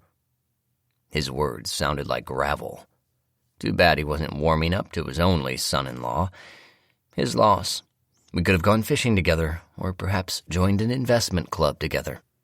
I know from my research that he likes to take expensive trips. Golfing in Scotland with his only son-in-law would have been swell. "Listen, Donald, can I speak freely here? I take good care of your daughter, and I will take good care of your only grandchildren. I'm not sure why you don't like me, but I wish you and I could build a relationship. It could benefit both of us, you see. I help you keep your relationship with Mia and your grandchildren, a relationship you know won't end well if you make her choose between us, and you get to take on the son you never had. Let's take a trip together to Scotland or somewhere. How about it? You might just change your mind about me." I prowled to the corner of my office, wiped some dust off the ficus tree leaf. The cleaning service clearly needed to be changed again. "We will not be friends, young man, and you are certainly not my son. You are my daughter's husband. That's it. Nothing more." This time his voice was quiet. I dropped mine to match. "Well, your loss. But like you, I'm king of my castle, and if you ever want to see your grandkids, you better make sure the king is happy. Talk soon." After I hung up, I called my secretary. My plant was drowning in dust. It was embarrassing, really. What if a client noticed? "Change cleaning companies, immediately." "Mr. Strom, we just changed services 2 months ago. Give them a chance." I know my secretary didn't want to go through the work of finding another cleaning service, but too bad. I didn't like the way my secretary was looking at me lately, like she was sizing me up. Disrespect from the help isn't ever tolerated. I would need to make 2 changes, it appeared. "This is not up for discussion. Just do it," I said. "And go ahead and take an extra half-hour for lunch. You deserve it." I was a demanding boss, but I could be kind, too. Just ask anybody. Up to a point. This one had reached it. When my patience ran out, it was over. She'd find that out when she came back from her extra-long lunch break. But with me as parents, I must be subtle in my control. I allow the Pilmers to see the boys, of course, ever since Mia told me they'd set up large trust funds for them. So nice, and she gave me access to the account so I could monitor them. I was sure old Donald wouldn't like that, but too bad. Mia was in love, and what was hers was mine. And when they are granted a visit, my in-laws dote on Mikey and Sam just like grandparents are supposed to, bringing them age-appropriate presents as they should. I make sure that chance doesn't happen too often, stretching out time between visits, theirs to Ohio and ours to New York, to be certain absence makes their hearts grow fonder, or at least kinder when it comes to their only son-in-law. I know Mia and her mom do video chats often, and the boys get to see their only living grandma then. Now that I've made Phyllis a grandmother, she's gotten over any lingering reservations about our hasty marriage, so I keep sending the pill boxes. Easy trade. It's nice that Mia came from a family of means, especially at year-end when they gift us serious cash. We often don't make it to New York for Christmas. Usually I have a work commitment conveniently pop up, but the money still arrives. Checks tucked inside crisp linen envelopes. 4 checks, one made out to each of us. Arguably, this could have been a reason to have a third child. Had I known about these checks rolling in every year, or calculated the payment over the life of a third child, I probably would have said yes to another. Helps out a lot, those gifts, but they won't arrive for another 7 months. That is not in time. Mia's quarterly stock dividends don't hurt either, although that money already has been spent. I can't even imagine how many shares we will end up with in all of those blue-chip companies once Phyllis and Donald pass. They're younger than my parents were, but they live in a big, crazy city, so who knows what could happen to them. Her inheritance could appear any day, any time now. Just like the letter that appeared from Mia's Texas uncle, Donald's brother Derek, the family's black sheep. Wasn't expecting that at all. That's why there is no need to worry about money. Opportunities arise all the time. I've been waiting to share the Texas news with Mia, and I will when the time is right. Of course, I knew Mia Pilmer was rich, was told that before I even met her. But I didn't even think about her money when I was courting her. I was an established advertising executive, and she was a young beauty just out of college. Why would I ever have thought of such a thing as her future inheritance from her parents, or an uncle or otherwise? That would have been shallow. I have heard the rumors that Mia's father is a corrupt businessman who learned everything from his father, Donald Pilmer Sr. I'm sure you've heard them too, so I'm not being a gossip. It's just that whenever a certain family is that rich for generations, you can be sure they cheated somewhere along the line. Robber barons, investment bankers, bankers in general, you know the type. Especially when they're from New York. You may think I sound like I'm jealous, but far from it. I appreciate a good con job, and I'm benefiting from the corruption myself, so more power to the Pilmers. It's just that you have to be careful in families like this one. One day, your luck runs out. You just don't want to be the generation that blows it, the end of the line, so to speak. At least my boys will carry the Strom name on their passports, even as they carry the Pilmer cash in their pockets. I hear the front door open and wonder if Mia is coming or going. I place the photo of her parents back down on the hall table, next to the photo of my family, minus me. I notice I've left fingerprints on both of the silver frames. I don't feel like wiping them off. 5 p.m. 9. I hurry down the stairs and discover Mia has gone outside. She's standing on our front lawn, the phone pressed to her ear. She is probably driving the babysitter crazy with her check-ins every few hours. I know I'd want to smack her. Maybe that's why Claudia is on drugs, to deal with Mia's incessant calls. I walk into the kitchen and note the time on the round clock tacked to the wall above the back door. It's 5 o'clock, a perfectly acceptable time to enjoy a cocktail, I realize. I look around the simple kitchen, getting my bearings again after not being here since last summer. Everything is in place, thanks to Mia and the cleaning crew she called. I notice the bill on the counter. Written in barely legible script are the instructions. For spring opening and cleaning, please send payment immediately. Thank you, Betsy. I pull an image of Betsy from my mind and see a woman with missing teeth who smells like an ashtray. She and her crew do a good cleaning job, despite her personal toxic scent. I haven't opened the cottage before, but imagine it must be a messy job. The place has been closed up tight since the end of October. All kinds of bugs and grime and who knows what had accumulated, I'm sure. A distasteful job, far below anything I would ever consider doing for a living. How is it that some of us are house cleaners and some are executives? There's the universe again, bestowing brains and looks and charm on a chosen few of us, the lucky ones. I open the cupboard and pull out a cocktail glass, and then another for Mia. I'm going to wave the white flag, so to speak, with a vodka tonic. I open the refrigerator. It's empty. We haven't been to the store for limes or anything else. I realize I should offer to go. I pull open the back door and step onto the driveway, walking around the house to find Mia. Her back is to me, and she's still on the phone, her head tilted to the side, bending into the phone in her hand. I quietly walk up behind her. She doesn't know I'm here. I'm so glad. That is perfect. Yes, Mom, I'm fine, she says, and as I wonder why she's speaking to Phyllis, she turns and screams, dropping her phone into the grass. Paul, why did you sneak up on me? I hold up my hands, shocked by her outburst and the fear in her eyes. I have no idea why she is so jumpy, but attribute it to our earlier tense talks.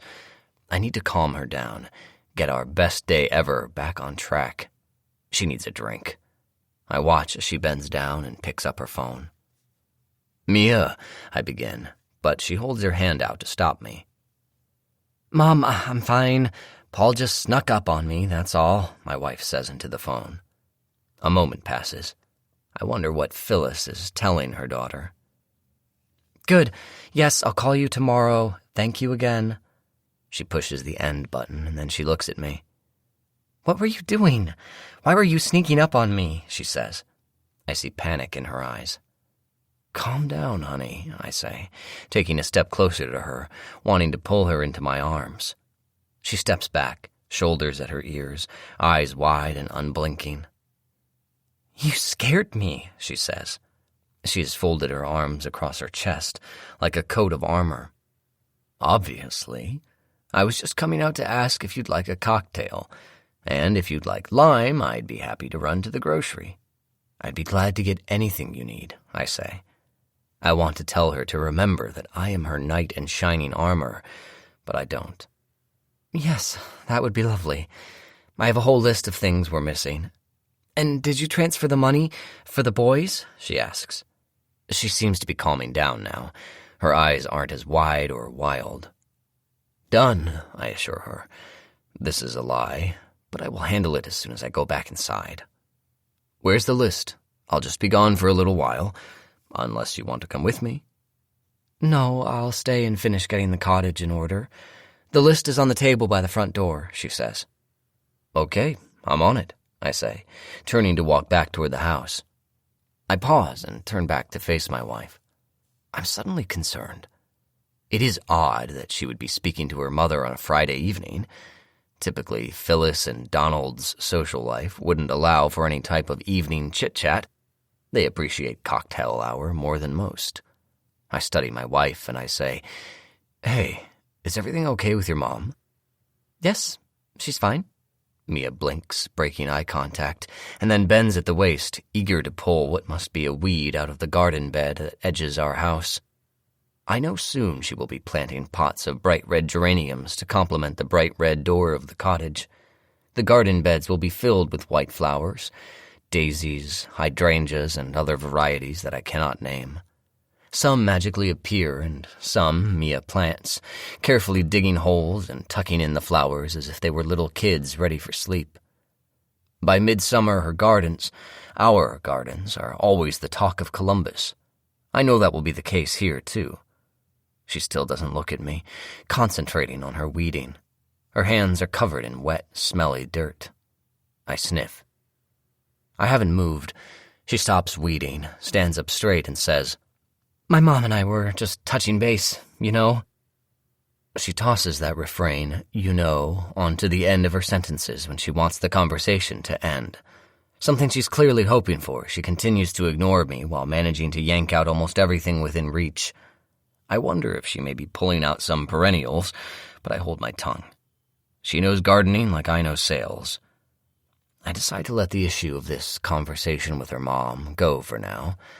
I feel confident Phyllis is under my control and that she has been loosely under my spell since the first pillbox. Good. Glad to know Phyllis as well. I hope you gave her my best. I'm off to the store, I say, and walk away. I'm not going to let Mia's strange behavior bother me anymore.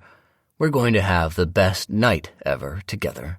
That will smooth over any of the tension left over from the drive. It's probably due to her new diet restrictions. Ever since she found the holistic doctor, she's been even crabbier. She started a few months ago with our general practitioner. He had diagnosed my wife as just a stressed-out mom after ruling out lupus and then ulcers. Maybe it was general fatigue, he'd told us. So many busy moms suffer from it. He sent us home, telling Mia to get more sleep each night. Brilliant diagnosis. On her own, Mia found some quasi-medical practice that believes in holistic medicine. She's been getting IV drips of vitamins once a week, eating vegetarian, drinking water out of glass bottles, but still she doesn't feel well. Poor Mia. Nothing seems to help her constant stomachache and general nausea. I'll make sure she has a very nice meal tonight. Back in the kitchen, I pour myself a shot of Tito's vodka, tipping it back quickly. A small shudder runs through my body as the alcohol hits my system.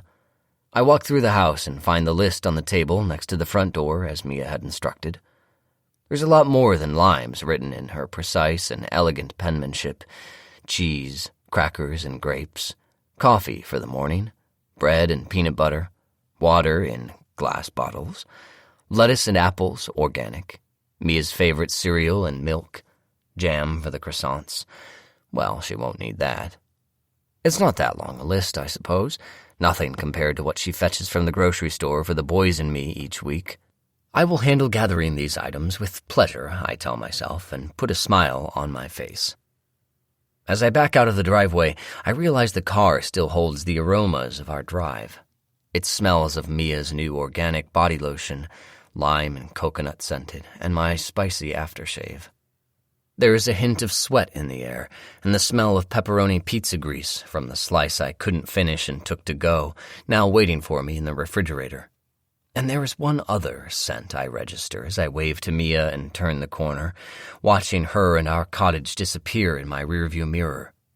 It's the smell of my boys, the distinct blend of stinky, sweaty soccer gear and after-bath freshness.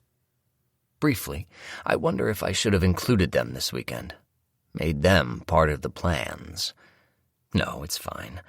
They're the future, the symbols of my immortality. They're fine back home with Claudia. 5:30 p.m. 10.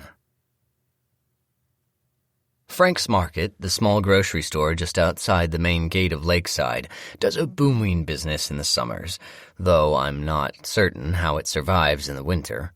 The cramped parking lot is crowded with cars tonight. I squeeze the Flex in beside the metal chest filled with self-serve bags of ice for $1.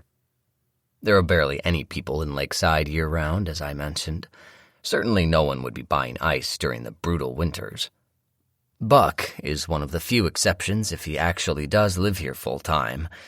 It's weird to stay here year-round. It's not a place conducive to that. It's cold and isolated and void of creature comforts. Maybe Frank's closes in the winter months. It should. I walk into the place and push my mini shopping cart down the first aisle, almost running over the tennis shoe of a woman standing in my way. I give her a look and she steps back, as she should.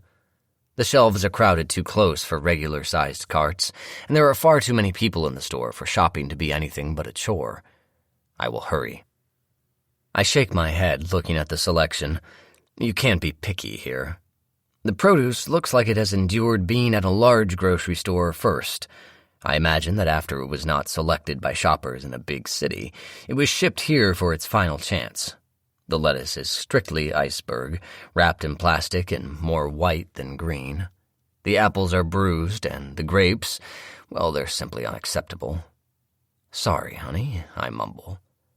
Turning the corner, I find crackers and Mia's cereal, both looking as if they may be undamaged, but looks can be deceiving. I find the cheese selection. 3 offerings.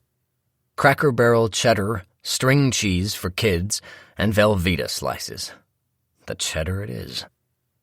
Typically, Mia will go to the gourmet market near our home for provisions for the lake, but this trip, she said, she ran out of time. I'm not sure what she was so busy doing, but it's not like we'll starve. We'll just eat more simply.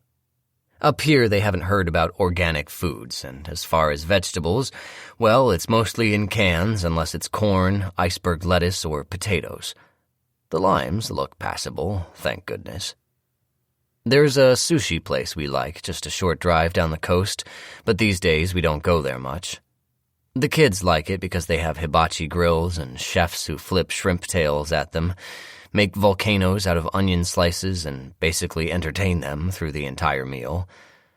Before Mia stopped eating animal protein, we liked it because they have sushi-grade fish in a full bar and the kids are happy. Their vegetarian options, however, aren't optimal, according to my wife.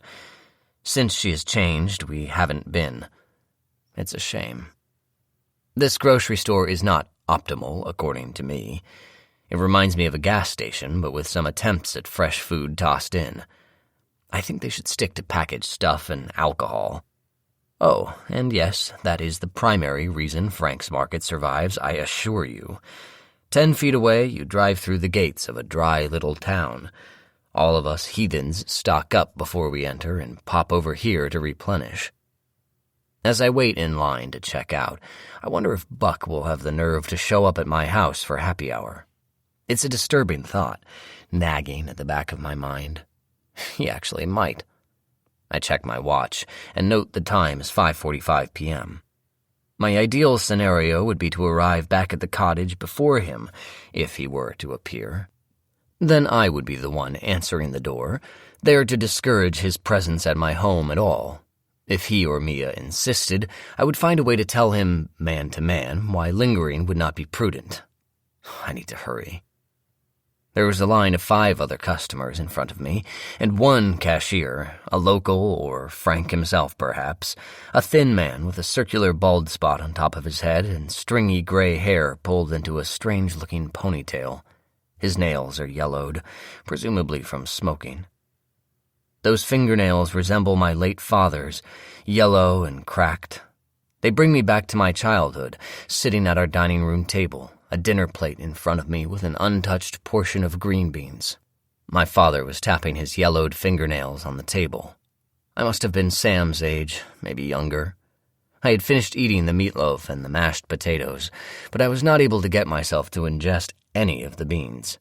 My mother had kindly suggested that I be allowed to leave the table, but my father stood up, shoving his chair back into the dining room wall. "He will sit at this table until that plate is clean," he said. He was the king, and we were all his subjects. My little brother gave me a sympathetic look before pushing his chair back and hurrying to carry his plate into the kitchen. He knew the storm was brewing. The air was thick with tension. My stomach threatened me with bile. My mother touched my shoulder on her way to the kitchen, but said nothing. I heard her murmuring to my father in the other room, smelled the sulfur from the match he'd blown out after lighting his cigarette. "I told you he will finish it all. That's final," he yelled at my mother. I could hear the sliding glass door to the back patio open as he stepped outside, closing it with a solid thud. I remember I wished then that we could lock him out there forever. I remember that feeling of hope and escape if it were possible. But I knew in my heart, from my earliest childhood forward, there was no escape from a dictator. He was bigger than me, larger than life. I had to learn to outsmart him, to play his game better than he could. Until we were teenagers, he beat us. He had a fondness for yanking his belt out of his pants loops and slashing our thighs and bottoms with it for the smallest offenses. I don't want you to feel sorry for me, of course. Everybody has to go through things in this life. Sure, I sugarcoat my childhood when I'm talking to strangers, when I'm talking to anyone, including Mia, about it. I tell them about cozy family dinners at the house and out at the fancy restaurant. But that's a survival trick I learned from my mother, I suppose. You don't discuss family dirty laundry, not at all. You smile and quietly accept what comes your way.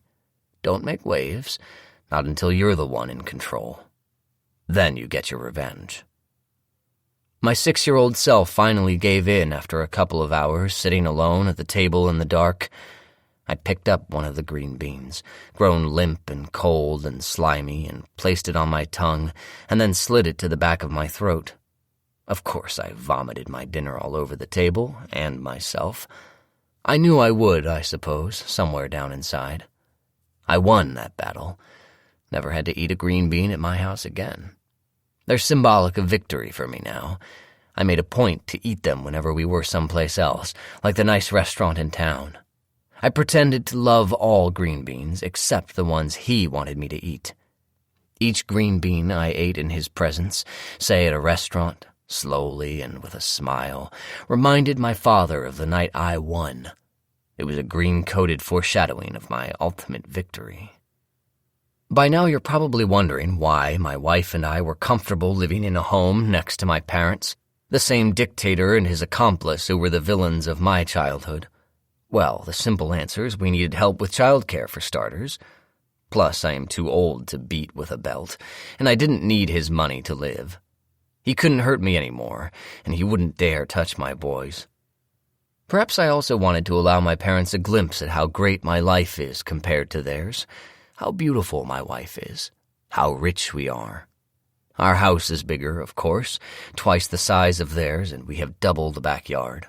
It was almost as if they lived in the outhouse of my large mansion, or at least I like to think of it that way. My life is more of everything. I proved to them that I could move into this upscale suburb now when it was the place to be. When they moved here, it wasn't. They were just lucky. Me, I'm uber successful. I wanted them to see that, to see each of my boys and how happy they are. Watch as they eat whatever they'd like, as much or as little as they wish. Yes, living well is the best revenge. I'm the opposite of my father in many ways. I fight to be like that, to be his opposite every day, tamping down the anger that's there, the fire-filled rage he instilled inside me from an early age. It's like a wildfire that is 80% contained. It flares up sometimes, but it's mostly under control. In fact, most people who meet me in the business world think I'm easygoing, friendly, the life of the party. And I am, because I work hard to be those things. Living next door to the person you despise gives you a constant reminder to be better, to do better. My little brother, Tom, moved away years ago, and none of us have heard from him since he graduated college. Well, he did call in to the private funeral, but that hardly counts. His absence all these years was a strain on my mom, I'm sure, no doubt contributing to her early onset Alzheimer's, even though he would never take responsibility for that, I'm sure. He'd rather hide in California, pretend none of us existed until there was a chance for an inheritance. Too bad, Tommy. Too bad. Who knows, maybe it wasn't Tom's fault. Maybe my mom just wanted to fade away from the ogre she had married and allowed to rule her roost. That could be the case. My hope back then was that it was contagious, the Alzheimer's, that soon I'd see my father decline into a babbling, drooling mess. I dreamed about that too often, imagining his slip into helplessness as a just punishment for his crimes. It never happened, but that's fine because the gas took care of it. It doesn't bother me that I now live next to the house where my parents died, though, as I mentioned, Mia thinks it ought to. Why should it? We all go sometime. It was their time. As for my long-lost brother calling in to the funeral, that really happened. Mia and the boys and I walk into the funeral parlor, both caskets closed up in front, the rent-a-pastor standing stoically awaiting our arrival. "I'm sorry for your loss," the preacher said, nodding at us. "I'm sure you won't mind that we have one more person here who wishes to pay his respects. Your brother, Tom, couldn't be with us today in person, but he did want to participate in the service remotely." That's when the preacher pointed to a cell phone propped on top of my dad's casket. "Are you kidding me? Tommy?" I managed before Mia grabbed my arm. "Hey, big brother. How's it going?" the cell phone said. I tilted my head, the shock clearing at the sound of his voice. I knew why he'd made contact, but there was nothing left. I'd made sure of it. "I've been better, Tommy. Where are you?" The cell phone voice laughed. "Same place as always, big brother. But now's not quite time for small talk. Shall we get on with the service, then?" I swallowed and shrugged as Mia guided me into the seat next to hers. The preacher spoke for what seemed to be no more than a minute, and then it was all over. We said amen, and I leaped up, grabbing the phone, pushing the button to get it off speaker.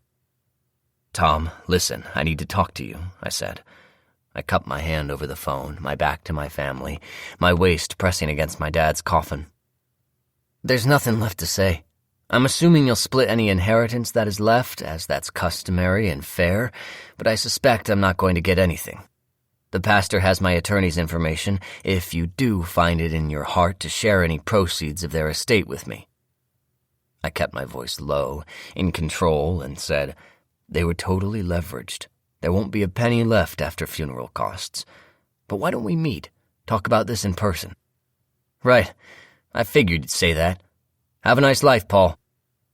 And the phone went dead. He's a piece of work, that brother of mine. Crazy, too. I just wish I could get my hands on him, to talk brother to brother. I've tried to find him, but I have no idea where he is hiding. California is a frustratingly big state. I'm sure he's having a happy little life.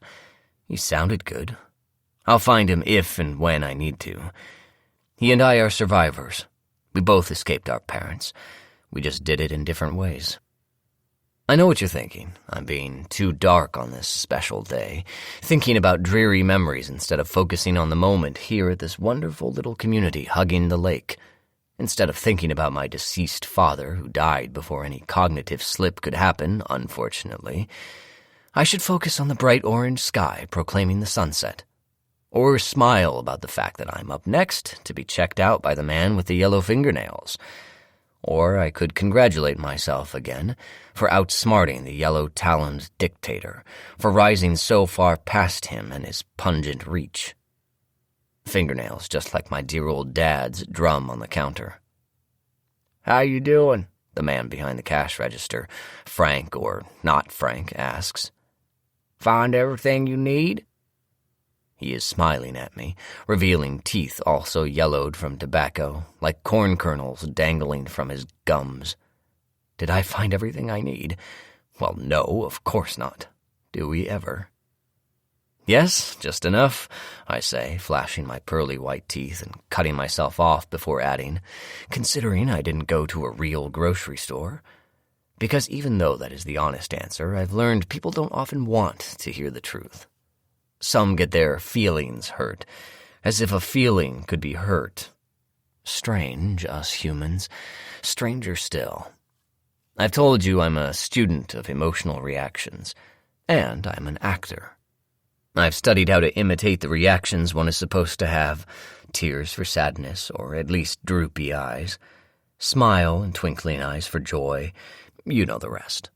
You've probably learned how to fake some yourself.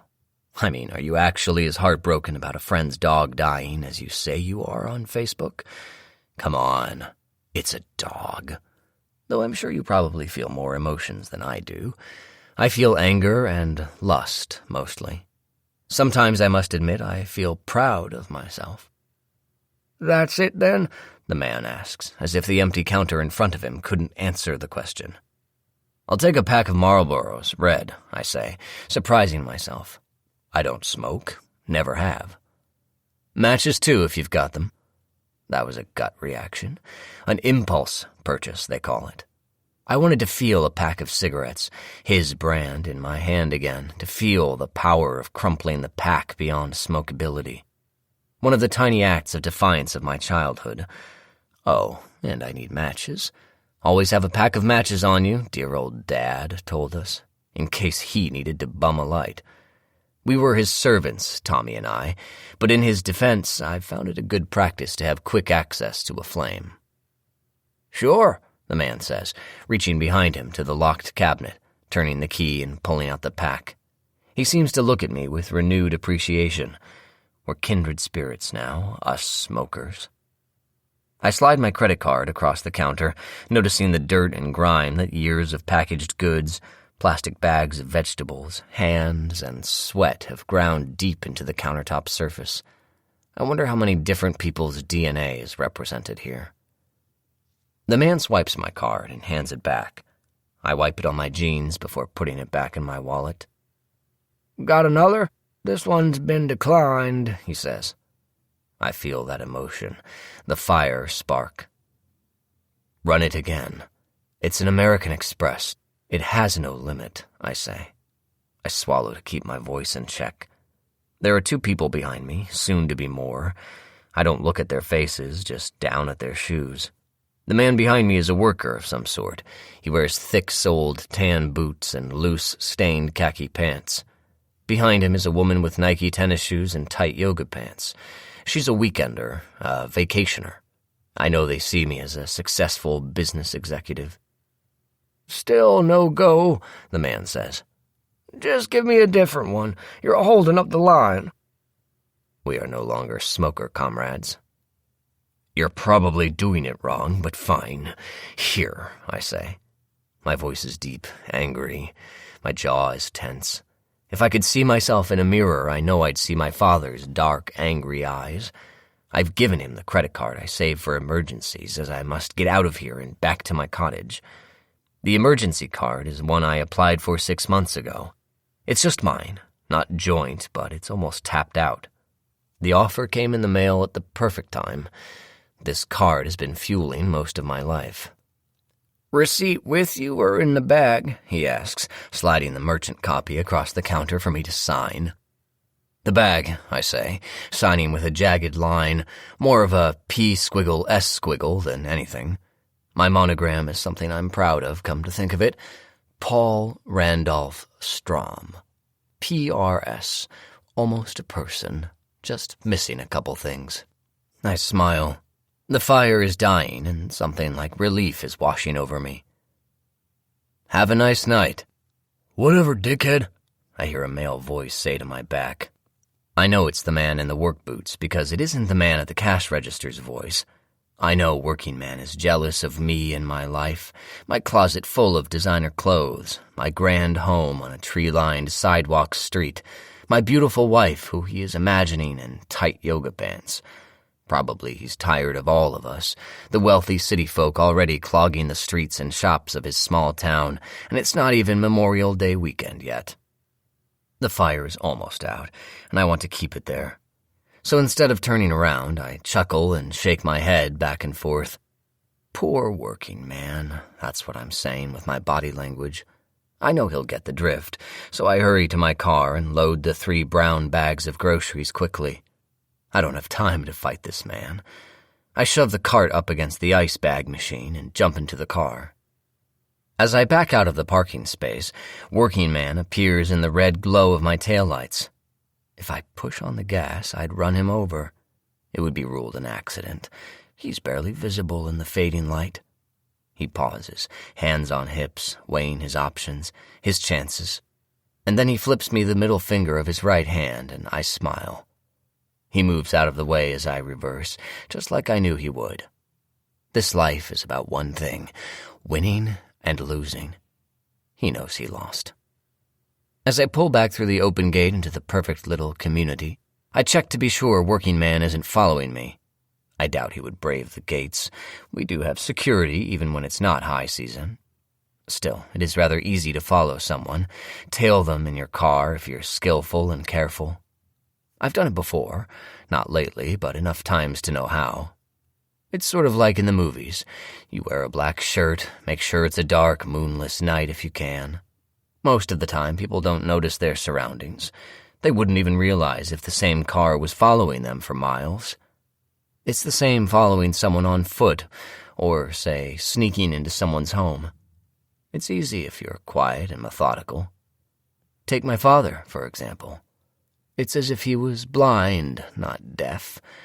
It was the middle of the day. He should have seen me sitting in the corner of their cramped living room, suit coat tossed on the couch and my tie loosened, waiting for my mom to come home from running errands. He walked right past me on his way to the bedroom, but he didn't notice. He never did see me for who I am, always underestimating me. It wouldn't have changed anything, but he should have seen me coming. 6:15 p.m. 11. I drive slowly down 2nd Street and note the line of 20 or so people waiting to get into Sloopy's. That spot is going to be packed all weekend, and my favorite pink-haired waitress will be making some good tips. I'm glad I made a reservation for us tonight at a new Italian restaurant in Port Clinton. It actually has its own herb garden, which will make my wife happy. I hope it's not as crowded there as it is here. I'm still surprised so many people had the same idea to head to the lake this weekend. The economy is back on track, I guess, for most people. I pass the park, lit by street lamps in the growing dusk, and I see a young mother pushing her child on a swing. I have so many images in my mind of Mia doing just that with our boys, their squeals of delight floating through the air, reaching me as I sit on the park bench watching over them all. Neither of my boys inherited my rage, I'm almost certain. I've seen no hints, no rock throwing, no toys mangled and destroyed. Instead, they play together nicely, are polite and happy, I think. The generational darkness of rage has skipped over them, though most likely it will appear in their children. It's a strong gene, anger, but for now I will continue to nurture their happiness. They are my gift to the world, my sons are. I stop in front of the Boone's cottage. All of the lights are on, it seems, in every room of the place. They are entertaining people from our neighborhood, no doubt, wining and dining them at their grand, historic cottage. I try to look in the windows to get a glimpse of who else may be seated at their long table for 12, but all I can distinguish are shapes of people, some overall characteristics maybe, but not enough to identify who they are. Most of the neighbors don't know me or care to, and the feeling is mutual. There's another feeling I can name: disdain. But they do know Mia, many of them, and are friends with her too. Mia is a person many want to befriend. Take Buck, for example. I turn the corner onto Laurel Street, and our cottage is glowing with light too. There are 2 people on the screened-in porch. They sit in the 2 chairs that face the sofa. The furniture is old and rather embarrassing. The ancient outdoor wicker set itself is valuable. They just don't make them like this anymore. But the fabric covering the cushions is obnoxious, a gaudy green and pink floral design that reminds me of my mother's favorite teacup pattern, blown up. I know this set came with the place, and we haven't invested in new cushions. Perhaps that is an expense for this summer. Because no matter how often the slip covers are laundered, there is always the smell of dust, lingering and thick. It climbs onto your clothes when you sit too long, seeps into your pores like a small dose of poison. Sneaks up on you, I guess. I start sneezing if I spend more than 10 minutes out there. Mia knows this, and yet there they sit. The 2 of them, in my cottage, on my porch during my romantic weekend. I dig my fingernails into my palm, enjoying the sting. I pull into the driveway and stop the car in front of the back door. I realize Mia does not like it when I park here, considers it lazy, and would prefer it if I pulled into the garage. It is more civilized, she explains. That may be the case, but I'm late and I have 3 grocery bags. I'm anxious to question Mia about the credit card, our credit card being declined, but we'll wait until Buck is gone. Which will be soon. We have dinner plans. I pop open the trunk and gather the bags in my arms. I'm trying to figure out how to turn the knob to open the back door when Mia opens it for me. "What took you so long? I thought you got lost," Mia says. Her face is flushed, either from laughing or from alcohol, or both. She wrestles one of the bags out of my arms as Buck appears behind her. "Can I help?" Buck says. "Must have been a big line at the grocery." "There was a line, yes," I say. My tone is calm, measured. I am fighting fire. I place the 2 bags on the counter next to the one my wife plunked down. I look in the 3rd bag and notice the pack of cigarettes. I had meant to leave them in the car. I reach into the bag and slide the pack up my palm and into my shirt sleeve. I will hide them in my briefcase upstairs. "We'll unload these, Paul. Why don't I make you a drink? Tito's with a squeeze of lime coming right up," Mia says. "Go sit and relax." I don't want to leave the kitchen, but I need to dispose of the cigarettes. Great.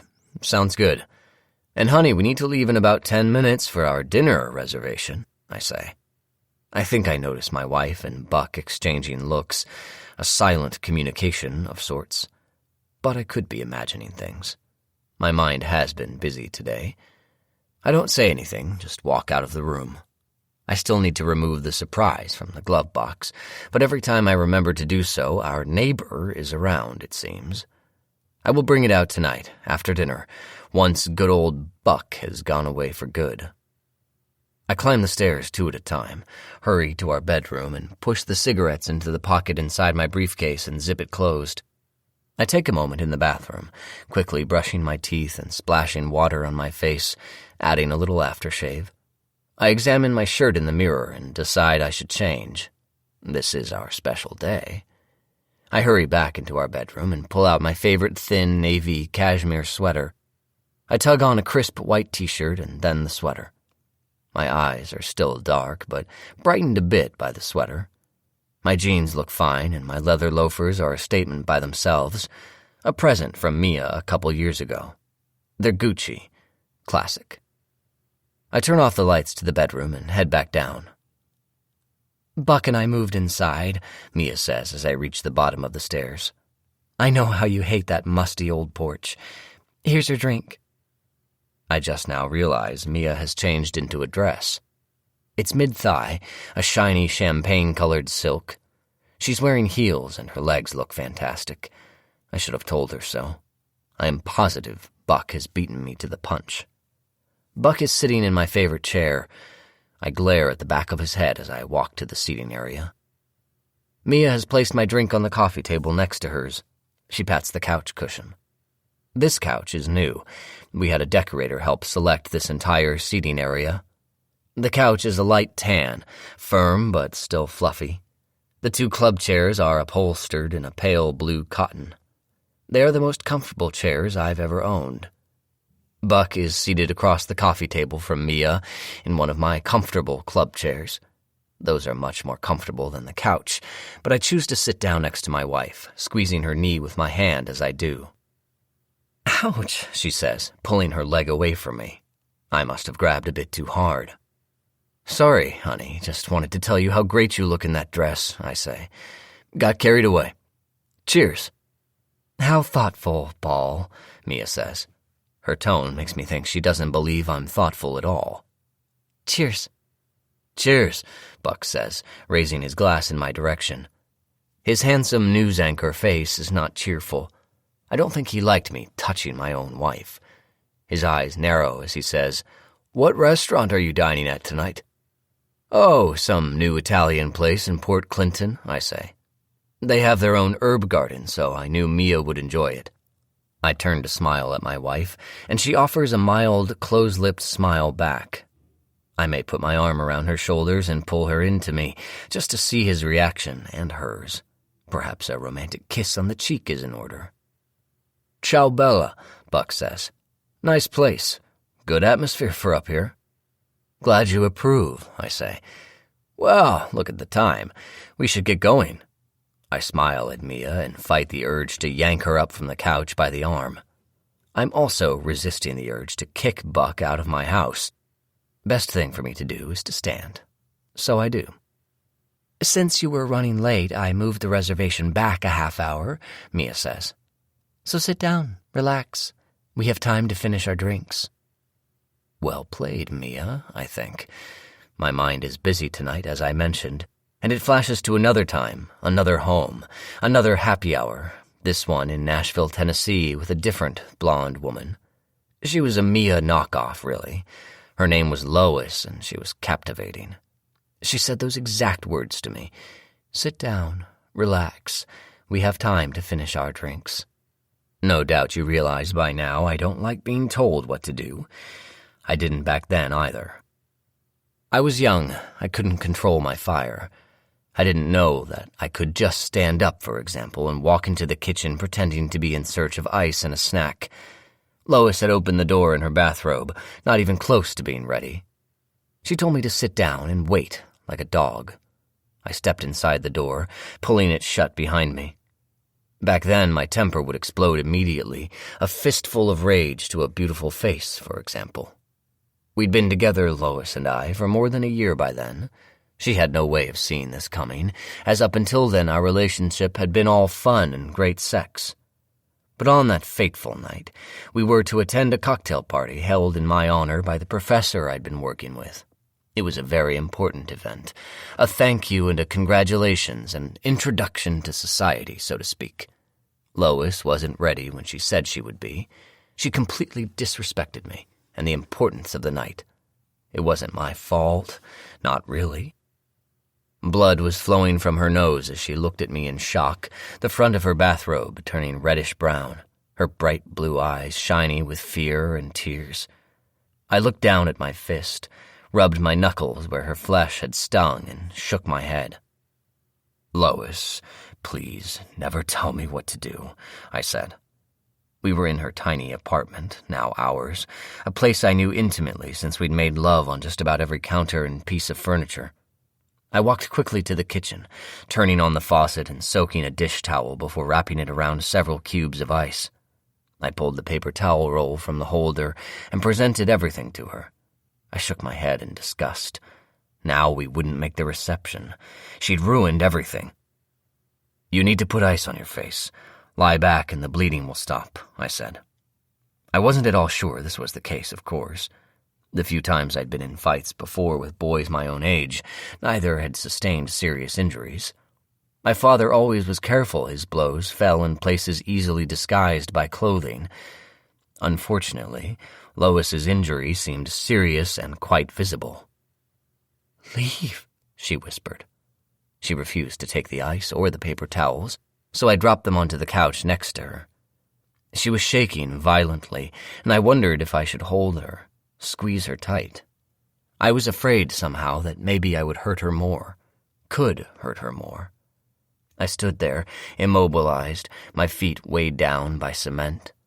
The times I'd seen my father strike my mother flashed through my mind, her screams, his empty promises. These memories were loud, thudding through my brain. But between Lois and me, at that moment, there was only silence. I remembered checking my watch. There was blood decorating its face. We'd met in Greek mythology class my senior year in college when I was goofing off during the last semester of my undergraduate career, and she was a young, adorable freshman. She called me Zeus when we were in bed, when I'd make her orgasm like no one had before. She was a studious sophomore now, and I was doing consumer research for the professor, the one whose invite-only party we were going to miss that night, while I interviewed for jobs at advertising agencies in town. I'd finally accepted an account executive position at a prestigious local firm. This cocktail reception was my goodbye party and my introduction to important people in Nashville. This night was to be my launch into the ad agency world. Why didn't she understand how important it was? "Lois, no one can know about what happened here, do you understand? I'm starting my job tomorrow," I said. My voice was calm, fatherly. It was logical that she would want my new career to start out well, unimpeded by innuendo and the like. Her trembling was becoming more violent, but her eyes were focused on me intently, as if seeing inside me to my organs, my small, beating heart. The blood flow from her nose had slowed, but her robe was now covered. Blood splattered in her lap, in the white cotton folds. "If you leave and never call me again, no one will know. If I see you or hear from you, I will press charges," she said. Her voice was quivering with fear. "Press charges? Why don't you?" I wanted to say. I would explain that she was delusional, that she fell into the kitchen counter but wanted to blame me. Sure, I could get out of any charges as quickly as she could press them. My father, I learned all the tricks from him. But I didn't really need her anymore. It was time to move on, establish my career. I didn't need this college baggage situation any longer. "As you wish," I said, bowing at the waist before leaving. It was a reference to her favorite movie, The Princess Bride, and her reaction wasn't her typical reply. As I opened the door and stepped into the humid Nashville night, her scream followed me out. but I know there was still love for me in her heart. I'm unforgettable. Oh, and the cocktail reception was fabulous. Poor Lois sent her regards as she was under the weather. Now, standing in the kitchen, I hear my wife laughing in the living room. Unwittingly, she is stoking the fire with her words, her actions, and her joy. But it's fine. I've learned to control myself since that night in Nashville. I'm telling myself to relax. Mia doesn't mean to upset you tonight. I know she doesn't. We've been together a long time. We've worked out the relationship just fine. She's simply entertaining our unnecessary guest, our lonely loser of a neighbor. But soon we'll be on our way to dinner, and everything will be back in control. We need to discuss the job. Buck, the credit card situation tonight during the meal. It might be uncomfortable, but once she understands my priorities, we will have the best night ever. It's certainly salvageable. And just like that, I have calmed myself down. I wipe my sweaty palms on my pants legs before I walk back into the family room, carrying the bag of cashews I'd picked up at the grocery store. "Nuts, anyone?" I ask. Both Mia and Buck shake their heads. I shrug and carry the bag over to the couch and take my seat next to my wife. "So, Buck, did you really spend the winter up here? Is it true you really live here full-time, year-round?" "I did and I do, for now. It's a great place to find peace and think. It works for me," he says. His dimple appears as he smiles at us, the happy couple on the couch. He must be so jealous.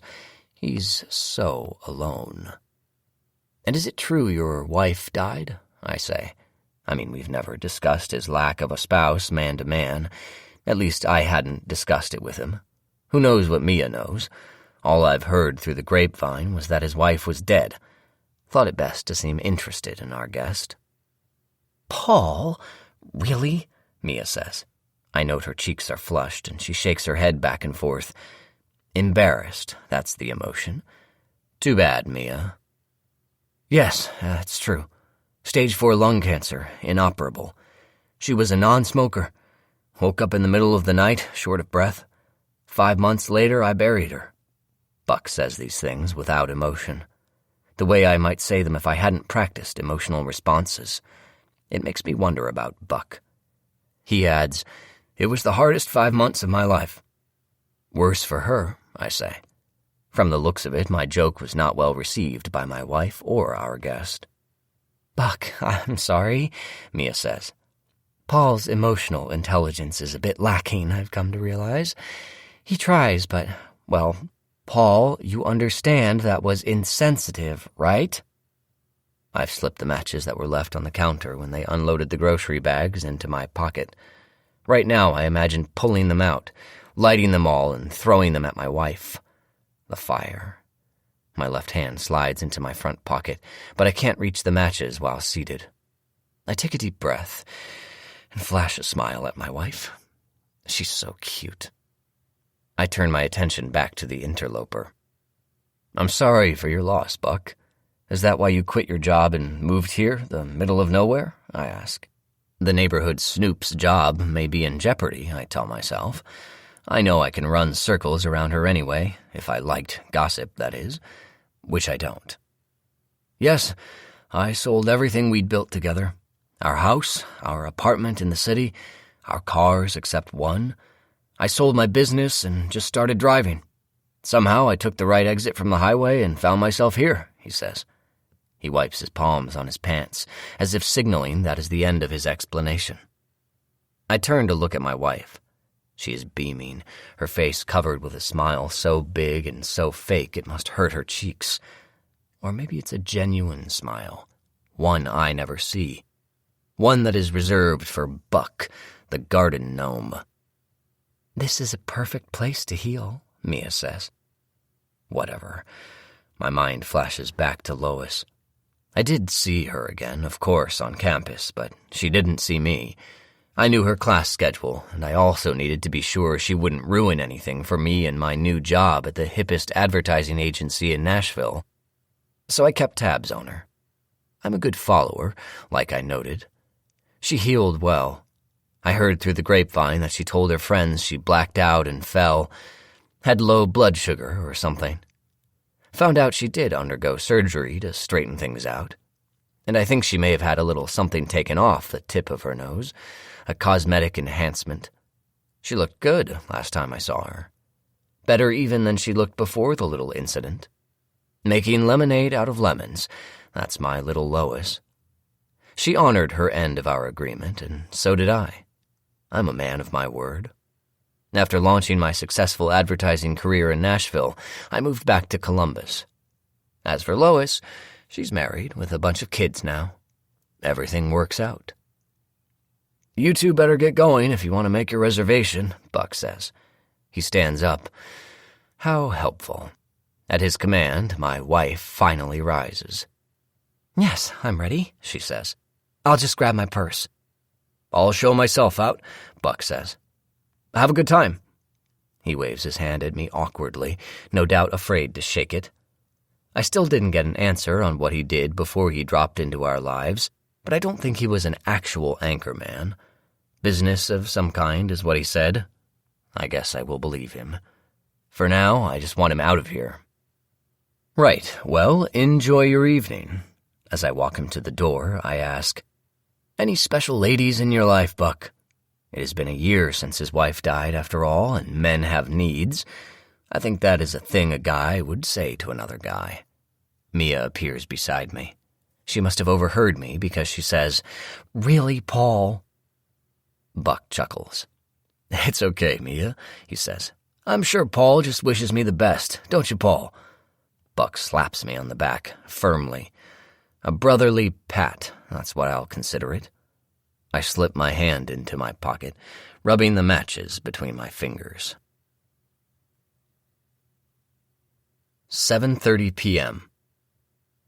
12. We are still late for our reservation, even though Mia moved it back. I knew we would be. It's Friday night, and tourists like us have arrived at the lake. We are stuck in traffic. I take a deep breath. There's nothing I can do but try to relax. I've called the restaurant, and they will hold our table. It's a special table for a special night. I'm thankful for their understanding and will tip the host. I hope Mia brought cash. "Let's call Claudia and check on the boys," I say. I know Mia is tense beside me, clasping her hands tightly in her lap. She probably is worried I am upset with her for our late arrival at the restaurant, but I will show her I'm fine. Calling the boys is a peace offering. I am a normal, loving husband and father. "They aren't home. They're getting pizza," she says.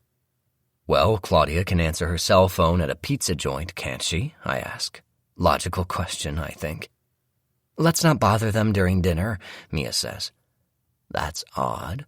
She is the person who has called Claudia at least 4 times since we left home this morning. "I mean, they're getting pizza at the movies. There's a new animated superhero movie out today.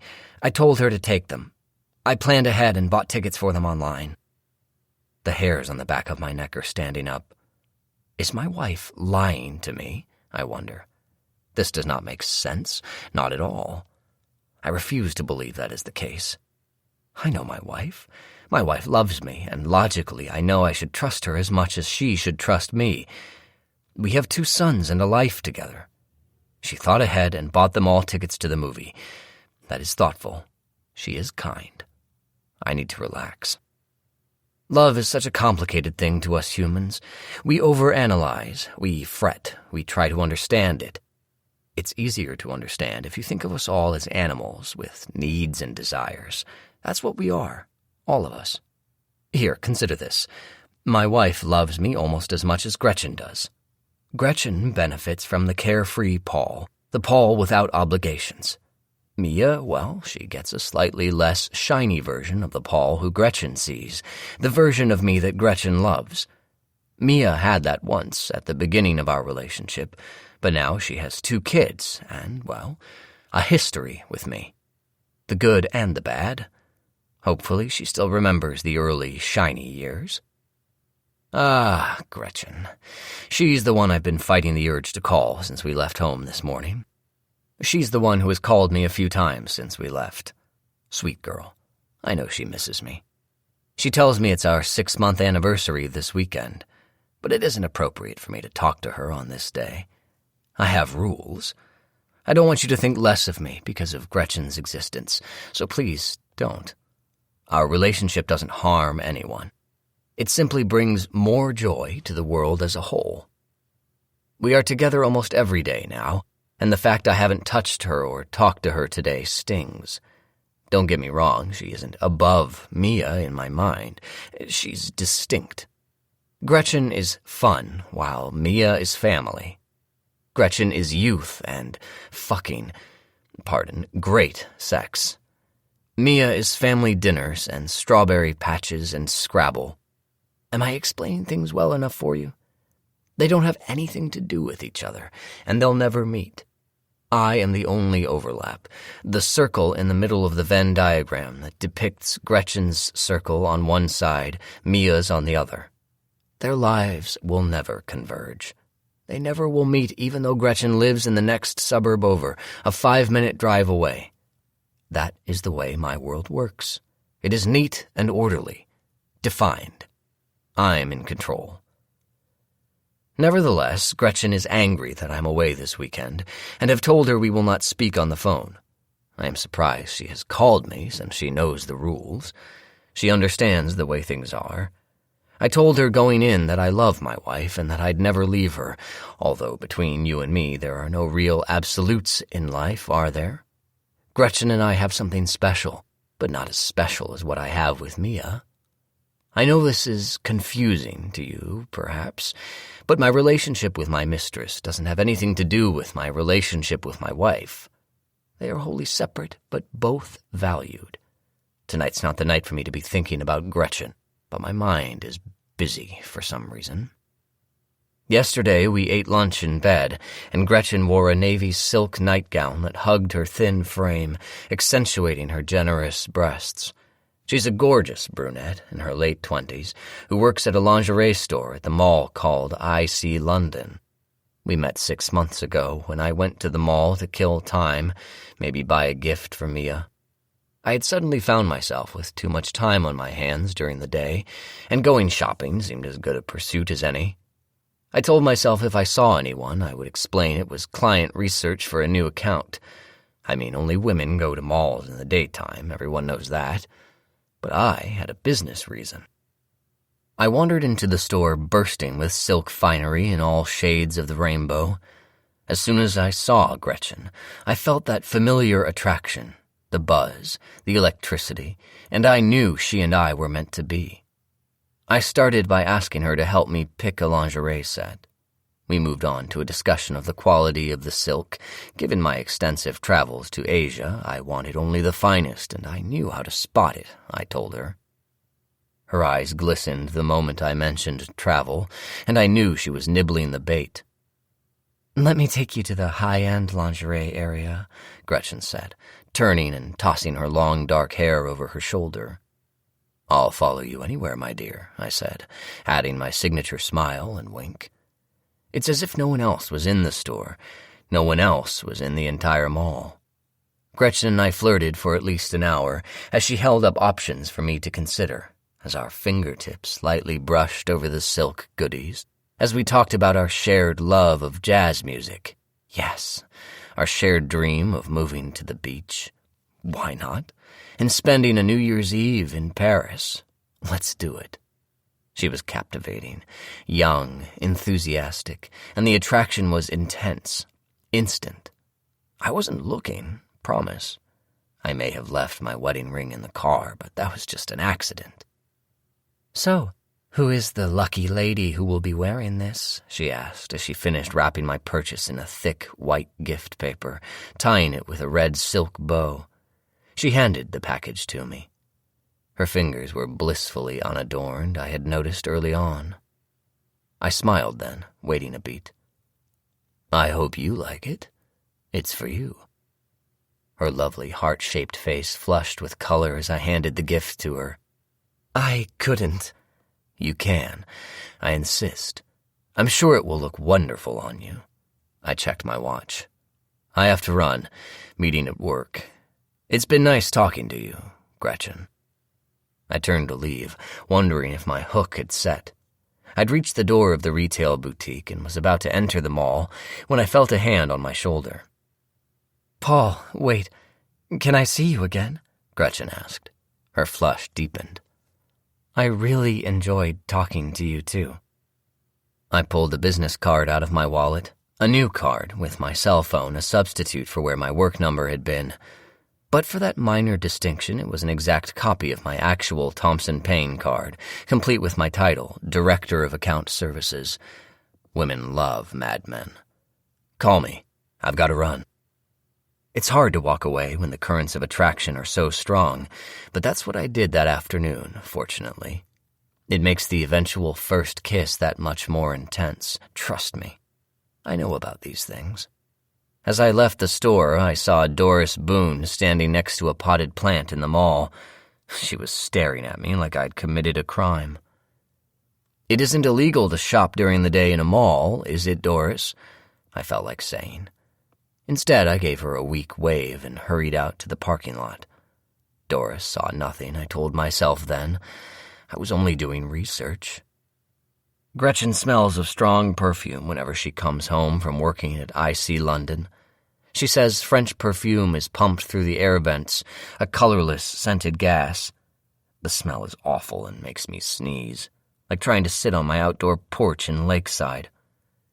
She tries to shower before we meet, before I arrive at her door, but sometimes she hasn't had time and I can never wait. I don't have a choice. Her skin is flawless, her lips full and pink. Just thinking about her now, I feel myself stirring. But I need to focus on my wife. Just tonight, moments earlier, Mia told a stranger that I don't have a high emotional intelligence, which is ridiculous. And now she's lying to me about my children. What's the name of the movie, Mia? I ask. We're at another stoplight. The red glow fills the car as I turn to face her. She looks frightened, or maybe it's just the crimson glow. Superdog, she says. It's new. The boys are super excited. We can call them tomorrow morning. They'll be in bed before our dinner is finished, no doubt. Let's call them now. Maybe the movie hasn't started yet. If I expected an argument, I'd have been mistaken. Sure, she says. Call from your phone so it will go over Bluetooth. We can both talk that way. I pull out my phone and push Claudia's number. The light turns green as the phone continues to ring and then goes to her voicemail. This is Claudia. Leave a message. Her voicemail recording sounds as devoid of energy as the actual person. Definitely a druggie. Claudia, Paul Strom, and Mia calling to say goodnight to the boys. If you aren't at the movies, please give us a call back. Hope all is well. Thanks, I say into the air. I never did put the money on the credit card. She must be paying for the popcorn and pizza out of her own account. Fortunately, Mia already took care of the tickets. If that is where they are, I remind myself. But really, where else would they be? My wife doesn't lie to me. I relax my shoulders and put a smile on my face. Oh well, I guess you were right, I say. I glance in her direction. Mia nods next to me. I turn on the blinker and we ease into the parking lot of the restaurant. We are here. This looks nice, Paul, she says as we stop in front of the valet. Not many restaurants at the lake have valet parking. I'm glad she is impressed, as am I. The young man opens Mia's door, and I watch his face as he checks her out. Not bad, his face registers. Welcome to Ciao Bella, says a second boy who was opening my door. Thank you, I say, taking the ticket from him and hurrying to my wife's side.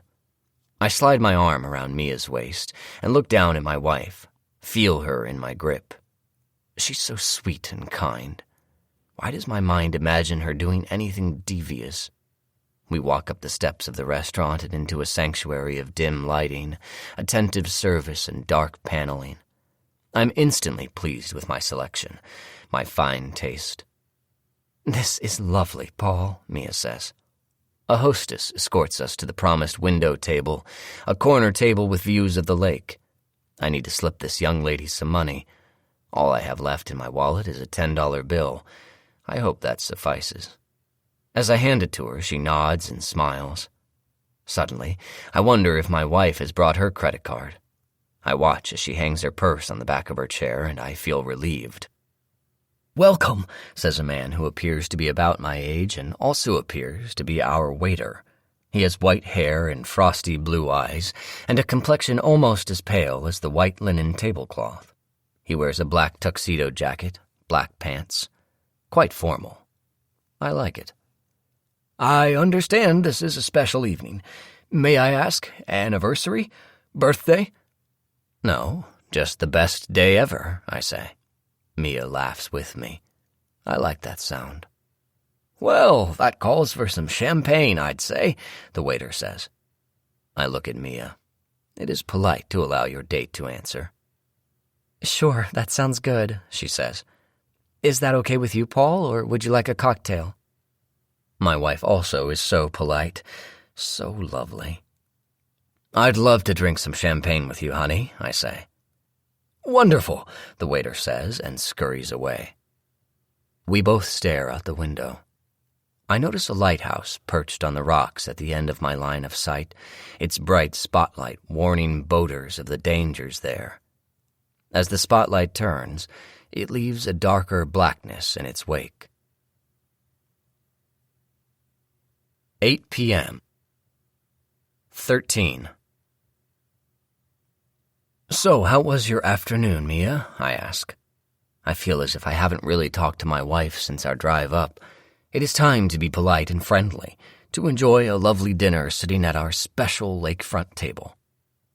"Wonderful, really," she says. The waiter appears, goes through the usual champagne ritual of popping and all. Once our glasses are finally evenly filled, he departs. Mia raises her glass. "Cheers." "Yes, cheers, honey," I say. "And listen, I'm sorry about lunch today. I feel like it left us unsettled. The notion of you working for John is causing so much stress between us. Let's get past that, okay?" "Sure." Mia smiles, looks around the room at our fellow diners. "Pretty swanky place for up here. I'm glad I dressed up." "You look gorgeous, almost as young as the first time I saw you in the conference room of Thompson Paine." "Must be the lighting. Good old Thompson Paine. I can't even believe you brought that place up." Mia is still smiling, but her eyes aren't. My heart thuds in my chest. Why wouldn't I bring up the agency? It's been a part of our lives since we've been together. "Oh, Paul, I know you must be embarrassed, but isn't it time you told me?" Mia asks. What is she referring to? "What are you talking about, Mia?" I ask. I take a sip of my champagne. I don't really enjoy champagne, I remember now, but the alcohol is welcome. "Are you not feeling well? Is something wrong?" "That's what I'd like to know." "Then no, of course nothing's wrong. And I'm never embarrassed, honey." "Huh. Well, I guess that will make this conversation easier." "Do you want to know what I'm talking about, Paul?" she says. "Okay, then. For starters, when were you going to tell me you don't have a job?" Boom. There it is. I wonder how long she has known. I suspect John told her, but it doesn't matter. I have been ready for this. "It's a temporary situation, easily fixed. I didn't want to worry you for no reason. I've been interviewing and expect an offer any day," I say. See, easy question, perfect answer. "That's not the point. You didn't even tell me you'd been fired," Mia says. She dropped her voice at the word fired, thankfully. Such lies. "For your information, honey, I wasn't fired. I left," I say. I focus on exuding an air of superiority. No one would fire me. "They let you resign, but they fired you. I know all about it, Paul, and about your real issue with Caroline." The waiter appears and hands a menu to my wife before offering me one. He refills our champagne flutes, both somehow empty in such a short amount of time. They must hold hardly anything. The menu is impressive. heavy, perhaps the weight of a hammer in my hand. He bows and leaves the table. I take a long sip of my champagne. "What issue might that be?" I say. She is stirring up things she shouldn't. Mia is not part of Thompson Paine anymore, hasn't been for almost a decade. Mia doesn't know what did or didn't happen with Caroline or anything else. Whatever she's heard, it's gossip.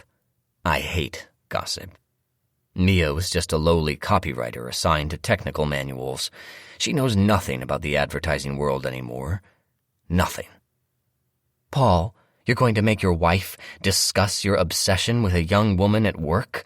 Really? Maybe we should just go," Mia says. She closes her menu and puts it on the table. I close my eyes and take a deep breath.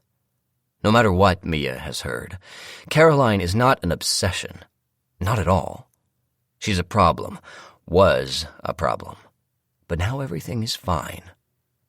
This romantic dinner is part of our best day ever. Of course we aren't leaving. I'll overlook the fact that you, for some reason, have automatically taken the side of someone you've never met over your husband. And you believe what John says, someone who's jealous of me and my success over what I'm telling you? I see where I stand, I say. I am exuding righteous indignation as I take another big sip of champagne. I stare at Mia and she meets my gaze, our eyes locked across the table. Who will blink first? My menu is flat on the table now, too. I feel my hands become fists on top of the menu. This is ridiculous. I will not sit here while my wife spews out baseless accusations. There is nothing further to discuss about my situation. Let's talk about John, his big mouth, and his ridiculous job offer that you will not be taking. Mia's eyes flash at me, defiant. I look away, turning my head to scan the restaurant. I see the waiter hovering, watching, his pale blue eyes accusing me of being a jerk, and so I am. I flick my hand and shoo him away. He disappears. This isn't about John. He's not even the one who told me. You know who did? Doris. Doris Boone, of all people, she says. Her hands are folded together now on top of the menu, as if in prayer. Doris Boone? How did Doris know anything about my life? And if she knows, who else does? My mind flashes to Doris, hiding behind the plant in the mall. I see Doris, gossiping on her lakeside front porch. I see her coming to my house to talk to Mia after I've left for work. Doris Boone was in my brother Tommy's class growing up.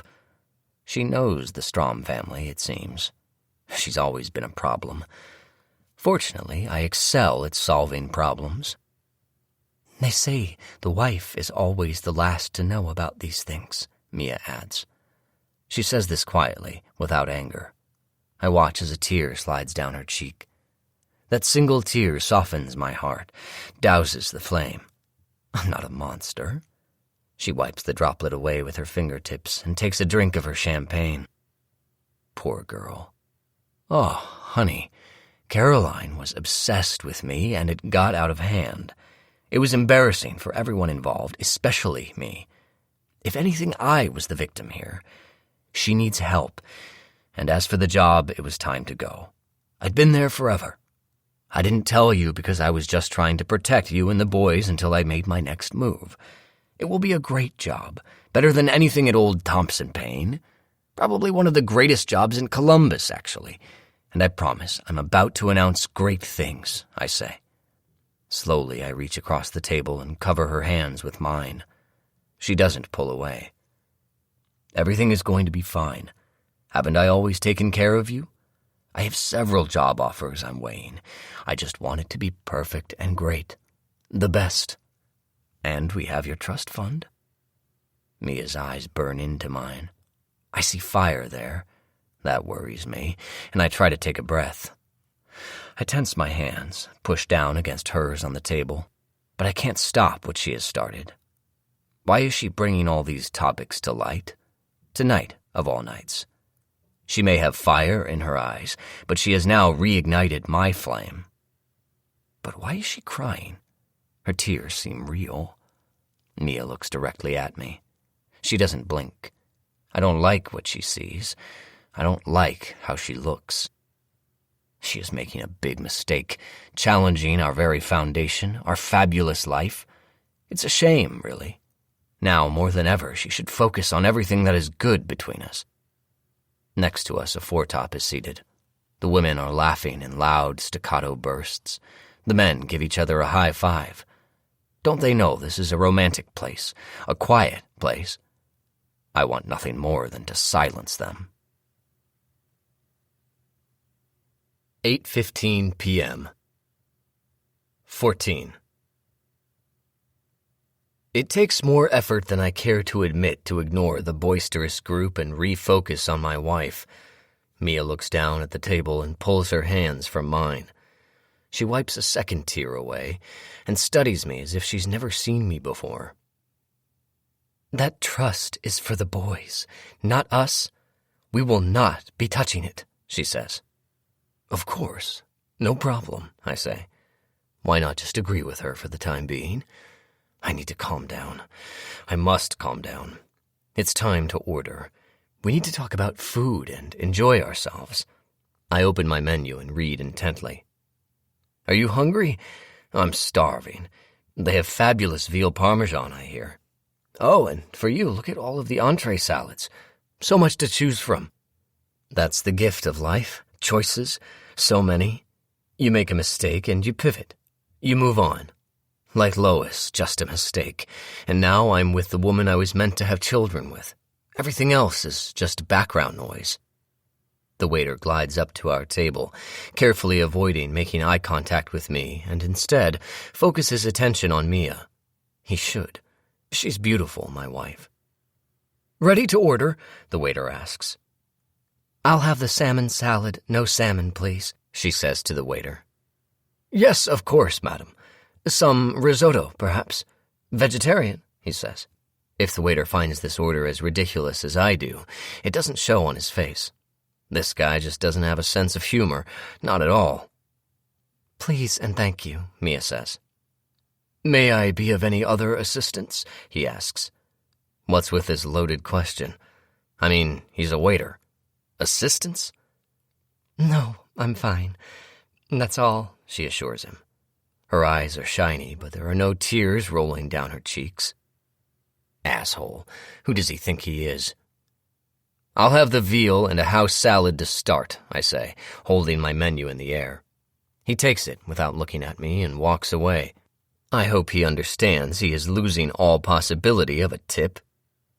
I look around the elegant restaurant, white linen-draped tables now filled with sparkly diners, women wearing their finest dresses and jewelry, men looking the way men look at all restaurants of this nature, the same from a distance. Up close, that's when you can tell the thread count of the fabric, the cut of the jacket. Waves of polite conversation and bursts of laughter wash over us as we sit in silence in our corner. How do you get backed into a corner in your relationship, you ask? I'm sure you've never been here before. Huh. Typically, it begins with small misunderstandings, insults not forgiven, if you will. And then the negative feelings build like a child's block tower. One block placed a little too far over, and the whole thing comes tumbling down. For my part, I believe I've been fair and forgiving. I try not to hold on to things. I place my blocks quickly to complete the metaphor. But frankly, it's easy for me. I always know what's coming in the chess game of life. You need to be thinking several moves ahead. Always. Take, for instance, when the boys were younger, Sam, a newborn, and Mikey, a little over 2, both still in diapers. Now, those were the crazy days, harried times. I'd stroll in from work, coming home straight from the office on most days, missing important client happy hours, to help out. Mia would just glare at me, dark circles under her eyes, and hand me one kid or the other. She looked horrible. Really horrible. I was tempted to have my mom come help, but I knew that would mean I'd opened the door for Mia's mother to come too, with her nosy disapproval, and we couldn't have that. I needed them to stay in New York, continuing to build their empire. So instead, I was there for Mia as much as possible. Did she ever thank me? Nope. Did I hold it against her? Of course not. But there was no way we were going to add a third kid to the mess we'd created. I was helping us both out with that by saying no to another baby. She had gone crazy or something. Now, I could hold that time against her, you see, but I don't. I have let go of all those messy, annoying years. But she is holding something against me right now. It's uncharacteristic. It's un-Mia-like, and I don't deserve this, not at all. She sits across from me now, not as a woman who is backing me into a corner. Her demeanor doesn't fit her words. Instead of looking angry, she simply looks sad, as if it were I, not her, who precipitated this turn in our evening, which of course is ridiculous. This is all her fault. She turns away from me and faces the window, looking out toward the water, her back to the rest of the busy room, her lovely face in profile to me. She appears to be wiping a tear, but I cannot be certain. She focuses her attention on whatever is just outside the window of the restaurant. I know, of course, the lake is out there, dark and brooding, and the lighthouse with its ever-bright warnings. But as I look more closely, my face almost touching the glass, I see an outside deck, a terrace of sorts, with tables and chairs. I suppose during nice weather, and certainly during the day, the restaurant expands with outdoor seating. A deck the restaurant must use once the summer season is in full swing. Tonight there is nobody out there. I look back at my wife. Mia is smiling now. I see her face fully reflected in the glass, the candlelight illuminating her white teeth, her small nose, her glistening eyes. But why is she smiling? Does she see someone or something that I don't out there? Something funny? I ask. Her mood, if I'm reading things correctly, was angry and now sad. Smiling does not fit. My wife twitches in her seat and then turns and faces me. Did she jump in her chair? Did she forget I was here? No, nothing, she says, and she is no longer smiling. Paul, what are your plans? If you haven't been offered a job at any advertising agencies around town, which I suspect you won't be, then have you branched out? Looked for other opportunities? Apparently she wasn't listening when I told her I have many options. I don't like that the conversation has shifted to me not working in advertising, the industry we both love, away from me forbidding her from working in advertising. My headhunter informs me I do have an offer on the table from Columbus City Magazine, of all places. That was the call this morning, the one that meant we got a later-than-hoped-for start to our day. My headhunter is excited and believes this is the perfect fit, but my headhunter is an idiot if he thinks this is remotely the right kind of job for a man of my business stature. The magazine would give me the title of Chief Revenue Officer, which sounds made up and probably is. The sales force, all 10 people, would report to me. Yes, you can call it what it is. I'd be a sales manager for a city magazine. This is not what I want to do. It is far beneath my skill set. If I must, I will take this job. Put a huge spin on it to anyone who asks and then find something suitable. I don't want to do this, put this lowly job on my resume, but I can take it if I must. It's just that there is so much money sitting across from me. Why should I have to stoop so low? I have looked and interviewed. As I said, I have several offers I'm weighing. I will negotiate them all and select the best package. I'll announce something soon, I answer. My champagne glass is long empty and I need a drink. With the waiter both ignoring and hating me, I will most likely be devoid of a beverage for the remainder of this miserable meal. I scan the restaurant, the tables nearest to us, and make eye contact with a young, stout woman who is the waitress for the next table over. She nods in acknowledgement of my wave, as if she'll be right over. Hopefully our waiter hasn't warned her off. So, that's your plan, then, Mia says. Her arms are folded across her chest, and she's leaning forward like a principal at school who has called you into her office so you can create your own punishment. Who would comply with that? I wouldn't. Your severance, if you received any, has been gone for a while. Our accounts are all almost empty. You don't feel any sense of urgency. This meal will go on record as the longest dinner ever. I fight the urge to check my wristwatch. It's a sleek Apple Watch, but if I don't turn my wrist exactly the correct way, the display remains black, and I must quite obviously push a button on its side to illuminate the damn time. I long for the olden days of watches that simply told you the time.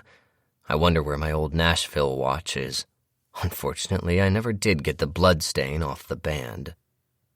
It's fine.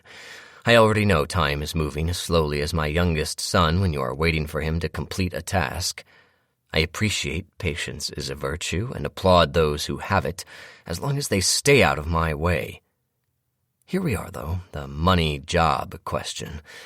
But it's fine. As noted, I have been expecting this. I did receive some severance, as a matter of fact, I say. That is a lie. When you're fired, you don't receive much. They gave me 2 months' pay as a token gesture. Whatever. You just get called into the idiot HR woman's office and told you are fired. Your things are packed up into boxes by strangers. Security guards escort you out of the building as if you were going to go postal or something, as if you knew you were to be fired and had brought a gun with you. But you didn't, because these people are sneaky. No, they don't give you warnings, I suppose. So you can't bring a gun and blow off the head of the droopy-eyed, 12-year-old-looking head of HR. I hate HR people. I never really had closure with mine, come to think of it. She sat behind her desk, pointing to the chair in front of her. Her name was Rebecca Moore. The entire space behind her was filled with potted plants, like an untamed nursery, and smelled like fertilizer. The plants blocked the window, so the effect was a perpetual cloudy day.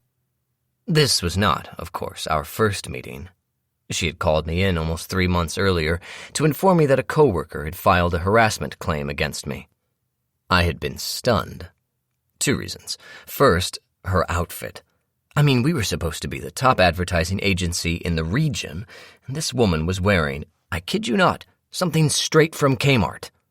Black polyester pants, a light pink blouse that barely stayed closed over her gigantic breasts. Her droopy eyes were accented by black cat-eye-shaped glasses. I almost started to laugh, thinking the creative team had tricked me into a television commercial shoot right here in our offices. Rebecca Moore could not work at Thompson Paine. She wasn't cool enough. "Sit down, Mr. Strom," she said, motioning toward the white leather chair. I sat, playing my role. "Call me Paul," I said, pouring on the charm. I looked around her office, trying to find the creative team's hidden cameras behind one of the potted palms. Any moment, one of the young guys from that department would appear, his hair pulled back in a ponytail, and say, "We got you, man." "Is something funny, Mr. Strom?" Rebecca asked. I bit my bottom lip to keep the grin off my face. Perhaps this wasn't a commercial shoot. No problem. She would be putty in my hands by the end of the meeting. That's what I had thought. "How long have you worked at the agency, Rebecca?" "Welcome," I said. I could tell by her head-tilted, snarky look that was the wrong thing to say. "I've been with the agency as director of HR for 2 years, Mr. Strom. We have been in meetings together. But that isn't important. This is a formal warning. You are to have no unnecessary contact at work with Ms. Caroline Fisher. You are to cease inviting her onto your account pitches. She was given the option to take this a step further, but she is giving you a chance here, Mr. Strom." Rebecca closed the file on her desk, my file, I supposed, and placed her glasses on top of it. I sat across from her and blinked. I wasn't so much shocked as angry. How dare Caroline, someone I've helped grow and prosper at the agency, turn on me? We had something special at first, something rivaling the connection Mia and I had. I know she felt it too. Caroline had been new to the agency, new to town. I'd noticed her the day old Mr. Thompson was showing her around. But her second day she was on her own. She needed a mentor, someone to show her the ropes, and I would gladly apply for the job. When I saw her walking across the parking lot, I headed for the elevator, and wouldn't you know it, we ended up sharing a ride up together. Just the 2 of us. You know by now I have a type. Thin, young, long hair. Caroline is no different. She has long, dirty blonde hair that swings past her shoulders, green eyes, and she wears tight jeans, high heels, and blazers to work. She takes my breath away. "You're head of account services?" she asked once I'd introduced myself in the elevator. "That's my dream job. I mean, someday." She blushed, uncertain if I'd take her gunning for my job the right way. I didn't feel threatened, of course. Just turned on. Really turned on. "Well, to prep for your eventual takeover of my position, how about if I assign you to the essential oil account? It's our most fun consumer-facing account at the moment." I offered the position, as I imagined rubbing Caroline with lavender oil, her shoulders, her thighs. "That would be amazing, thank you, Mr. Strom," she said. "Call me Paul." I shook her hand as the elevator doors opened, holding it a bit longer than usual. The sexual energy was there. It had been a promising start. And then, boom. Once she found out I was married, suddenly I was a stalker. We had been working long hours on the essential oil account, preparing for the big pitch when my secretary interrupted, explaining my wife was on the line and it was urgent. It wasn't. Mikey had a fever, that was it. But it was enough. After I took the call, Caroline had changed. I tried to joke around with her, put my hand on her shoulder like I had before the call. She shook it off. "Paul, I didn't know you were married." She crossed her arms in front of her chest. "Yes, so?" I said, focusing on the presentation scattered on the conference room table. "Kids, too?" she asked. She blinked her big eyes at me and shook her head. Of course she was surprised. I'd never met with her in my office where the photos of my perfect family are displayed. And recently I'd gotten into the habit of forgetting to wear my wedding ring. I'd been keeping her busy on the essential oil pitch, so busy she hadn't had a chance to bond with anyone else at the agency, hadn't had an opportunity to get the real scoop on me. But so what? So she didn't know about my family, but they didn't have anything to do with us, with Caroline and me. We hadn't even made out yet. I hadn't kissed her full lips. I'd been just about to make my first move. Such a missed opportunity. She didn't seem to be as sad about this development as I was. She seemed mad, come to think of it. The folly of youth. I knew she'd come around, welcome me into her life once she got over the little shock of my wife and kids. Of course she would. She could feel the electricity between us.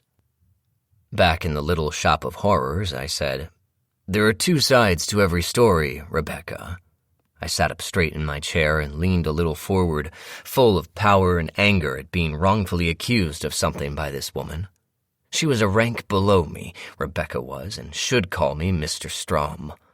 Caroline was several rungs below me.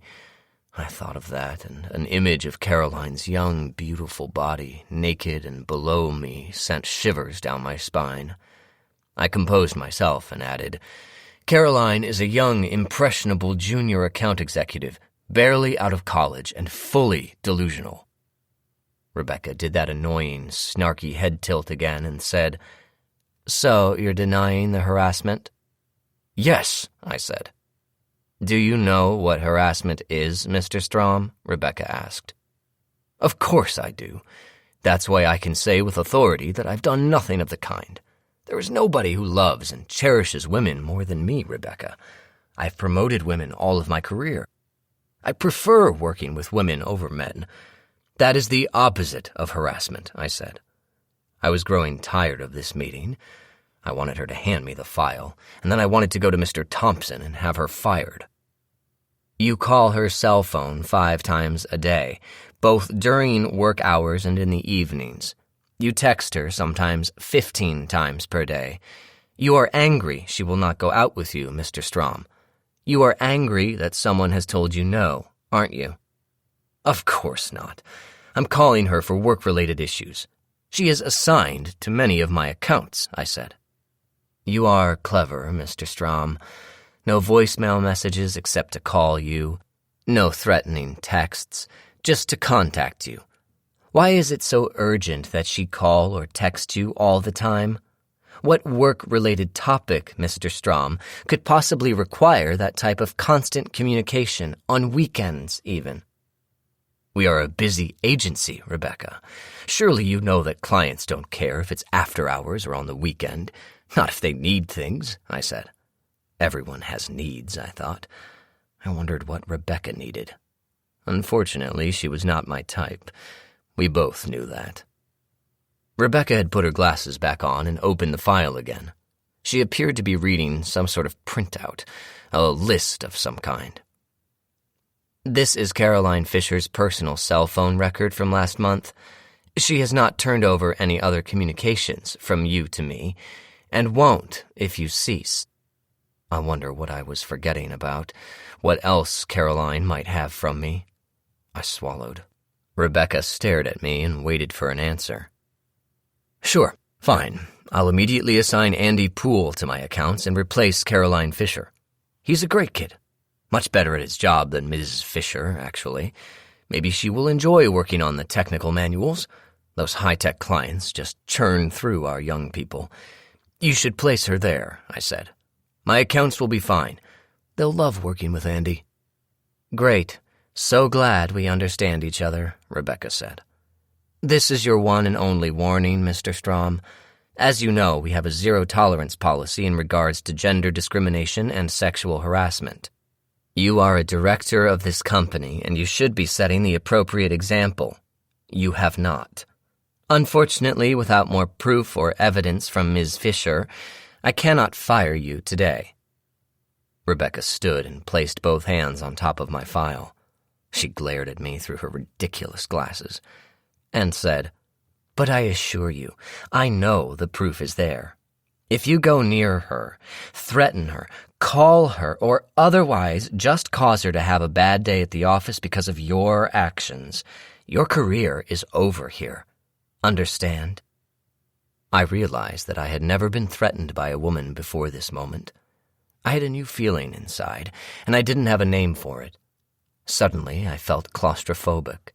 There were too many potted plants crowding the back wall of her office, and the smell was disgusting, like a moldy jungle. The plants seemed to be droopy, either from lack of sunlight, overwatering, or pure boredom. Otherwise, her office was unadorned. The walls were white, the shelves barren, except for a few books about HR policies and procedures. Boring manuals for boring, rule-following people like her. Everything about Rebecca Moore was drooping, musty, and irritating. I was anxious to be done with her, and she was waiting for my answer. Understood, Rebecca, I said, standing and leaning ever so slightly toward her over her desk. She startled and stepped back, bumping into her chair, which knocked into a potted tree. A leaf poked through her hair, and that made me happy. I had said her name as if it were toxic, a poison making my tongue thick by its mere presence in my mouth. And then I turned and walked out of her office, never expecting to be summoned there once more, only 3 short months later. I told myself there would be no more empowering Caroline Fisher. A shame, really, after all I'd done for her, after all we'd worked on together. I also reminded myself that there would be other young women drawn to the agency, that I had a great wife, a brilliant life, and 2 sons who everyone said were the most handsome boys they've ever seen. And of course, there would always be someone new on the side. Someone like Gretchen, a young woman who would simply cross my path at the right time. Although I hadn't met her yet, I knew she was out there. There were always Gretchens. I mean, look at me. Women love me. Almost all women. But Caroline, she never even put out. Such a tease. Who needed Caroline Fisher? Mia interrupts my reflections. Excuse me, I just need to powder my nose. Of course I stand as she pushes her chair away from the table. The waiter is faster than me, though, and pulls her chair out for her. She smiles up at him sweetly before walking away from the table, the champagne-colored silk of her dress shining in the candlelight. I watch the waiter as he refolds the napkin and places it on the table as if she were never there. He ignores me completely. That's fine. My thoughts are elsewhere. 8:45 p.m. 15. Turns out I did need Caroline Fisher. It is my fault, I know, but I thought if we could just talk one more time, she'd see what she was missing. It had been more than 2 months of no contact and 2 long months of watching my back. Or, more precisely, 2 months spent on full alert, watching to be certain that no one would see me watching Caroline. Rebecca Moore was not a fan of mine, of course. She had told me as much. I had no way of knowing who else in the office she had turned against me, who else was watching me. As for Caroline, if I saw her walking down the hall, I'd duck into someone's office before she could see me. Andy had taken over all of her accounts, and the transition had been seamless. Caroline's new cubicle was on another floor of the building. She was handling our automotive accounts with a senior account executive, a ball-buster woman named Judy. Fine. But for some reason, I couldn't get my mind off Caroline. I couldn't stop myself from stealing a glance at her as she walked into the office each morning from the parking lot, for example. It was something to look forward to, a moment I cherished, catching a glimpse of Caroline stepping out of her car looking lovely. This particular November day, there was a chill in the air and Thanksgiving was just a week away. Somehow we ended up alone together in the same elevator. I swear I hadn't planned it. It just happened. Serendipity. She wore a tight-fitting navy knit dress and high-heeled leather boots, and she smelled like apricots. She tried to get out of the elevator when she spotted me, but it was too late and the doors closed. "Hello, Caroline," I said. Friendly, non-threatening salutation, but my voice was husky with desire, I'll admit. "Paul," she said. She nodded, but kept staring at the doors as if willing them to open. "Good to see you. It's been a while," I said. Caroline kept her gaze on the closed elevator doors. "Yes, it has." "Drinks tonight, for old time's sake?" I asked. "That's all, I promise. I may have added, 'You look amazing,' or 'God, I miss you,' but that's it, really." She turned her head and looked at me as if I'd grown horns. Her face was white, her eyes wide as if she was afraid, which was ridiculous. How could she be afraid of me? "You are unbelievable. You're sick. You really are sick," she said, and as soon as she stepped out of the elevator, I knew I was in trouble. It took Rebecca an entire week to summon me to her jungle-like lair that last time, which is why for 7 days I had convinced myself that Thompson or Payne had saved me. We were the good old boys. We did what we did, and we got a slap on the wrist. That's what I had thought. In the end, I didn't get anything more than 2 months. Mia is correct. Rebecca stroked a fat green leaf on one of her plants and smirked as I walked toward her desk. She'd won. She knew it.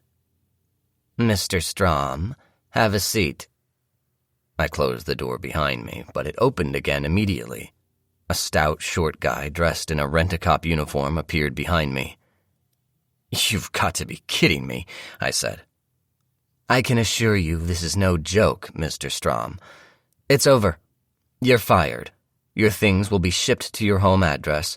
The partners have generously given you 2 months' severance, although I recommended against it, given the severity of your crimes."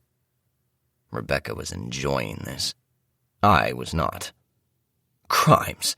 Really? I've been a loyal employee. I've made this place what it is. "We're finished here. Please escort him out." Rebecca smiled, a tight-lipped smile. I felt the meathead's strong hand around my arm. I shook him off. "Big mistake, Rebecca," I said, and walked out the door, my head held high, a smile on my face until I reached my car. Inside the Flex, I began to formulate my plan. I have been draining my 401k, although minus the company's match for last year. I lost that when I got terminated. I'm considering it to be my severance package. I lost a lot in penalties using it, but it is what it is. Back then, when it happened, it wasn't long before Christmas rolled around and Phyllis and Donald's gifts rolled in. I had imagined we could make the 401k money stretch to another Christmas, get the gifts from good old Phyllis and Donald again. That was as far as I'd gotten back then. Oh, and my special credit card. I know now it was not a solid financial plan. This money thing is my only weakness. I told you that. My wife reappears at the table, and I scurry over to pull her chair out before the waiter can. I'm not a barbarian. After I settle her in, I pat her shoulder once before I return to my seat. She tenses under my touch. We need to move on to a non-financial topic. We are locked in a no-win conversation. I'm eager to change the subject, to set her mind at ease. She hasn't ever worried about money in her life. There's no need for her to start now. She has all we will ever need already. I have a plan, I say, and I do, but I don't know why I just said that. It's the corner I'm in, I suppose. My plan is for me only. I will not share it with Mia. She will find out soon enough, perhaps beginning tonight. "What's the plan, Paul?" she says, extracting her napkin from the table, unfolding it before it disappears onto her lap. The waitress whom I waved over appears at our table and thinks I want her to pour the champagne. The bottle is empty. I finished the last of it when Mia was in the bathroom. I would like to ask her to be our server, but instead say, "I'll have a Tito's on the rocks with a lime. Mia, anything?" "Ah, sir, I'll get your waiter," the waitress says, although I know in a place like this she has been trained and told to help out whenever asked, whatever is asked by a customer. "Mia, a Chardonnay?" I ask. "Yes, please," Mia says. When the woman leaves, she adds, "So far, it appears that your plan is to drive us into debt. I took a look today, and all of the credit cards are maxed out. Did you know that? Do you have a secret pile of cash somewhere you aren't telling me about?" You, dear, are my pile of cash, I think, but I don't say it. I know I should feel shame, but I don't. We will be fine. She's loaded, and things will work out. "You're overthinking this, Mia," I say. "We are fine. We're a team. I will take care of my family, my boys. I expect to take an offer next week." I also expect her to smile and nod, but she doesn't. I will take this stupid job just to show her I'm wanted. I soften my tone, tilt my head to the side. "Honey, I can't believe you doubt me after all we've been through. I'm a good provider, a good husband. You know this. Everything will be fine.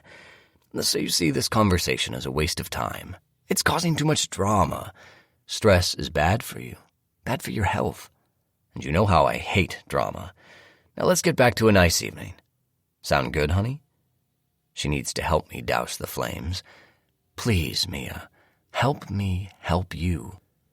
Mia tilts her head, mirroring me, and tosses her hands in the air before dropping them to the table as a new waiter, perhaps someone's assistant, appears at our table with my drink and Mia's wine. I am pleased. I've decided to drop the entire working for John thing. It doesn't matter, not anymore. For one thing, she knows everything, which she should have told me sooner. For another, well, I do have a plan. I hear Mia let out her breath, a quiet whoosh. I wonder what else she's heard about me, what else she has been waiting to question me about. Is this the first raindrop leading up to a torrential downpour, or is this little shower, this little job situation, all she has been worked up about, the cause of all the tension in the car, at this table? Ping. My house salad arrives with mild fanfare, silver cover removed with theatrical flair. I take a bite. The lettuces are dark green, arugula, kale, and perhaps even a dandelion green. I taste sweet onion and tangy blue cheese. The dressing is vinaigrette, not too tart. Appreciation of fine food is an important facet of successful men like me. I have this down. It's an art I like to teach younger people, younger women especially. Gretchen has been a quick study. "Pepper for your salad," a voice says. Our waiter has returned from Siberia. "Yes, please. 2 rounds, I say, making eye contact with him. I'm challenging him non-verbally. Lucky for him, he submits. He quickly finds something very interesting in my salad to look at. "Ma'am, you need anything at all?" he asks. Who is this guy? Some sort of guard dog for distressed restaurant diners? If she said, "Yes, I need a better, kinder, wealthier, truer husband," would Blue Eyes here be able to deliver? Is that type of man on the menu here or anywhere? No, he isn't. We're all like me, ladies, just differing degrees. We are more than willing to put up with your emotions, as long as you keep your end of the bargain. Look good, take care of the kids, maintain a clean home, have sex when we want it, and for God's sake, don't question us or our motives. Never do that. 9 p.m. 16. In lieu of ordering a better version of me, my wife smiles and says to the waiter, "I'm doing fine. Everything looks wonderful. Thank you for your kindness." What the hell is going on? Your kindness? Has she lost a limb, or did she just have a minor spat with her husband? Everyone is going crazy around here but me. I take another bite of salad and chew slowly, trying to figure out what conversational topic would be most tame. The boys? No, they are at a movie with a sitter, and that is a reason for my wife to stress until they are back home, safely tucked into their beds. My job? Nope. Her job? Nada. I know. Lakeside. "Honey, aren't you excited to be back at the cottage?" I ask. This is safe and happy ground. This is why we're here and having the best day possible. Everything looks great, and soon your gardens will be in full bloom, even the strawberries. Mia exhales. Her face is pinched. She looks terrible. She sounds exhausted. "I guess the first step is to fix the cottage up and put it on the market," she says. This, now, is her sadness. It's not over money. It's that we may have to give up the cottage. Ridiculous. At least now I finally understand. Relief floods over me, leaving only smoldering embers. No, of course we're not selling the cottage. I'm not letting that happen. Everything will be fine, I promise. Remember when you thought we couldn't buy the cottage in the first place, but I surprised you, handled the mortgage all by myself? Please don't worry about the cottage. It's ours. Everything is under control, I say. I'm so happy to know the actual cause of her distress isn't me, but the thought of losing her second home. She's not upset about my job or our pesky money problems. She just doesn't want to give up the lake. Perfect. She's still my sweet Mia. I can't really explain it, but I feel like jumping up out of my chair and grabbing her face between my hands and kissing her firmly, taking her right here, right now. But that would be Tom Cruise-ish weird, and not my style. I turn on my biggest smile instead. Trust me, you'll have this cottage for as long as you live. Heck, the boys will inherit it. It will be a Strom family asset. For generations, I say, not adding just like the Boones. Greg Boone was upset because I'm a better card player than he is. Beat him every time they invited us to the lake. That was the entire problem, if you want to know the story. He called me a cheater. Au contraire, Mr. Boone, I am a winner. In the heat of the moment that night, though, I might have called Greg a thing or two with my hands clenched by my sides. I know I can appear threatening, but most of the time my bark is worse than my bite. Just like the Boones, Mia says, as if once again reading my mind. Her face is soft, though, and she takes a thoughtful sip of her wine. Mia and I never did discuss why Greg and Doris stopped inviting us to the lake. It wasn't like a big blow-up or anything, and it wasn't as if I'd hit on Doris. I would never do that. I mean, have you seen her? Short hair, too perky, too annoying. Like I told you, the only thing I can think of is because I beat Greg at euchre all the time. Maybe Mia did something wrong, I don't know. You talk to Doris a lot still, don't you? I ask.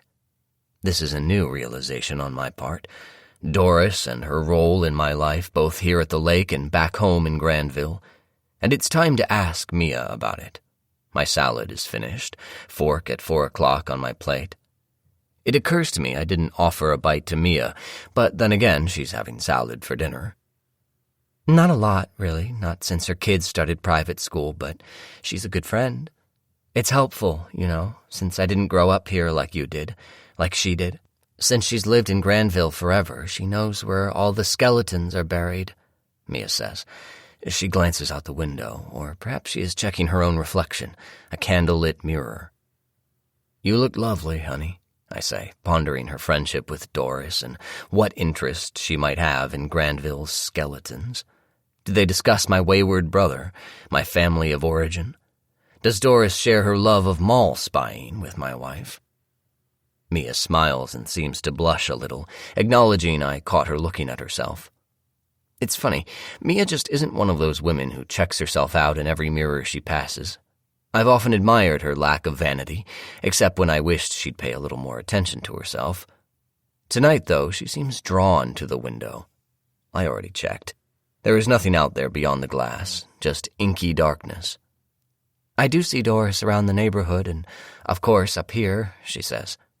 I realize she is still talking about the Boones. Interesting. I miss spending time with them. They're a fun couple and great neighbors, here and at home.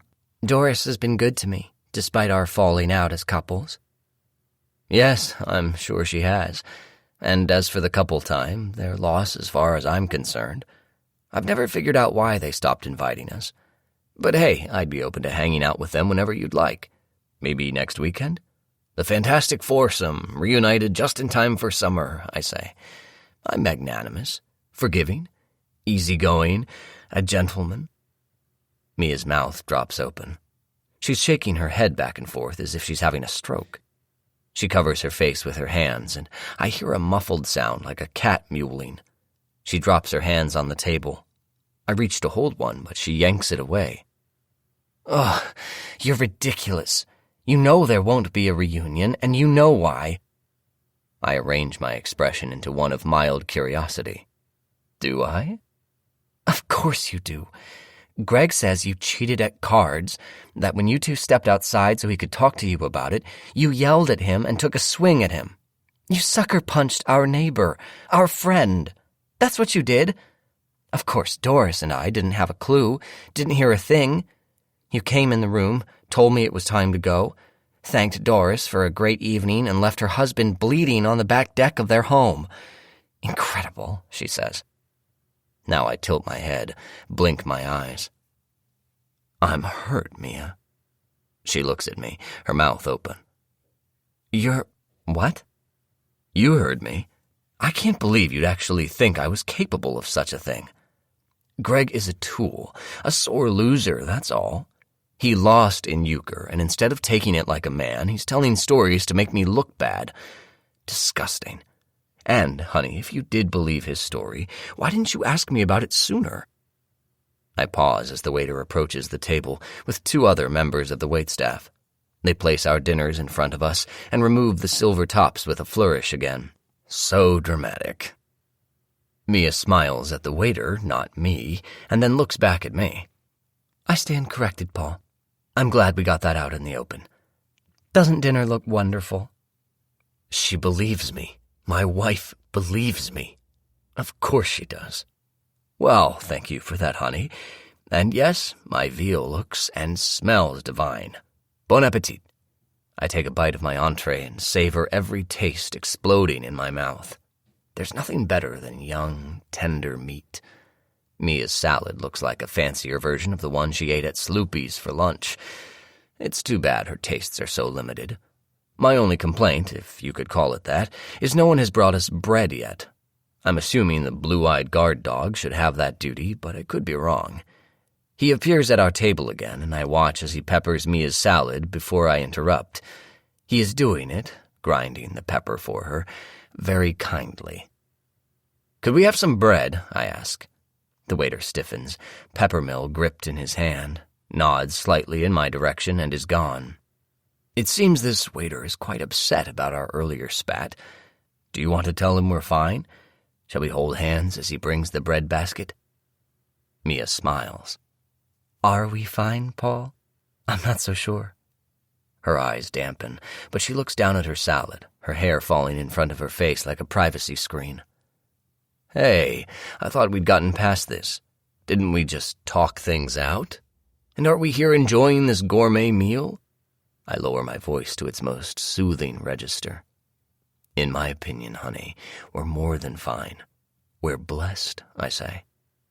The basket of bread appears, with a healthy slab of butter on a small china plate alongside it. I reach for it before remembering to offer Mia a slice. Bread?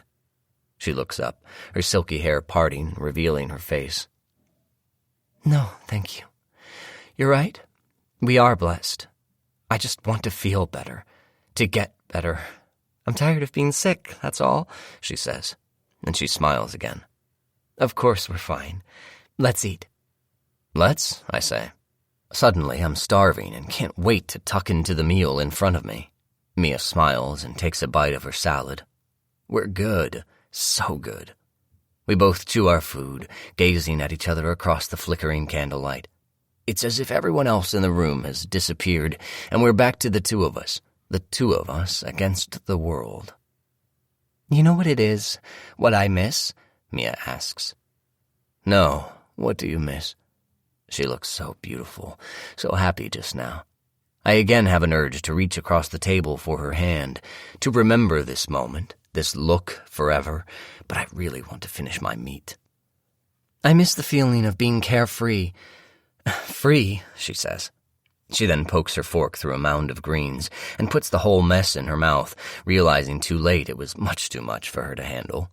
She covers her mouth now with her hand to continue chewing. I chuckle, a small laugh. I have an image of my wife as a cow just then. Well, you're the one who wanted children, I say. You can kiss freedom goodbye once they arrive, as you know. I do, but it's not just the boys. They don't make me feel less free, she says. She looks up at the ceiling and then turns to face the window. Finally, she turns back to me. I was also remembering when we first met at the office. You were so fearless, boldly asking me out after we'd only just talked once in the conference room, even when it was against policy, even when you were my senior. What if I had said no that day in thy office? How would you have reacted? Mia looks at me with the love and admiration I'd seen on her face the day we met, the look that told me she was mine for the taking. I beam at her from across the table. She is so sweet, so innocent. Women don't tell me no, honey.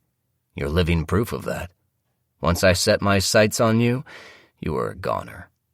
I slip the last piece of veal in my mouth and prepare to savor it. 9:15 p.m. 17.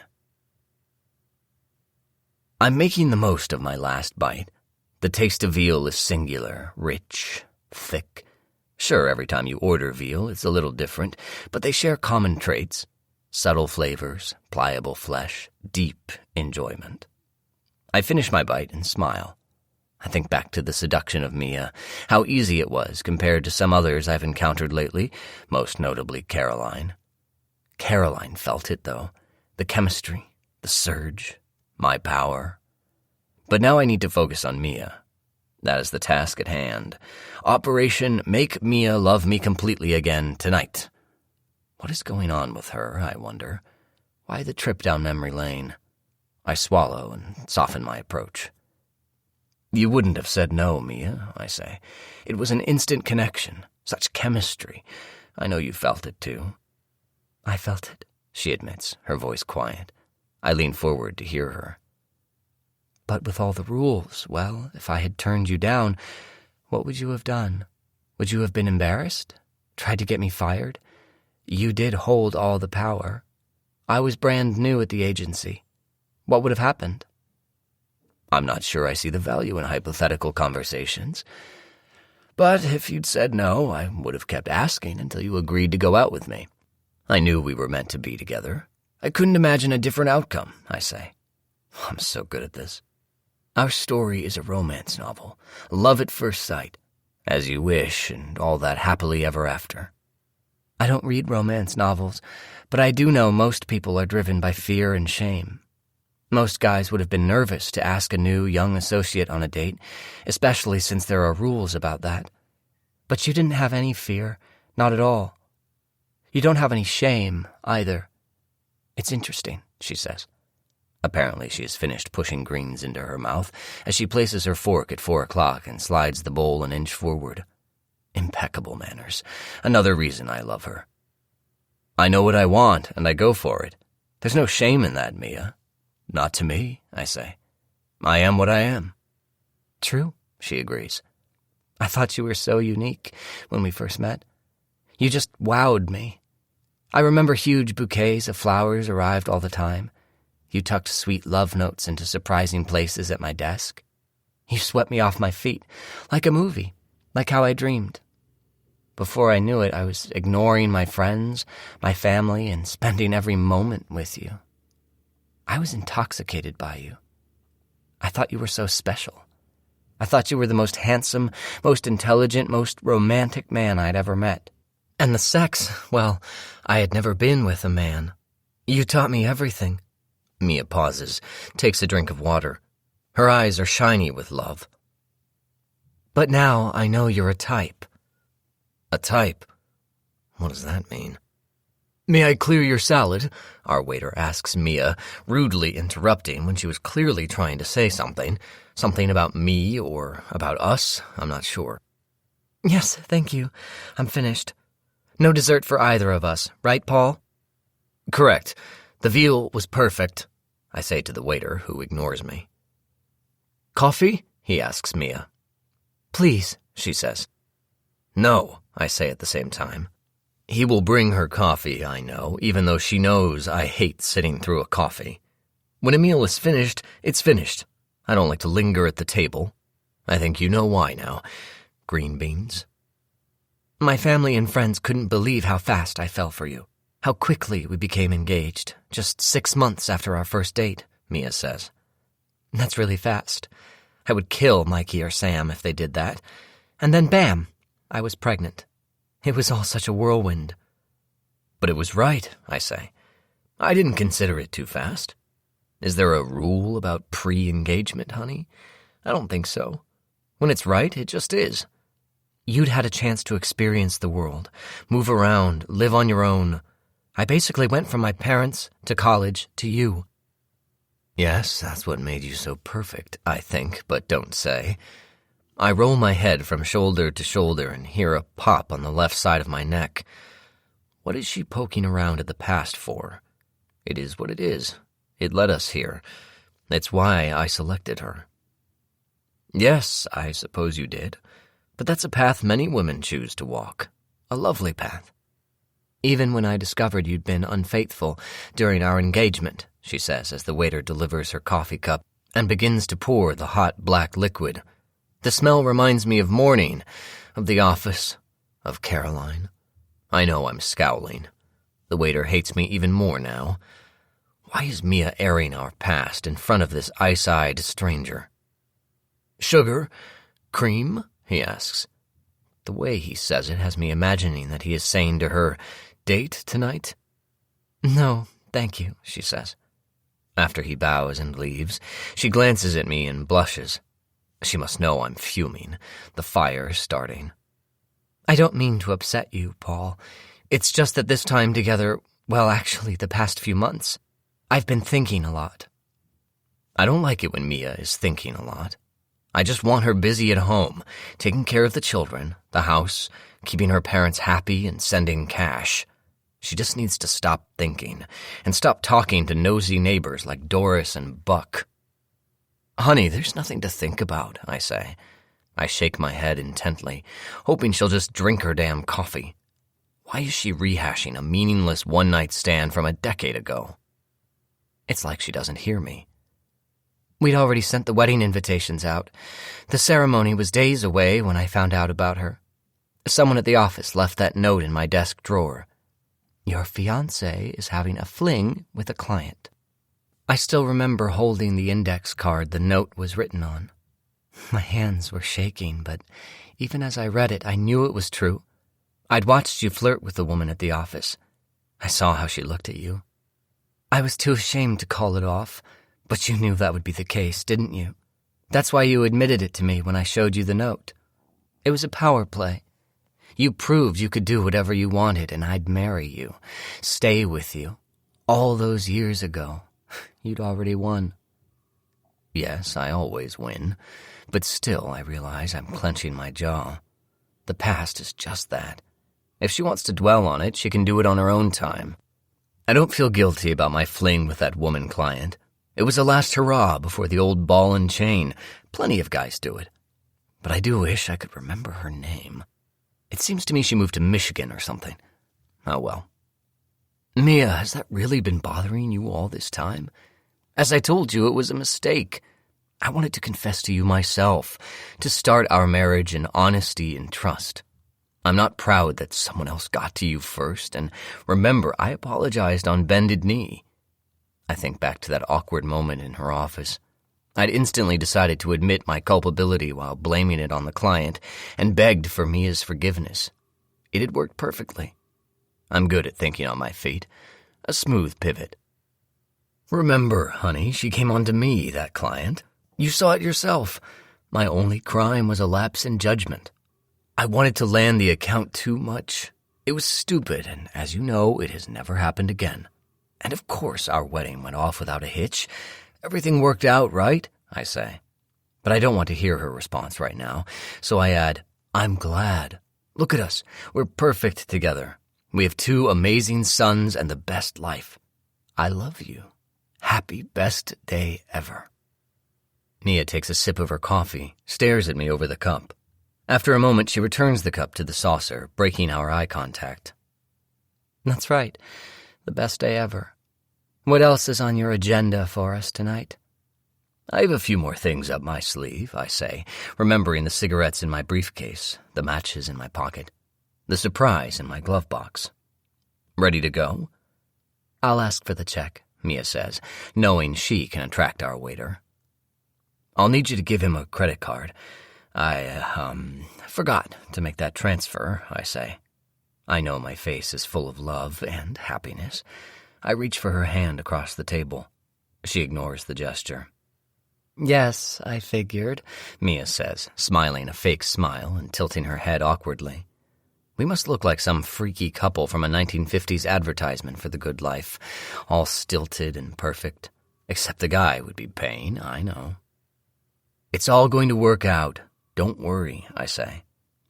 She shakes her head before she removes her purse from the back of the chair, opens it, and extracts a Platinum American Express card, one I have never seen before. I got this for emergencies. Thank goodness I did, she says as the waiter appears and she slips the card into his hand. This is hardly an emergency, Mia, I tell her, crossing my arms across my chest. It's a temporary setback, like every challenge in life, honey. Oh, it is it? How exactly do you plan to solve our financial situation, Paul? She asks.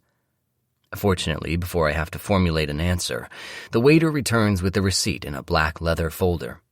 I watch as Mia opens the folder, reclaims her platinum card, and adds a 25% tip for her guard dog before scribbling her signature. M. Pilmer. 9:30 p.m. 18. It's official. That was the longest dinner I've suffered through since the green bean fiasco, I realize as we stand outside the restaurant waiting for my car to be pulled around. I wonder if Mia purposefully stretched it out, our time together here. But why would she? The parking lot is almost empty, but not quite. There are actually people suffering through a longer dinner than I had. Remarkable.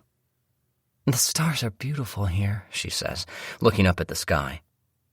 It's one of my favorite things about being up here at the lake. The city lights can't drown them out. They shine full force.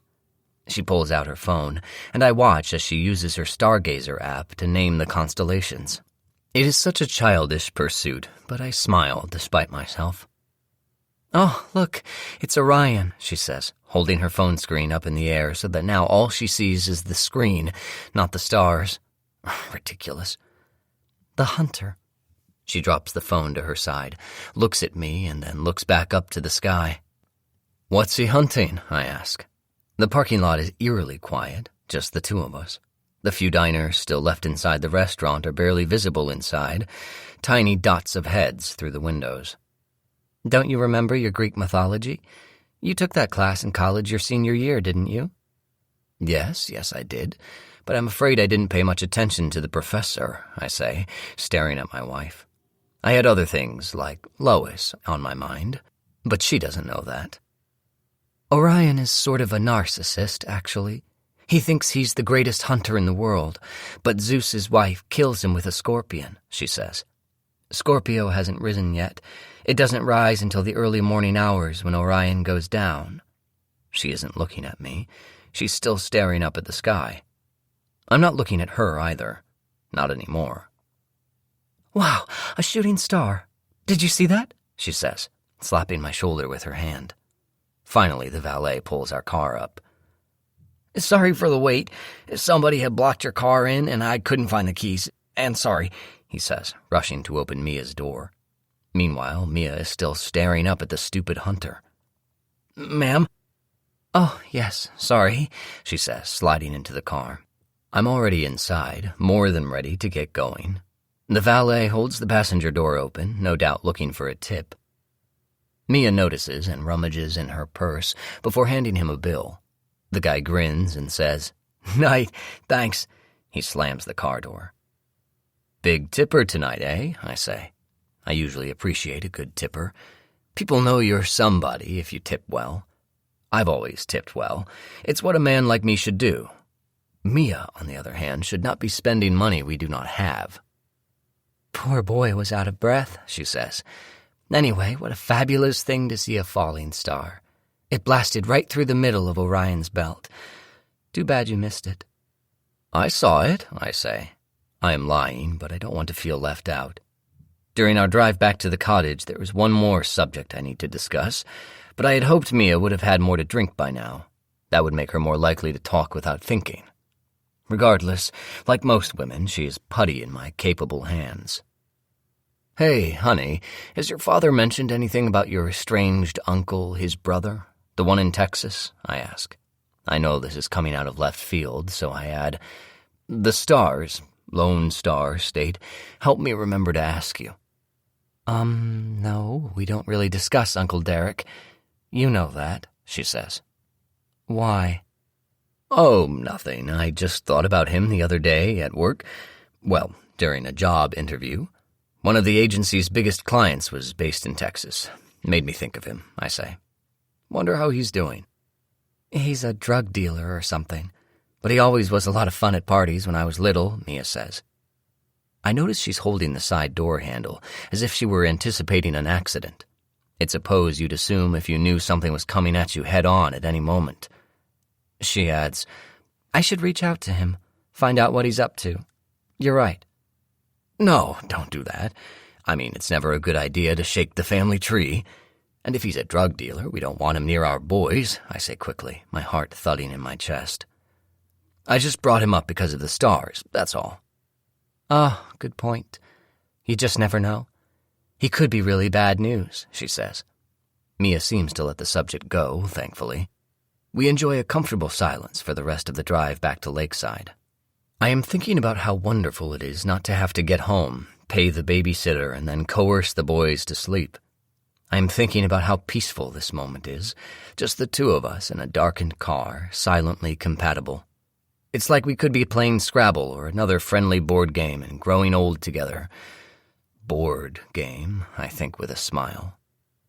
Sure, sometimes I imagine that I could continue on like this, feel content and make myself believe I have enough. Just the two of us and our boys, blending in with the rest of the people who work boring jobs and then come up here on the weekends and fish for walleye. I'll become head of advertising for the city magazine, even though they'll call me chief revenue officer. Mia, tired of working from home for John's agency, will go into John Larson Advertising's small office in Hilliard 3 days a week. She will barely make enough to cover the childcare expenses she'll incur when in-office meetings are required by clients and run over into school pickup time. But she'll feel productive. She'll have lunch with her coworkers. There are only 3 of them besides John. and the receptionist will tell her that John has a crush on her. She'll smile at the silly woman and tell her he's just a friend. She'll dream about the weekends at the lake. Meanwhile, at the magazine, I will report to the publisher, a woman with the vision of a mouse. She wants to be the best magazine in the city. It is the only magazine in the city. The publisher has teased her rodent brown hair to make it appear fuller and has had too much Botox so that her face is frozen in a mask of skewed, aging perfection. She barely manages a wink in my direction as she escorts me out of our directors' meeting and asks me to grab coffee with her. She trails her pastel pink fingernail down the side of my Italian suit jacket as she makes the suggestion. I'll tell her I'm happily married, but that I'm sure I'll meet her revenue projections. She tells me she doesn't care about the revenue. Later that afternoon, she'll insist I go to happy hour with the team, just one of her many team members. She'll keep me in my place. I shudder and hope Mia doesn't notice. I was never made for that kind of linear, predictable, and ordinary life. Guys like me don't grow old peacefully. No, we fight it every step of the way. I suck my stomach in, the only flaw in my otherwise youthful facade. I'm like Orion, shining in the sky. Don't get too close or I may burn you. As I pull onto our street, I note that our cottage is lit up and glowing, as welcoming as the Boones, and maybe more so. I didn't realize we had left so many lights on, but I guess we did. Beside me, Mia stretches her arms in front of her and then covers her mouth as she yawns. I'll need to convince her to have another glass of wine, or perhaps a cup of tea. It isn't bedtime yet. 10 p.m. 19. I hear Mia's footsteps upstairs. She is in our bedroom, changing out of her dress and heels. I don't blame her. I'm reminded again of how lucky men are that we don't have to prance around on tiptoe just to get attention from the other sex. Actually, I've never had trouble in the mating game, as you now know, but some women and men, well, they need to employ all the tools of the trade respectively. While she's upstairs changing, I go back outside and retrieve the plain white envelope from the glove compartment. It's an old Thompson Paine envelope, business-sized, with the agency's logo and return address on the upper left side. Just a plain old envelope, sealed tight, with a little something special inside. I've parked the car in the garage to make Mia happy, and after I get what I've come for, I'll need to push the button on the wall and then run out of the garage without tripping the sensors. If I keep this cottage, I will definitely fix the actual door to the garage. It has been wonky since we bought the place. I push the garage door button and sprint through the garage, hopping over the line where the sensor beam will detect me and burst out of the garage into the night. Somehow I've managed to keep the envelope in my hands. The universe is making up for the croissants again, no doubt. Still sprinting, I make it to the back door in record time and rush into the kitchen. It's empty. "Mia?" I call. "I'm still changing," she answers, her voice floating down the stairs to me. "Great. I'm going to make us a nightcap," I say, sticking my head around the corner and talking to the stairs. "Sounds good," she says. "Be down in a minute." Quickly, I pull down 2 crystal tumblers. From the liquor cabinet, a.k.a. the cupboard above the refrigerator, I grab the brandy. We aren't really after-dinner drink people, but tonight is special. I pour the brandy into each glass. The strong odor of the liquor stings my eyes. Can brandy go bad, I wonder? I don't have time to change course, so I grab the envelope from the counter and carefully tear off the corner, ripping through Thompson Paine in one satisfactory motion. Typically I wear gloves, but there is not time for caution now. I pour the contents into a glass, crumple the envelope, and toss it into the sink. There is a candle next to the sink. Its green checkered wrapper is country and screams cottage candle. A gift, I believe, from Mia's mother. I reach into my pocket and pull out the matches. I strike the match, light the candle, and then light the envelope. The paper takes forever to catch fire, it seems. "Paul, what are you doing?" Mia asks, appearing in the kitchen suddenly and causing me to jump.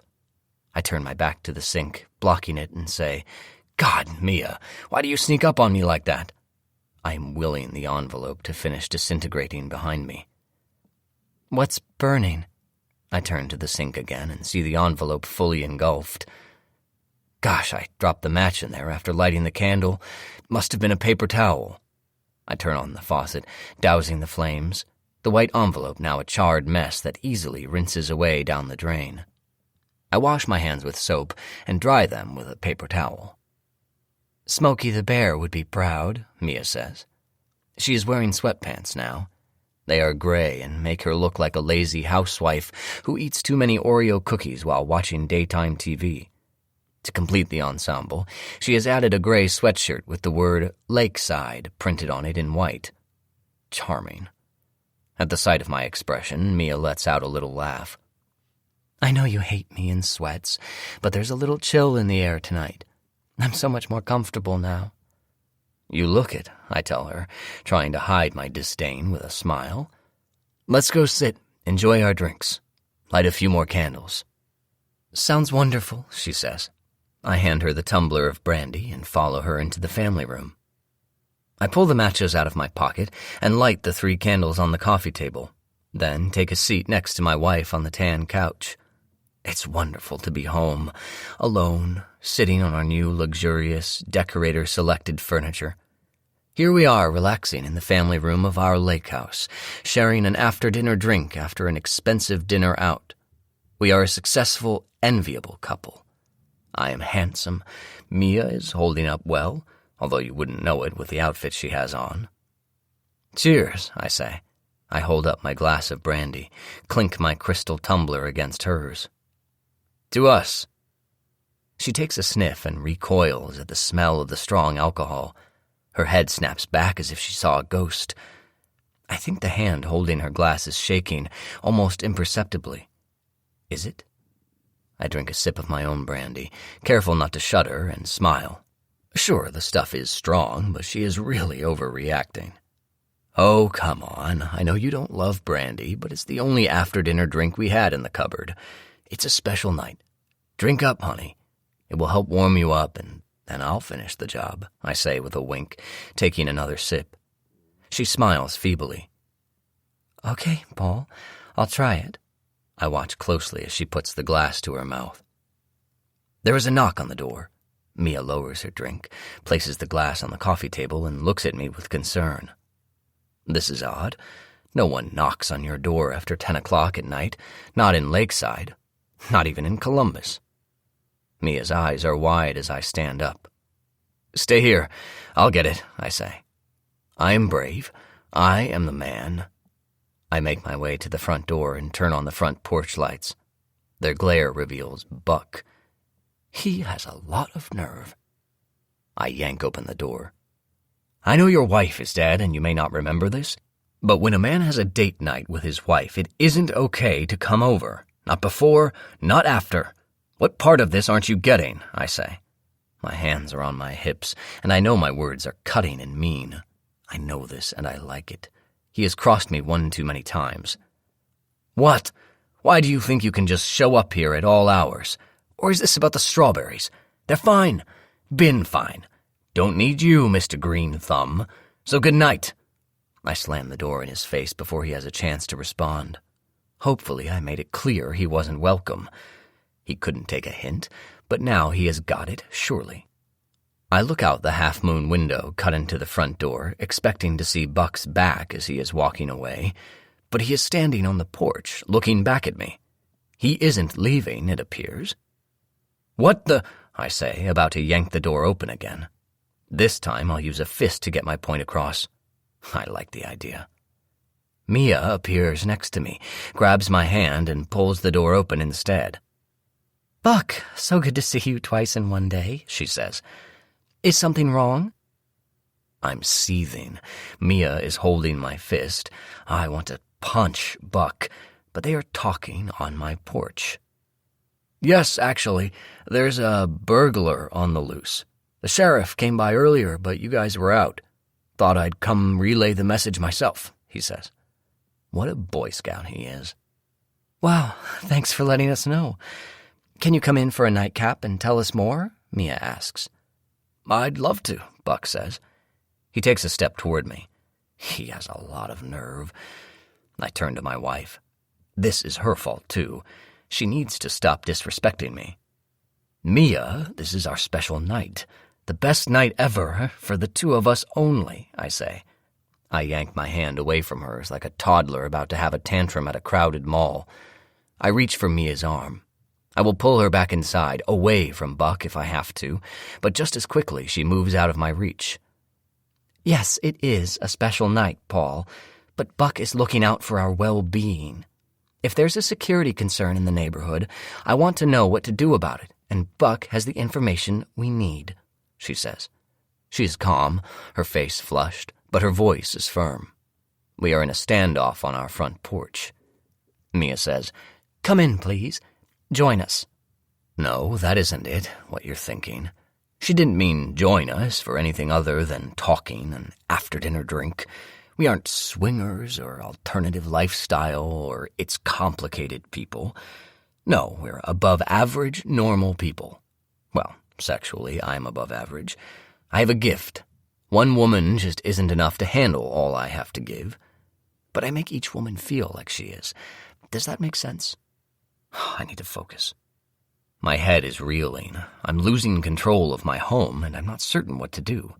My busy mind tries to come up with a response as Buck walks through the front door, cutting between Mia and me. I'm glaring at my wife, but she's ignoring my stare. Mia follows Buck inside. I have no choice but to follow, too. I step inside my cottage, close the front door behind me, and wonder what I can do to get rid of this unwelcome guest. "Drink?" Mia asks him, following him to the family room. I have no choice but to trail behind her. "Sure, what are you having?" Buck asks. He's wearing a lakeside sweatshirt just like Mia's. His is navy blue. He has washed denim jeans on and the kind of tennis shoes they call boat shoes back east. Very nautical, very annoying package. "Paul fixed me a brandy, but I'm just not in the mood," she says, pointing to the drink she didn't touch sitting on the coffee table. "That stuff tastes like lighter fluid," Buck says. "How about a glass of wine? Red or white? I'm easy." "Sure," Mia says. "Paul, could you open some wine and pour Buck a glass? I'll have one too." What is happening? Now I am supposed to serve my wife and our unwanted neighbor wine? My hands become fists until I force them into my pockets and stretch a smile on my face. I stare at the two of them as they settle in around the coffee table. 10:30 p.m. 20. No doubt a shift has occurred in the room with Buck's arrival, specifically between Mia and me, but I cannot put my finger on it. Yes, Mia has invited the man across the street into our house, into our romantic evening together once again, but it's more than that. I know it is, but I cannot figure it out. And she isn't drinking the brandy. I stride into the kitchen and reach above the refrigerator, extracting a bottle of passable Pinot Noir. I don't care if it's a cheap bottle, it's for Buck. I unscrew the top. Yes, it's cheap, and pour a glass for Buck. Mia has a drink, one she will enjoy with me, the same as me, mine. I walk through the dining room and stop for a moment. My wife and Buck are talking together, their faces close enough to have kissed while I was in the kitchen. He is sitting in a chair, one of the ones across from the couch. She is in the other one. Both chairs are blue. Both are being used. I'm being used. "Your wine, Buck," I say, walking into the room. Mia stands quickly as if she just realized she was nose to nose with another man in my family room. She comes to my side and we sit at the same time on the couch. "Did you bring me a glass?" she asks. "You have brandy, Mia," I say, and I reach forward and hand her the tumbler. She hasn't even had a sip. "I really don't think I can stomach it," she says. "I'll just go get some wine." She's up and out of the room before I can even react. With her, she's taken the glass of brandy. "Allow me," I say, standing. As I begin to follow her, Buck stands. We are face to face, man to man. All I can imagine is shoving my fist into his dimple, or his nose, or... No, really, both of you sit. I'll be right back, Mia says. Buck narrows his eyes, but a smile forms on his face. Let's do what she says, okay? He says. Far be it from me to refuse a lady.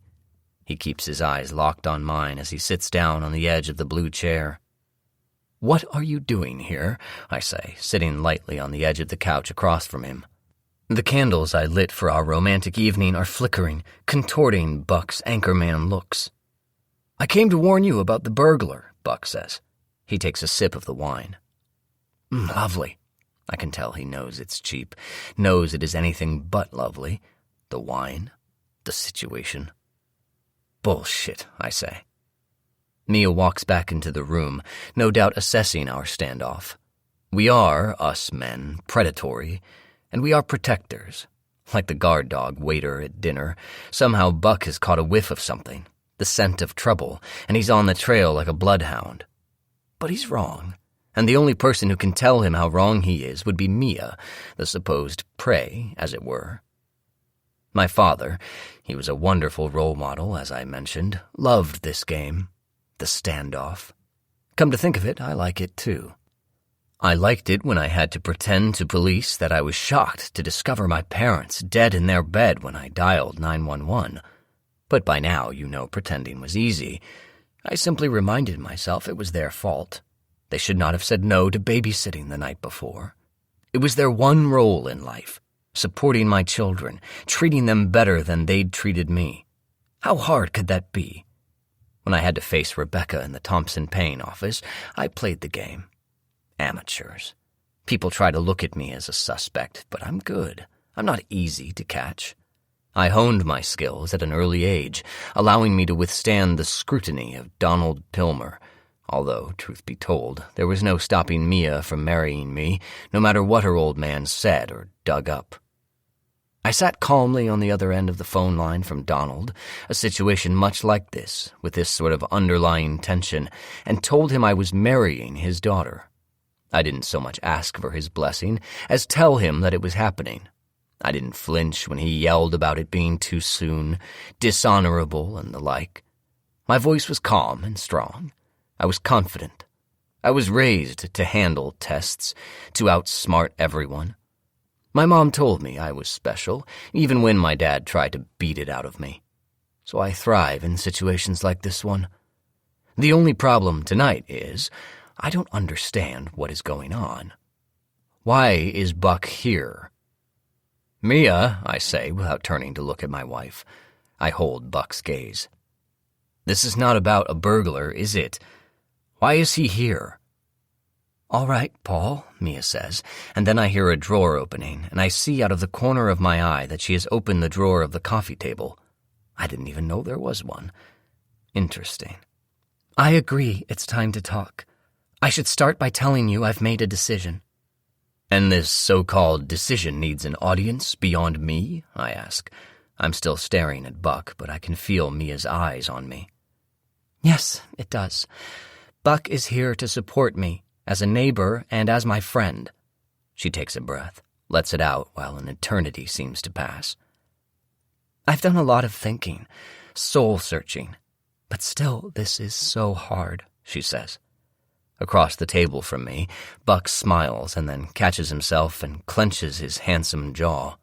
His hands are both flat on his thighs, his fingers still. I don't look at my wife. I stare into the candle flame reflected in Buck's eyes.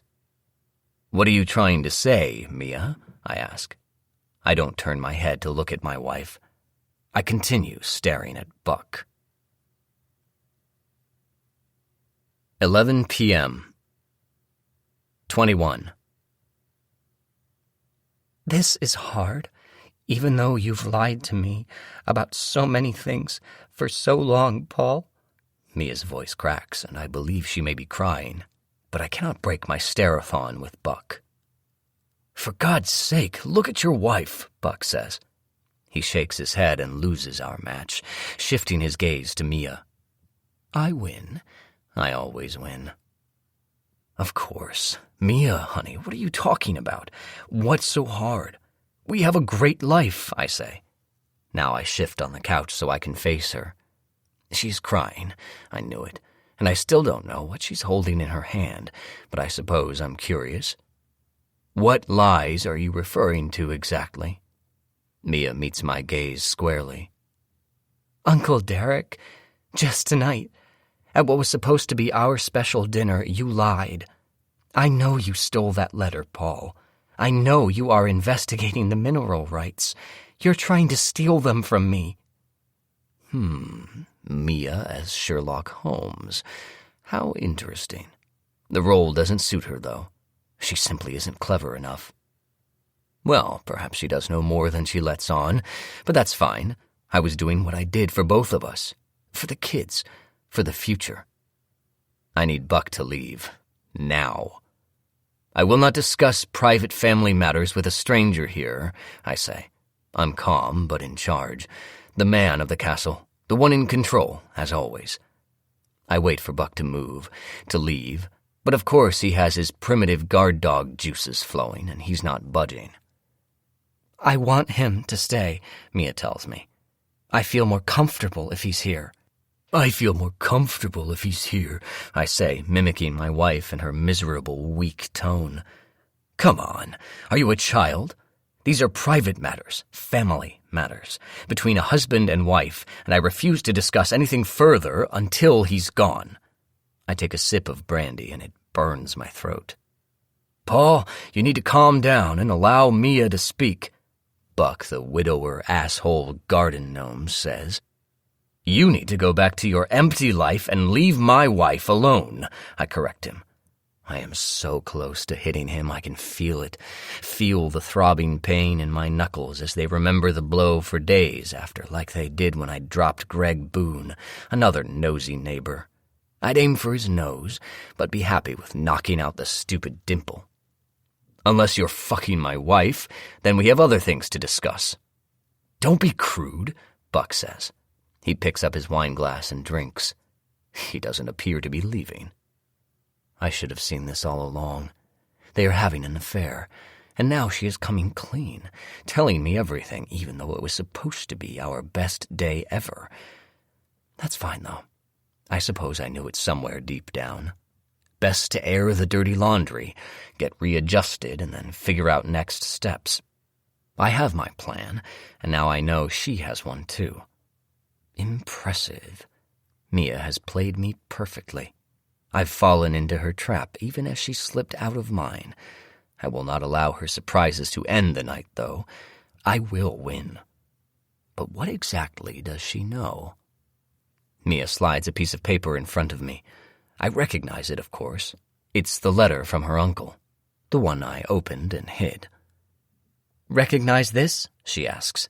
The cottage seems very quiet. I feel Buck lean forward, looking at the document.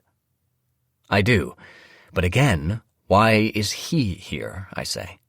Why are we discussing a letter from your crazy uncle in front of our neighbor? This is a private family matter, nobody's business but ours. I see Mia send a look to Buck, a look she should be giving me. We're the team here. Look, we can talk about everything once we're back home, I say. It's late, past 11.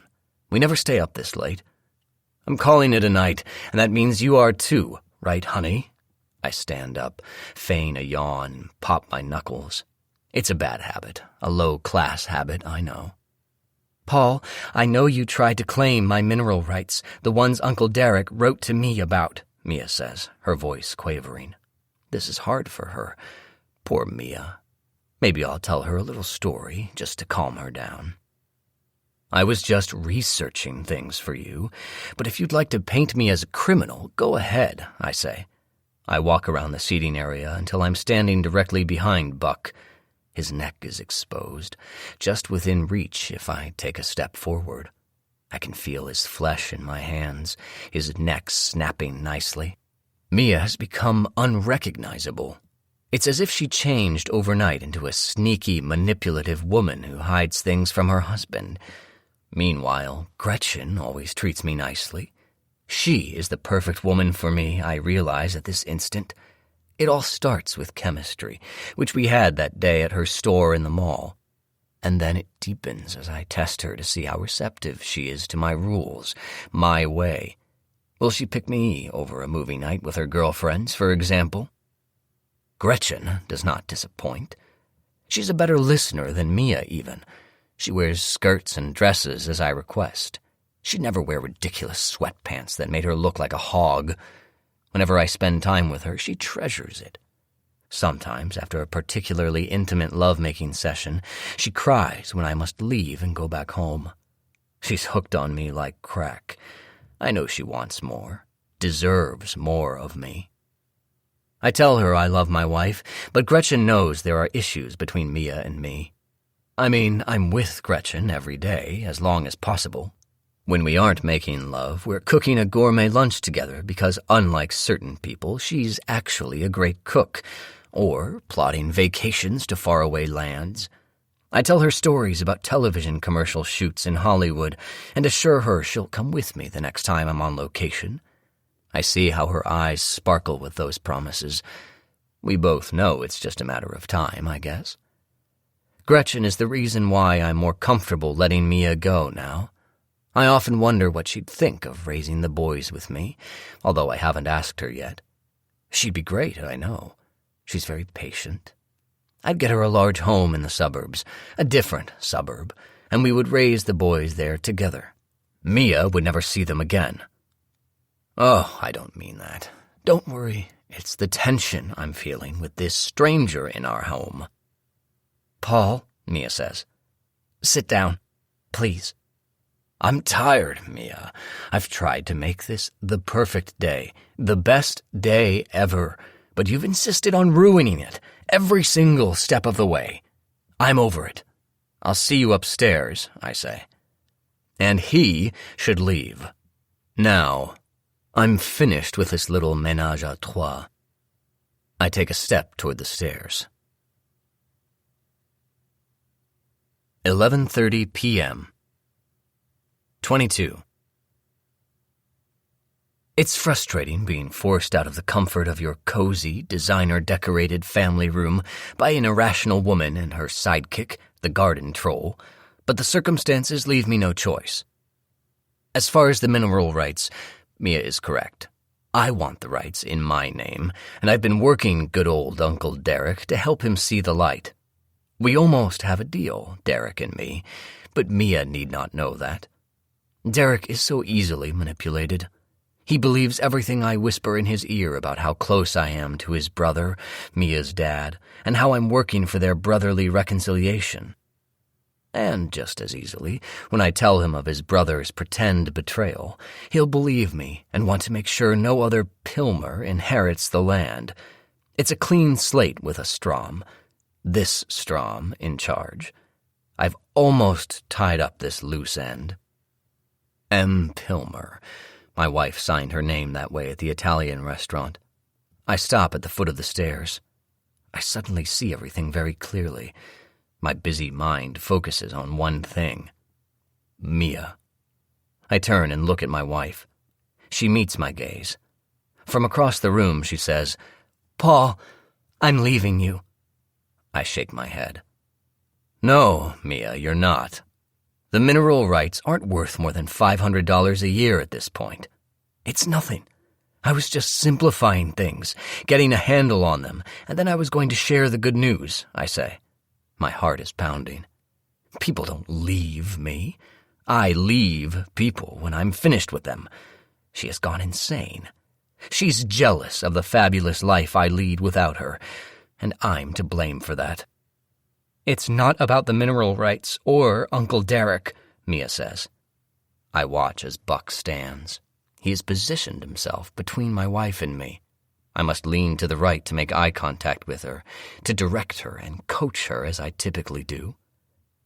Can you get out of our house now? I ask, moving rapidly toward Mia. I cross the family room and find myself face to face with Buck, who, instead of moving out of the way, has become a human roadblock between my wife and me. We are the same height, but I have more weight on me, and more anger. I have the fire. Something has come between us, dear, I think, and it's the fucking neighbor. I take a step to the left. Mia is now directly in front of me. "What is wrong with you, Mia? Do you need help again? Do you remember when we had to take you to that psychiatrist? Postpartum depression or whatever? You're fragile and you need rest," I say. I'm speaking with my kindergarten teacher voice. "I shouldn't have given you so much freedom and space. You're sick again. I'm so sorry. This is all my fault." I've taken a step back, and I can see my wife clearly, even with the stupid neighbor between us. He isn't budging. He hasn't moved at all. I decide to speak to him, reason with him, man to man. "Buck, my wife is bipolar. Well, the diagnosis is unspecified, but clearly with the delusions and the like, well, it is manifesting again. I'm sorry to be angry with you," I say. I drop my gaze to his feet. I'm apologetic, contrite. "My apologies, and if you'll excuse us, I'll get her to bed." "How did I marry this?" Mia whispers to Buck. I hear her loud and clear. Her words are directed at me. Her words are about me. I watch as Buck pulls her into his side, wraps his arm around her waist. Both of them now locked together, facing me. I am disgusted. I take a step toward my wife, and Buck steps them back as a unit, as if they're going to backstep out of my cottage. They will not. I look at Mia, at her shaking, whispering, sneaky, sweatshirt and sweatpants-wearing self, and I am disgusted. How did I ever love that? Unthinkable. "Look, Mia, you're upset, and you have clearly gotten your bulldog Buck on your side here. Not sure what you did to earn that, but fine. I'm not going to imagine you two fucking. Instead, I'll choose to be glad you made a new friend. Here's what's going to happen. I'm going upstairs to sleep. In the morning, we will talk. No one is leaving anyone. You understand? What we have together is special. Think of our boys for once, why don't you? We've had too much wine, too much stress for one day, that's all," I say. And then I hold my hands up as if I'm in a bank robbery and take several steps backward. I hope I don't run into anything. "Come on, Mia. You're strong. You've got this," Buck says to my wife, who wipes a tear from under her eye. A black river rolls down her left cheek. She isn't wearing waterproof mascara. Obviously, if she'd really known what she was going to be doing tonight, she would have worn waterproof mascara. Poor Mia. She's under Buck's spell. As if reading my mind, Buck says, "You're in control now, Mia." Silly man. He doesn't realize I hold the power for both of us. Her power doesn't exist. I started taking it the moment we met. Mia chokes out a sob, as if to confirm my thoughts. She looks horrible. She has streaks of mascara running down her cheeks, and her nose is bubbly with snot. She opens her mouth as if to talk, but nothing comes out. She turns and buries her gooey face in Buck's lakeside sweatshirt. Why don't they just fuck in front of me, I wonder. Whatever. I don't really care at this point. I want to go upstairs, to my bedroom. I want to reconfigure some things. I have climbed 3 steps up from the family room when the blob speaks. I stop and turn my head to look at my pathetic wife. "Paul, I'm worth more than this, more than the way you treat me. I have been a faithful, loving wife and mother. I've done everything you've asked of me and more. I've given up my career, my friends, most contact with my family, all for you. I loved you once, Paul, deeply and with my whole heart. But you don't deserve that love anymore. I am leaving you, effective tonight. I have papers for a separation there on the coffee table. And I want you out of this house," Mia says. She delivers these very strong words in a very tiny voice. She has pointed her finger at me, but the effort of that seems to have wiped her out. She's again leaning against the anchor man. The garden gnome who put her up to this, I now realize. Of course, she would never have attempted anything like this without someone pushing her into it. That's why I've kept her parents far away from us. Unfortunately, I underestimated Buck. In fact, I didn't give him any thought at all. My mistake. Oh, Mia, I'm afraid your plan just doesn't work for me. This is my cottage. You are my wife. Get control of yourself, I say. I shake my head at the silly woman and turn and resume my climb up the stairs. 12 a.m. 23. I'm still shaking my head as I reach the top of the stairs of my lake cottage. Of course, Mia's net worth is more than mine. Her daddy is worth more than you and me and the state of Tennessee combined. So what? Wealth can be measured by so many things. Intelligence, social IQ, sales ability, and, well, so much else. Intelligence is picking the right suit, the perfect car, and the young wife, all designed to make you look your best. Virile. Enviable. The goal is to find your soulmate and then convince her that she has found hers too. That Mia had money was a bonus, that's all. Oh, who am I kidding? We know each other so well by now. That Mia came from money was everything to me. I'm good at finding money, attracting money, as you can tell. I'm not as astute at holding money, building wealth. But now that I have Mia, I don't need to worry about money ever again. That's why I can screw around with beauty, even though Gretchen is poor. Mia is my golden ticket. So really, this minor weakness has been overcome. Of all the world's weaknesses, it's the one I'd choose. It's not even a weakness, actually. I'm simply overly generous. And now I can afford to be, thanks to my little Pilmer piggy bank. I stop at the top of the stairs to listen. The walls of my cottage are quite thin, as I noted. What did Mia mean by her comments about me not treating her well? I have cherished her, provided for her, given her sons she adores. What is she trying to tell me? I hear Mia sob. Am I the weak one running away? Perhaps I am, but Buck is to blame. Why are they together at what my Apple Watch confirms is midnight? How did I allow my family to get so out of control, out of my control, that my wife is with another man in my family room and my boys are not to be disturbed? How did that happen? And, in fact, now that it has, shouldn't I, the responsible parent, be the one who returns home to claim the children? If she abandons me, she abandons them. No one likes a mother who neglects her children, most especially not me. Mia, I'm so sorry. Let's leave the papers. You can stay at my house, Buck says, his voice quite clear from where I'm standing at the landing. Nicely played, Buck. Although any man that would want my wife in her gray fatness and sobbing sadness is a weak, pathetic excuse for a male.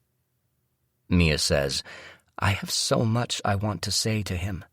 What kind of man tells his fiancée he is having an affair with a client days before the wedding, but says he still loves her, that it was just a fling? He actually convinced me at the time that she forced herself on him. Who does that? And why did I still marry him? I never should have believed anything he told me. I can't see them, but I imagine her pounding her fists into his chest like the actors do on Days of Our Lives. How you treat your spouse is who you are. He is a bad man. You deserve to be cared for, supported and loved, not controlled, deceived and stifled. You know this, Buck says. Well, actually, she doesn't, Buck. There is a reason I selected her, and Lois, and Gretchen. I know their kind. It was as if I was bred with an extrasensory perception of people I can control, specifically women I can control. I can smell them, feel them. I know it the minute we bump into each other, the ones I can get. Just as I may be a type, so are they, only they don't know it. By the way, I don't tell anyone these things, so please don't say anything or share my secrets. Buck's also wrong about another thing. It's not how you treat your spouse that shows people who you are. It's how you treat yourself, how much you care about yourself. Mia became selfless with me. It's her fault, not mine. Paul, please, I know you are listening from the top of the stairs. We're over. I need to give you these papers. You need to sign them, and then I need you to leave. Otherwise, I'll call the police, Mia says. For obvious reasons, I don't want the cops here. Although I've never made their acquaintance and small-town, hick-filled police departments don't concern me, I'd just rather not have that type of encounter tonight. You know, you start to get on the radar of a police department, even if it's tiny Lakeside PD, and it could become an issue. Mia's voice is firm, threatening. Tonight, at this moment, I don't think she is bluffing. I have no choice. I start walking back down the stairs. The situation is uncomfortable, made doubly so by the pretty boy in the corner. Pretty boys have haunted me, always. I was just as handsome, mind you, just not equipped with the right stuff. They seemed to know I didn't have the right pants to wear for 6th grade dance club, or the money for the best equipment for football in 7th grade. My mom was different than the other mom volunteers, less put together, always nervous, inferior. My family was a step down from the rest of the families in my friend group. I was the poor boy. Even though my parents bragged about making the move to Grandville, buying their first home in what they thought was the best suburb in town when it wasn't back then. I was acutely aware that we lived in the cheapest house in the neighborhood. I knew we were barely hanging on. With every beating, I repeated to myself, I will never be the poor boy again. Never. I feel my hands clench by my sides. I work to open them by the time I reach the bottom of the stairs. I stretch a smile across my perfect white veneers. 12:15 a.m. 24. Buck looks at me from a position of strength, preening like he's a rooster winning the cockfight. He's a fool. Doesn't he know all the animals die in those games? He has resumed his position, standing between me and my wife. I can't believe both of them, wearing their stupid matching lakeside tourist sweatshirts. Did they plan that too? Paul, sit down, he says. He points to the spot on the couch. I defy him, a little victory, and sit down in the closest blue club chair. I'm tired and bored with them. I yawn. Are we boring you, Paul? He asks. Cocky asshole, yes, you are, I say. Mia steps forward, closer to me. She's back. I think I've won her back. I smile my most winning smile and feel her being drawn toward me. I'm a magnet. I can almost reach out and touch her arm as she points to the documents on the table. Her red, blotchy, tear-streaked face is hideous in the candlelight, but I still love her, poor thing. Paul, here is the separation agreement. I need you to sign it and then leave and go to the hotel room I reserved for you at the Lakeside Inn. All of your belongings have been taken there already, Mia says. Her voice is quiet, shaky. I think maybe Buck has talked her into this whole ridiculous exercise. When I get her alone again, I'll smooth everything over. She stands and backs away, stopping next to Buck. From there, she adds, except I kept a couple of things you won't be needing. How dare she rummage through my things? When did she even have the time? When I was at the store purchasing items for her, from her grocery list, just to make her happy. Bitch. But still, there is nothing of note hidden in my belongings, I'm sure. A little folder about the Texas land, that's all. I wonder again what else she knows, what is making her take this step. Mia, you surprise me. You've turned sneaky, conniving, a planner. Everything you hate in the world. Bravo, I say, raising an invisible glass in a mock salute. I've taught you well. Mia shakes her head. I'm unsure what to do next. Has she gone through my briefcase? What does she have? For a moment, my heart thuds in my chest as I remember the special envelope.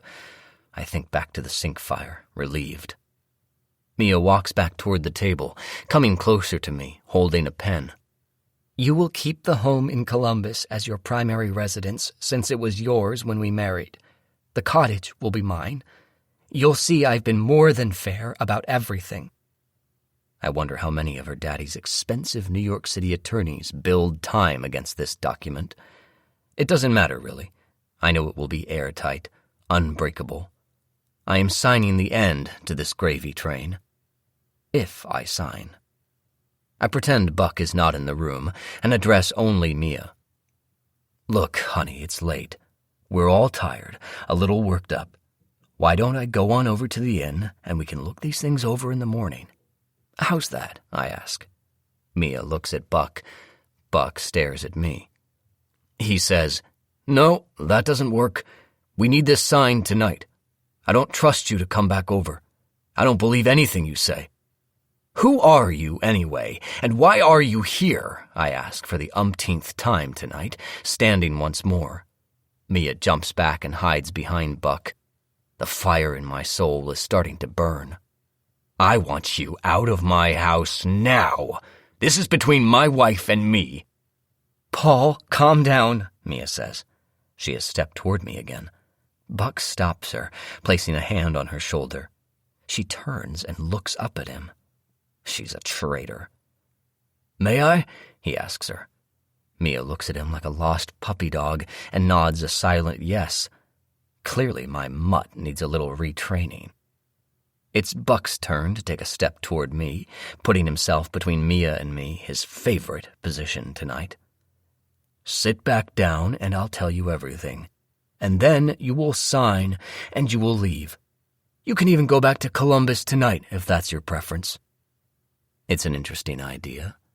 Maybe I will do that. Head back home, enjoy the drive without Mia's nonsense in the passenger seat. She can be stranded up here with Buck and her strawberry babies.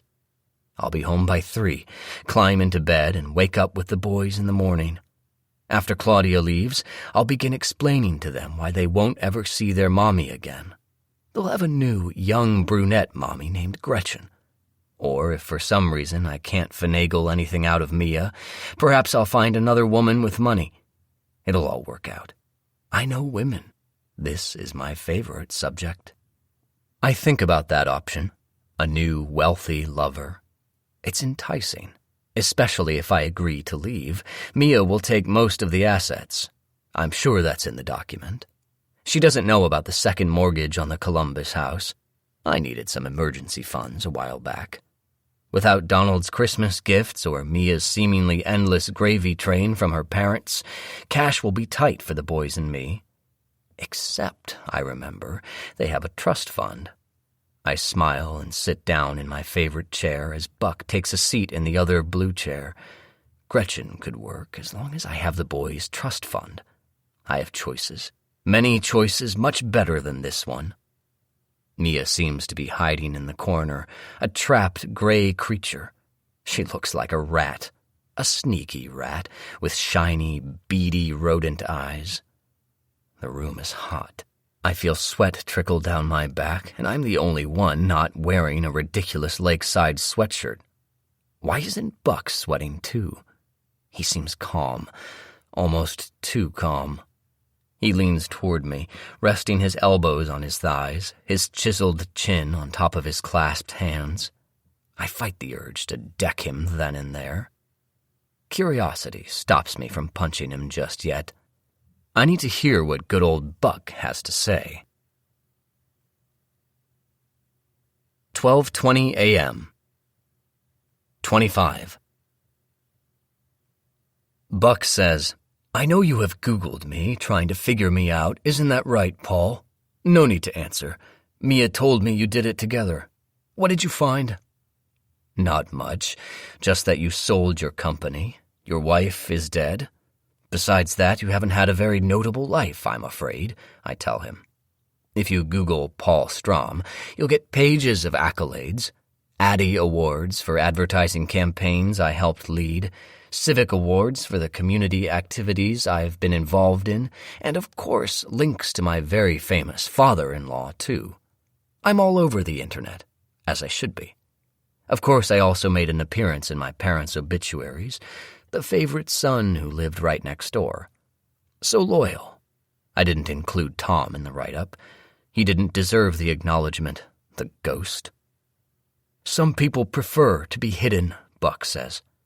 My company, the one I sold last year, handles security for high-net-worth individuals. Neither my clients nor I wish for any personal publicity, and we allow only very carefully controlled public information out in the world. Oh, so you're some sort of spy, is that it? I ask. I was right about him. My instincts are finely tuned. I remain one step ahead of this imitation James Bond. Actually, former special ops, but that's not important now. What you do need to know is that we've been watching you, Buck says. For a while now. The candle closest to me sizzles out, a plume of dark smoke announcing its demise. The other, in the middle of the table, had burned out some time earlier. That leaves only one candle flickering on the coffee table. In the corner, I see Mia open the hutch and pull out another candle. It's reflex. At Lakeside, there are often severe thunderstorms that can knock the power out for hours or days. We've stocked up on candles, and they are tucked everywhere. Of course, tonight is cloudless, and the lights are on, although dimmed, ironically, by me for our romantic after-dinner drink.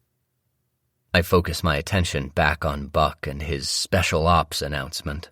I know it is a threat, a warning not to get physical, but I still have fire in my core.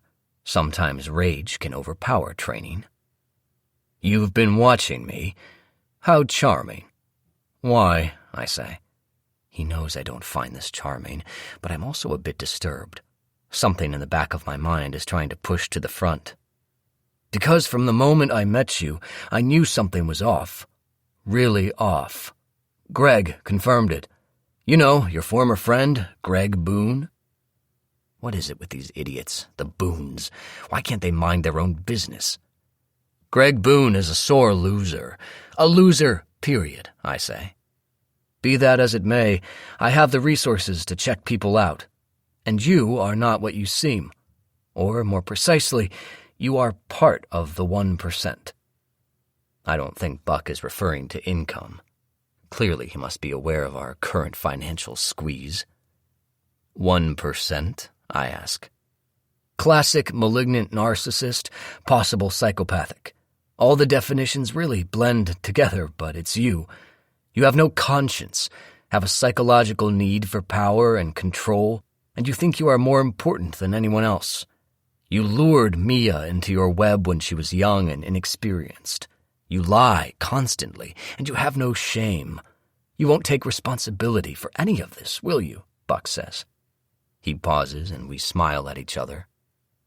What does he expect? Should I pretend to be shocked? I know who I am. I'm special, unique. Whatever you say, Buck. Why do you think you know so much about this subject? Takes one to know one, am I right? Buck doesn't answer me, just shakes his head as my wife appears from behind him.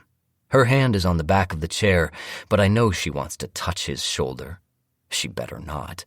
She knows she better not touch him like that in front of me. Ever.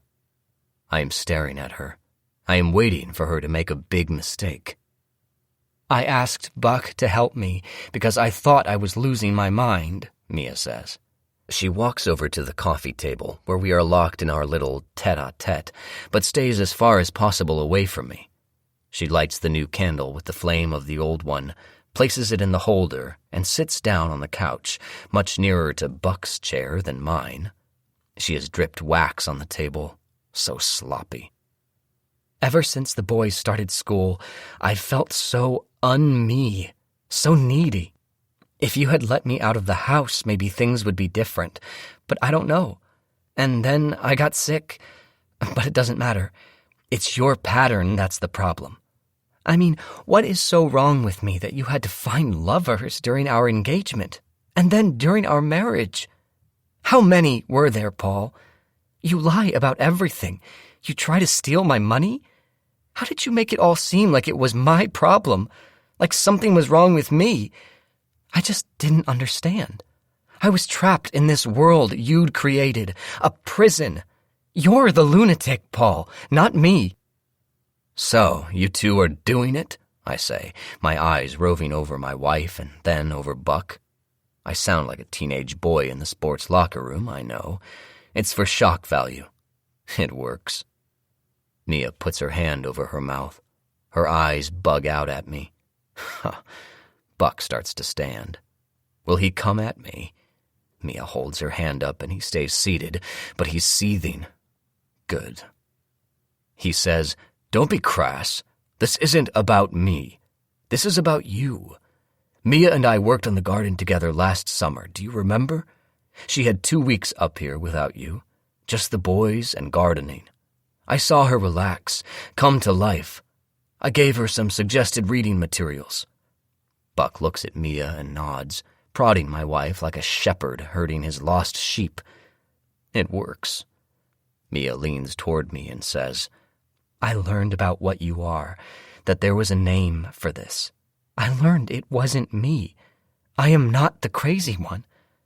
But still, it took me all winter to get the courage to leave you. When you got fired, and when I found out why, that sealed it.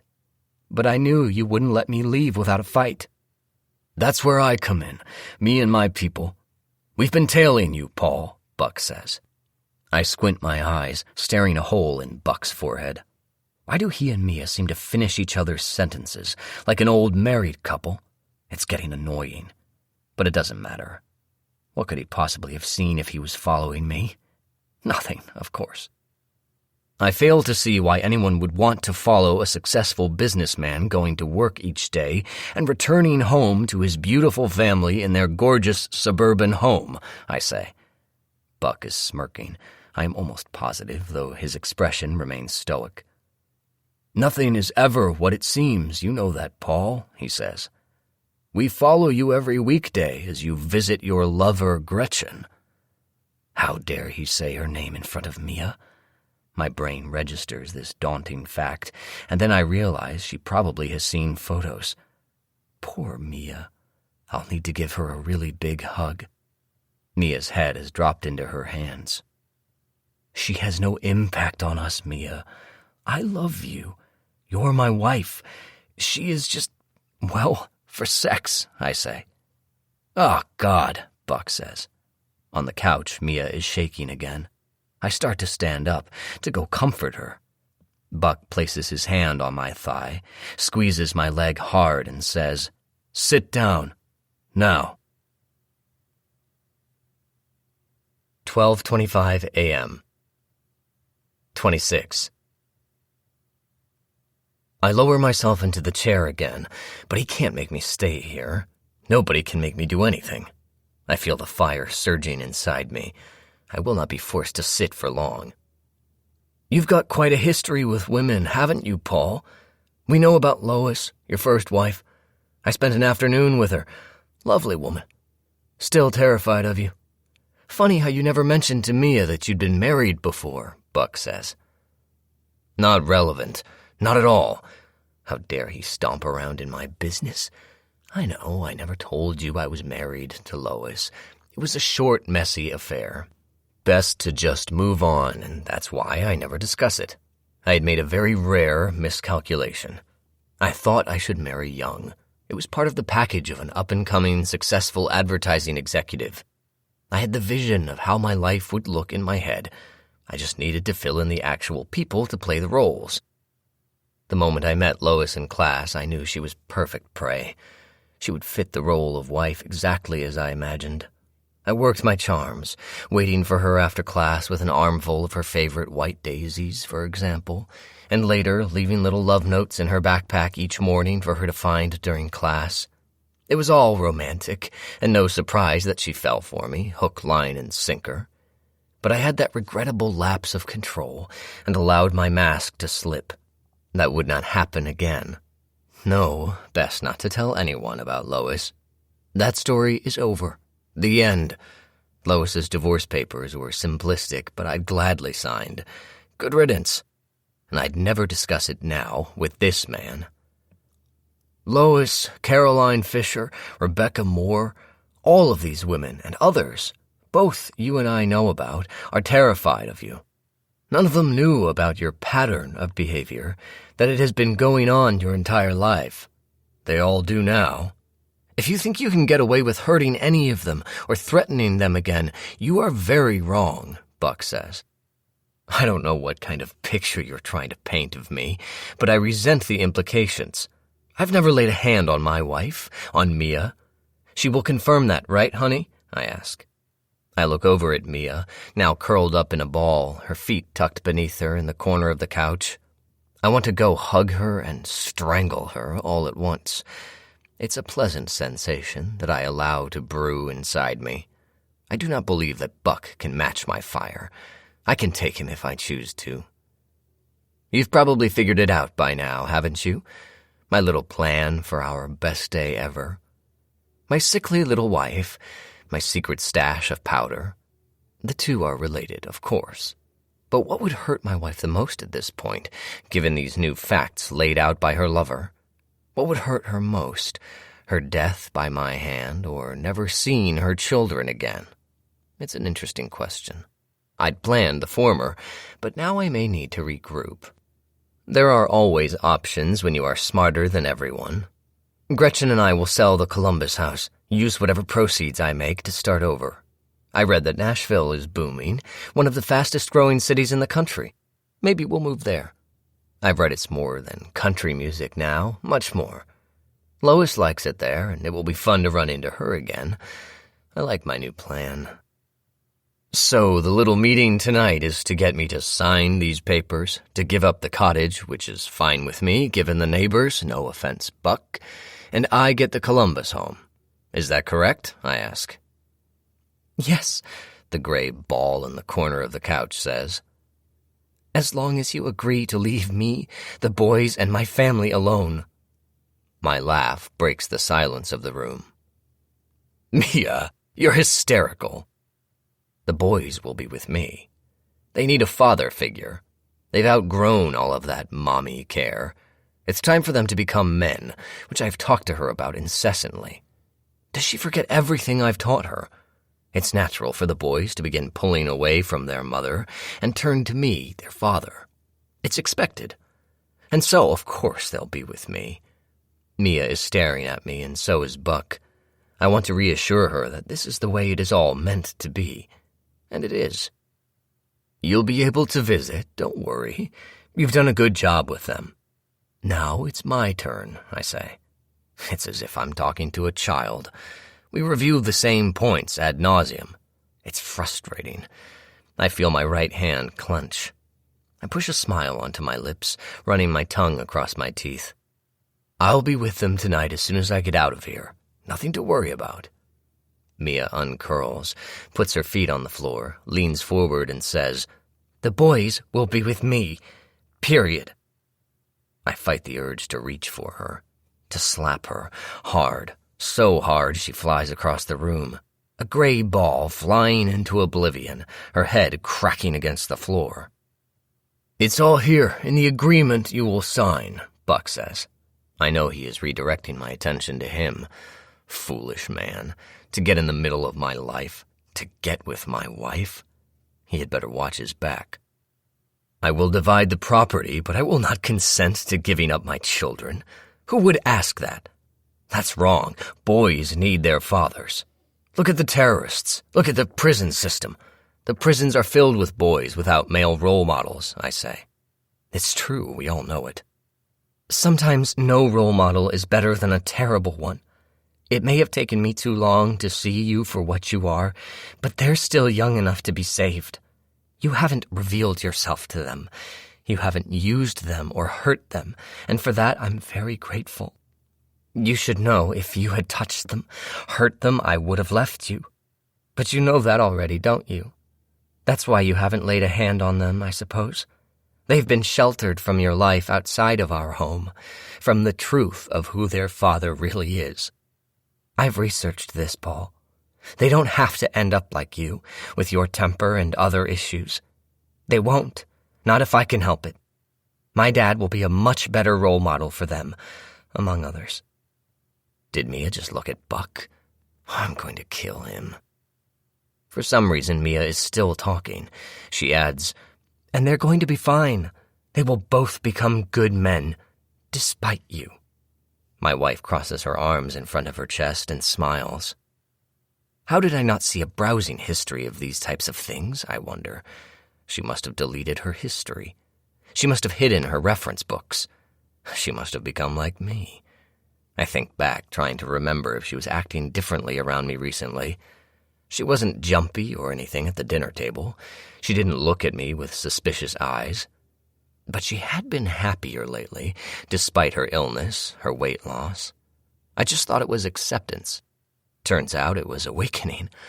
I missed the signs. I squeeze my hands into fists. She's droning on again. Mia says, they'll get counseling, a financial security from my parents until I get on my feet again. It's all worked out. Ah, yes, her parents.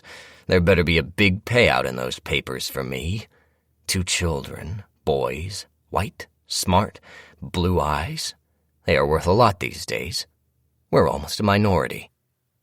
So what are you proposing to pay me, you and your dear father, Donald, to steal my children, to buy my sons from me? I ask. This is a game. I enjoy playing games. I enjoy the look my wife gives me as we discuss our children like property. She looks ill suddenly. All the color is drained from her face. You are a sick bastard, Buck says. If I punched him quickly in the temple, I could stun him long enough to reach for Mia. It's an intriguing and exciting thought. I see the candle drip wax onto the coffee table. I'd like to push the candle over, start a fire, and torch this cottage. It would go fast with the old wood, all the wood floors, shingled roof. Poof, all gone. It's tragic that Buck and Mia perish in the fire, but sometimes cheaters get what they deserve. I understand who you are, Paul. The sad thing is, people like you don't change, even with intense counseling. Somehow you walk around in the world among us, hidden, manipulating others, hurting others. Even the people you claim to love. I know you don't feel love. You couldn't and do what you do. Mia stops, bites her lip. She shakes her head slowly. She looks at me with pity, her face drawn.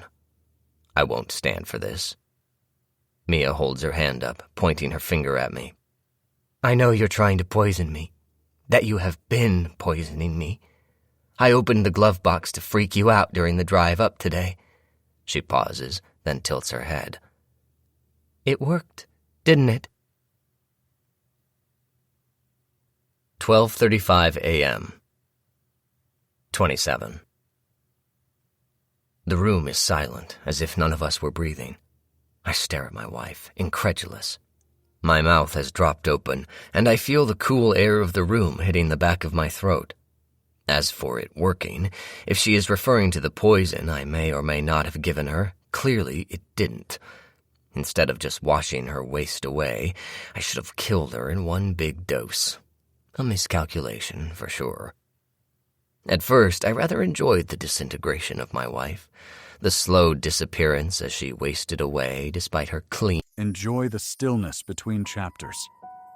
Let the music cradle you gently until we resume. Thank you for being a listener.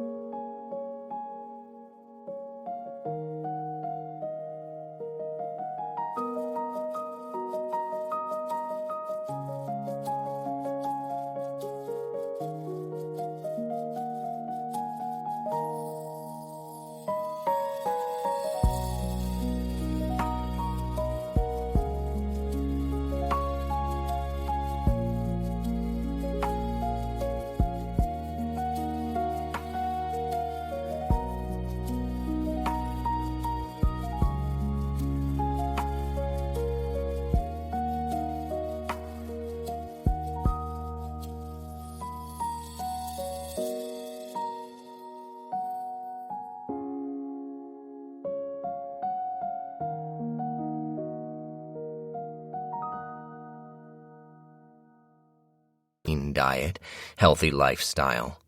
Ironic, isn't it? And of course I picked this path because small doses are easier to hide. I never had to worry, though. All of the fancy doctors she consulted, regular and hippie, never did the special urine test for this particular poison. It's the only way to detect arsenic poisoning, and even then it must be within 3 days of the dose. I was finished with Mia, yes, but I didn't want an abrupt end. Gretchen and I had grown so close, and, well, the wife felt like the proverbial ball and chain. At the same time, I know that a sudden death is so hard on children. Mommy slipping away slowly is much better on them. The long goodbye, so to speak. I was thinking of the boys, as always. I never had to worry. There was a firm timeline to my plan. Sure, it shifted, I'll admit, but this weekend, this final time together, well, it was precipitated by my need for resources, my dwindling supplies, and, of course, my love for my boys. They deserve the finest in life. Their inheritance will assure it. It had to end tonight. But still, I'd wanted a romantic final day with my wife, my little Mia. She deserved it, she did. Until this, the best day ever, turned into something else, turned into this. Until Buck, the bastard. They're both staring at me. Mia's mouth is open a bit like she's trying to speak, trying to think of something to say, but now I have the floor. She asked me a question. You never freak me out, Mia, to use your childish phrase. Look at you, sniveling, scrawny, unkempt with mascara streaks down your face. How could you ever think you have any power over me? I ask. Time to sign the papers, Paul, Buck says. He reaches over to the coffee table and picks up the pen. Shiny and silver, it seems expensive. I wonder who it belongs to. Maybe Mia's father, maybe Buck. If I sign, I will take it with me as a reminder of this moment, of the inferno inside me, and of the revenge I'll extract. It will be a touchstone for revenge. And if I don't, I ask. I'll press charges. Attempted murder, Mia says. We have the proof. Photos of you with the envelope. Photos of you pouring the powder into my brandy. I think of the kitchen window over the sink. It doesn't have curtains or a shade. I kick myself for my complacency, for my lack of caution. I never imagined someone could follow me successfully, not without my spotting a tail. Now I realize there was someone watching us at the restaurant as well. It was probably Buck. That's who Mia was smiling to through the window. Of course. You ended up lacing your wife's brandy with sugar, sport, Buck says. He is smiling at me, as if he has won. He is not. He doesn't know me. He doesn't know anything.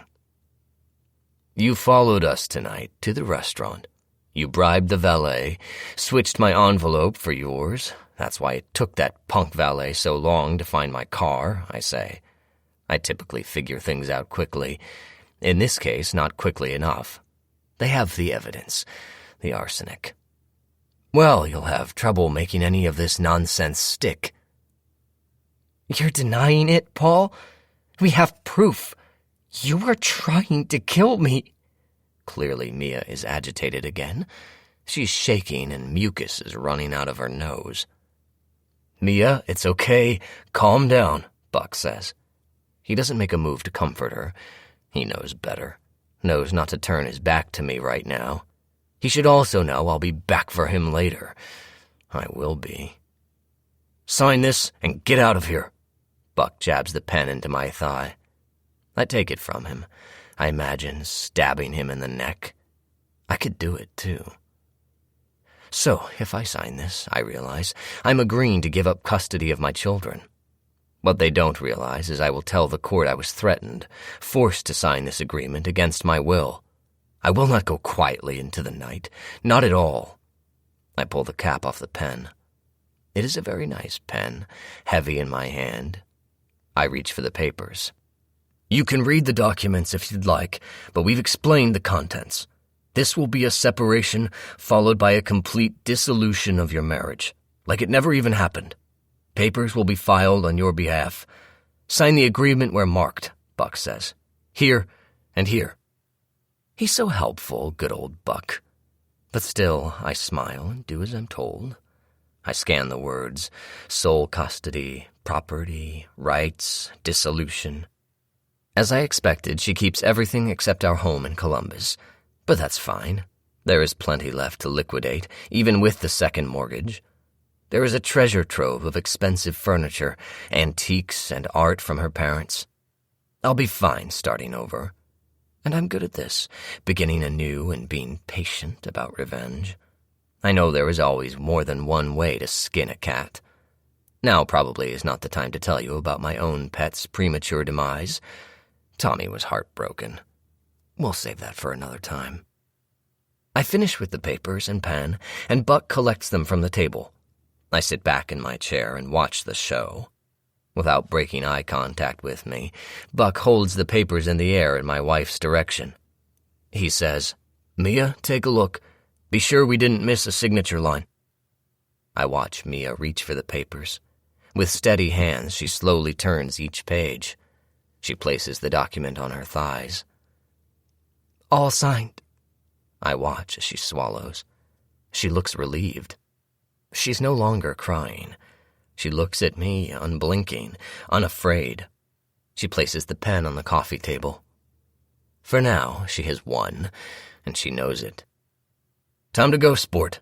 You will check in and stay the night at the inn. Understood?" Buck says. He stands and stares down at me. "Fine. I'm happy to get out of here. Where did you say you took my stolen belongings?" I ask. I grab the pen and stand. I am eye to eye with Buck, nose to nose. "The Lakeside Inn, the nice one on the lake. Talk to Scott. He is holding your things behind the front desk for you until you check in," Buck says. I take a step back and then turn and walk toward the kitchen. Foolishly, my wife has left the unconsumed snifter of brandy and sugar on the kitchen counter. I start to reach for it as a firm hand yanks my shoulder backward, holding me in place. "Don't even think about it. You know as well as I do that even though we allowed you to lace her drink with sugar, it's still evidence." Keeping his hand on my shoulder, Buck forces me to the back door, opens it, and almost pushes me outside. He tosses my car keys onto the driveway. Rude. These are things I will not forget. Ever. I hear him slam the back door shut behind me and turn the lock in the knob. Like that type of lock could stop anyone from coming inside. He's dreaming. I roll the heavy pen in my pocket. I'm tired of both him and my wife. Good riddance. I stand in front of the closed garage door. Surely he will know, if he has been doing good spy work, that I cannot enter my garage through the broken side door, that I must enter by pushing the button inside the kitchen. Ah, yes, he's watching. I hear the garage door moan and start to open. I stand with my back to the house, waiting for my chance to escape. Still, as I climb into my car and back out, I see Buck watching me through the kitchen window. I wonder if he'll sleep there, at my cottage, with my wife tonight. I wonder how confident Buck will feel about closing his eyes, now and forever. 1 a.m. 28. I drive too quickly down our street, checking my rearview mirror to see if I've been followed. I'm almost certain Buck will remain with Mia, comforting the poor woman. She is a mess, that's for sure. Good riddance. I turn my blinker on to take a left at the corner, pausing for a moment to stare into the Boone's now dark cottage. I guess the party is over for tonight. I wonder if Greg lost at euchre again. If I had more time, I would go inside and have a little talk or something with Greg and Doris.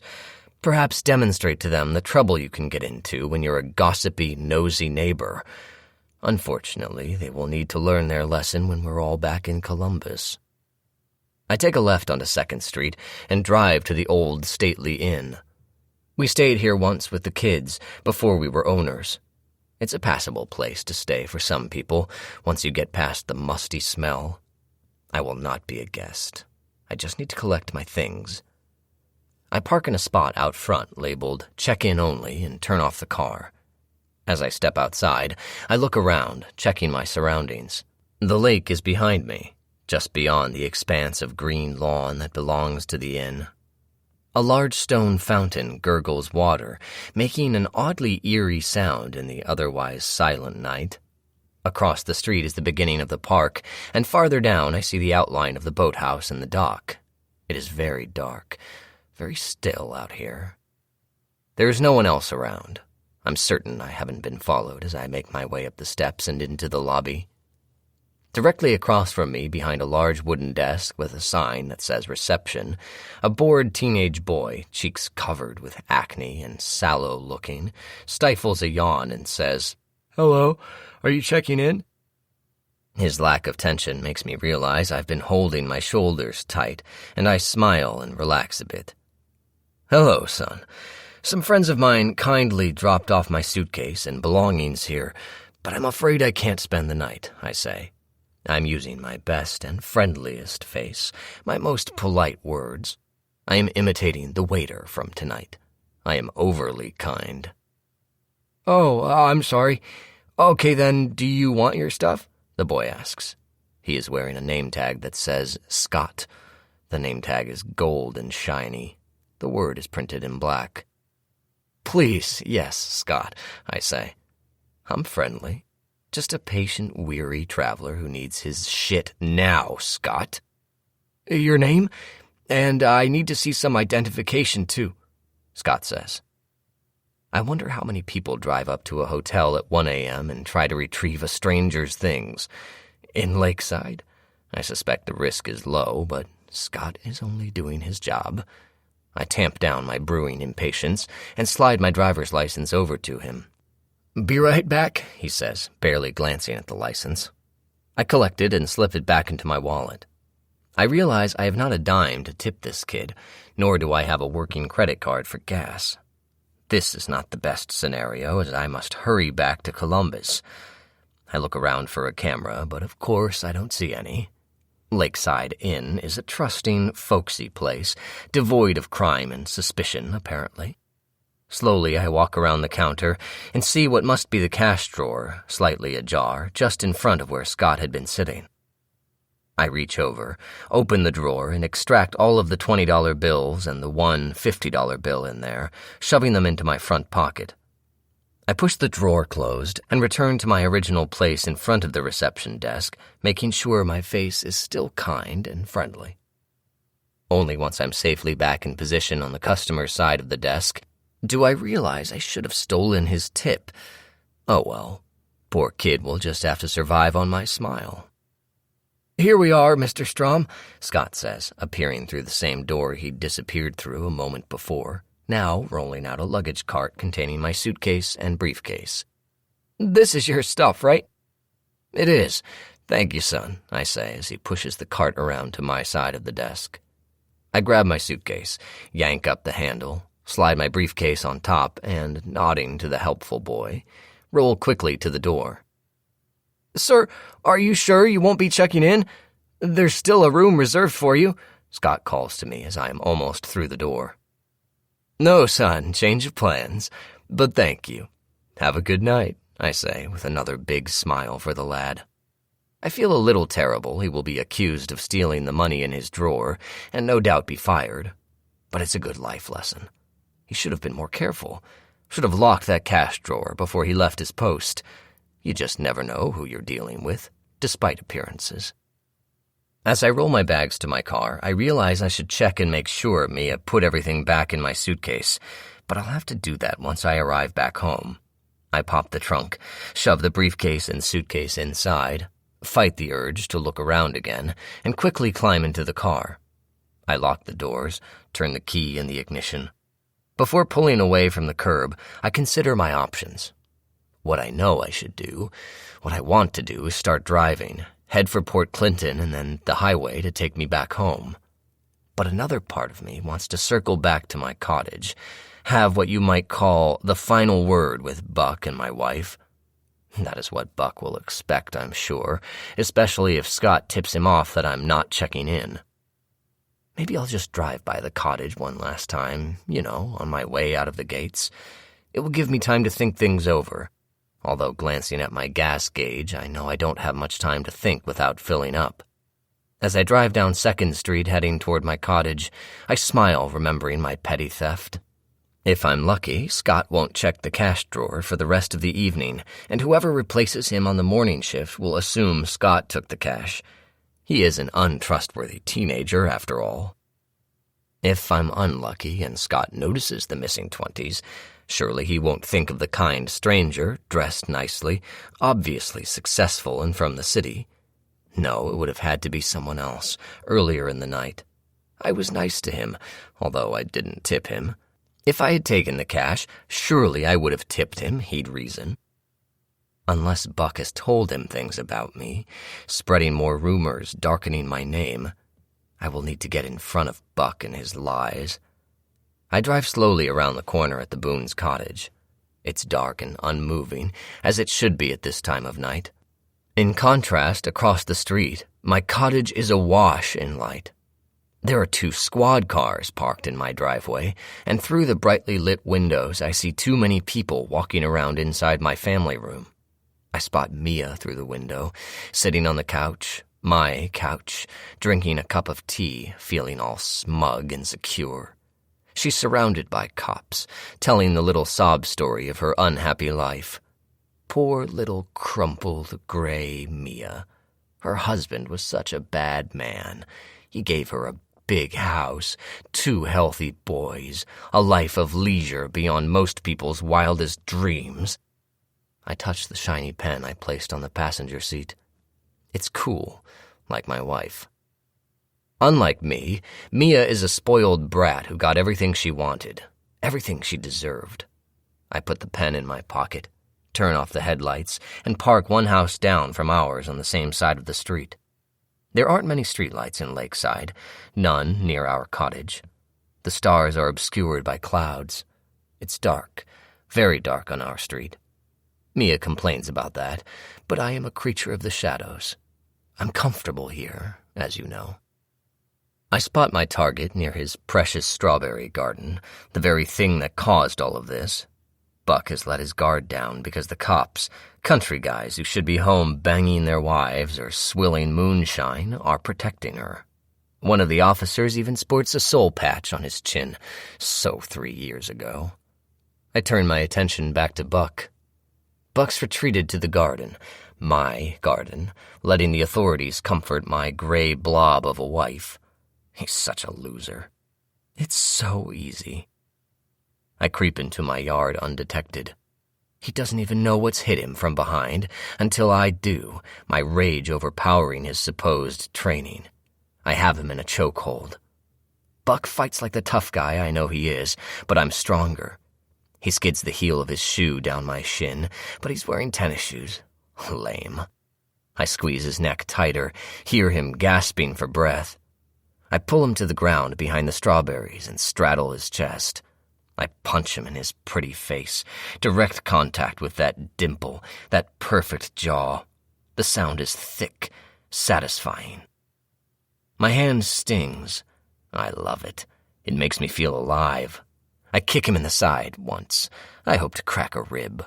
That should keep him from humping my wife for a while. I stand above him. He rolls to his side, tries to stand, but I'm not letting that happen. My shoes are dress shoes with a pointed toe. I aim at his temple, then his ribs, and I kick his throat. He moans and then is still. Take that, tough guy. I'm done here. I won't kill him. No, that would be too easy. I feel the heavy pen in my pocket. Imagine it sticking out of his neck, piercing his artery. I like the image, but I want him alive. I will make him pay for what he's done to me, slowly, over time. But I assure you he will pay for ruining my life, for stealing my wife. When he least expects it, I'll get my revenge. I hear voices and duck behind the strawberry bed. The cops are heading out, walking to their cars. The idiots are going to leave Mia alone, in our house. I cover my mouth with my hand. My white smile could give me away. I'm like a shark lurking in the depths, waiting to strike. The 2 police cruisers flip on their headlights and pull away. I turn toward the cottage. Mia stands in the window, staring into the backyard. It's almost as if she knows I'm here. I begin to wave. She's not looking for me, though. At my feet, Buck moans. So much for special ops guys. I kick him in the ribs. "Shut up," I say. My voice is firm, commanding. I really don't have time for this garden gnome. I need to rescue my wife, from herself, from this story she's concocted in her mind. Poor woman. "Hello, Mia," I whisper, looking toward the brilliantly lit cottage. "Don't worry, I'm home." I take a step toward the house as a hand clamps on my ankle. Fucking Buck. What is his problem? This time I yank my foot out of his grip and kick him in the head. There's a satisfactory thud, and blood flows out of his ear. It would be so easy to off him, I think, squeezing the pen in my pocket. But I need to get to Mia. I run to the back door, kick it open. I told you the lock was ridiculous. That was easy, and I'm definitely not special ops.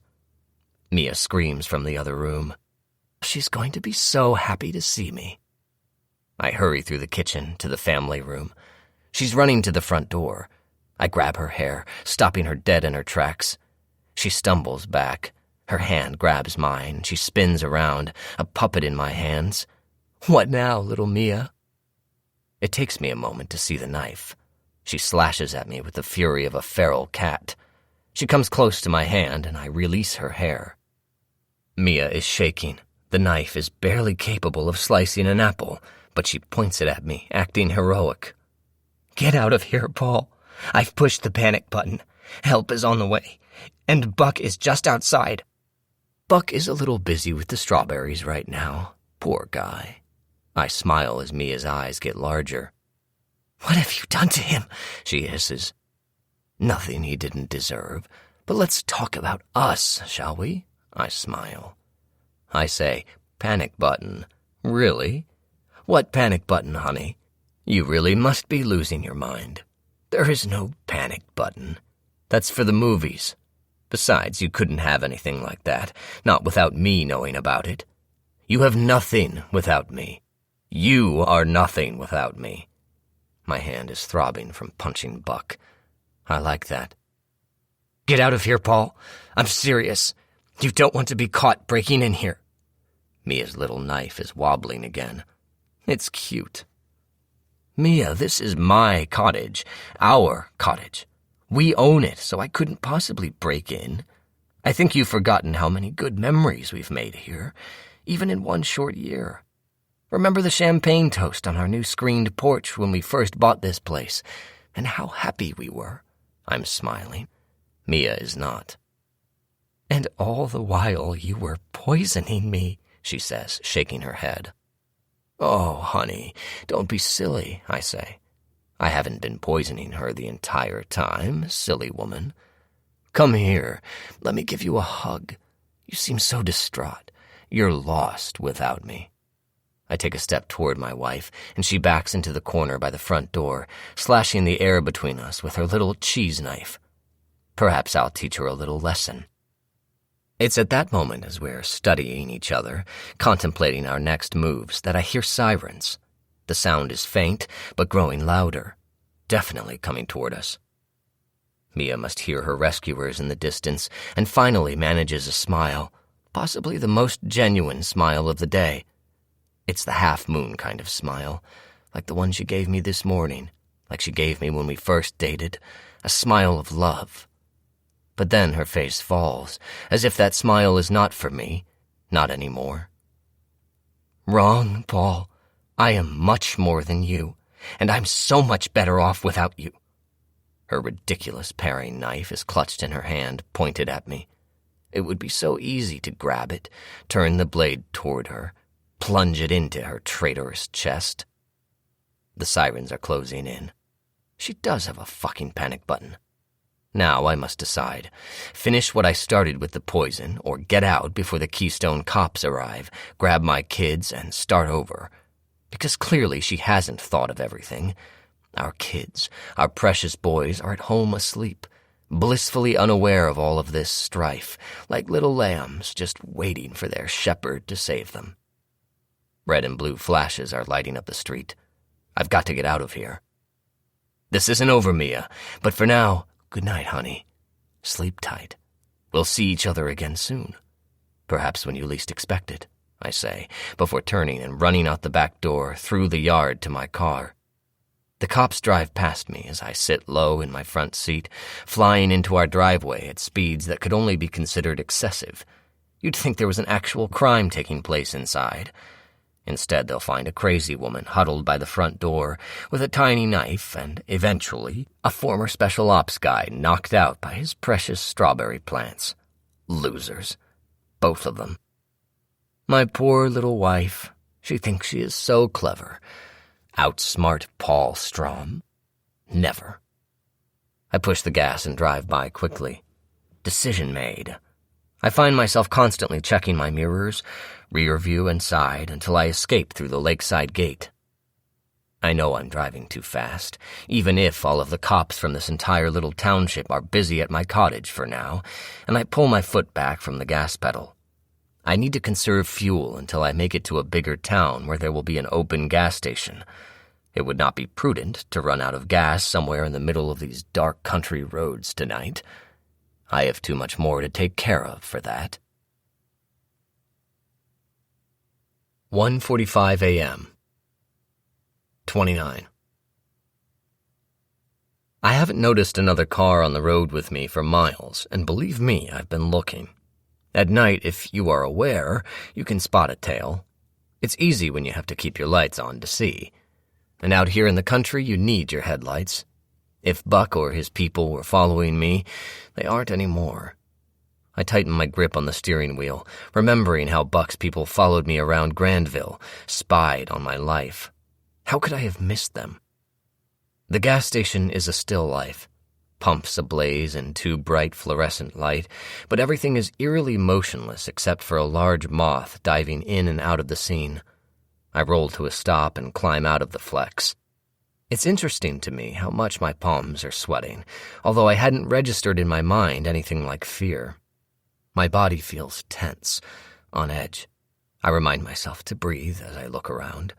I'm the only one here except the person working in the station. As I walk toward the silhouette of a man sitting behind the counter, I smile and notice the camera. That's fine, too. We are all being videotaped all the time now. If anyone cares to retrieve that tape, it will simply prove that I decided to drive home instead of spending the night in the musty inn. No crime there. The gas station door is locked. I shake the handle as the employee, a burly man whose other job could be biker, leans forward and presses a button. "Need gas?" the voice booms through a speaker. No, I just wanted to stop by and say hi, my busy mind thinks. I wonder why I don't just move to another country. People here are such simpletons. His brother is probably one of the cops assigned to protect Mia. Equally effective. So stupid, all of them. Yes, pump one. $40, I say. I've located the after-hours pay drawer. I pull out my wallet as he slides the drawer open. I place 2 crisp $20 bills in the drawer, and he closes the hatch. I wonder if he feels safe, locked inside a fully lit glass building. He shouldn't. "Pump one is on," he says. His voice is impatient, as if he has better things to do than supply gas to late-night drivers. But that is his only function. I shrug him off. I'm the one in a hurry, I remind my tense body. Turning my back to the thug, I return to my car and begin pumping gas. I'm now standing in a pool of light, exposed to anyone who drives by on the country road.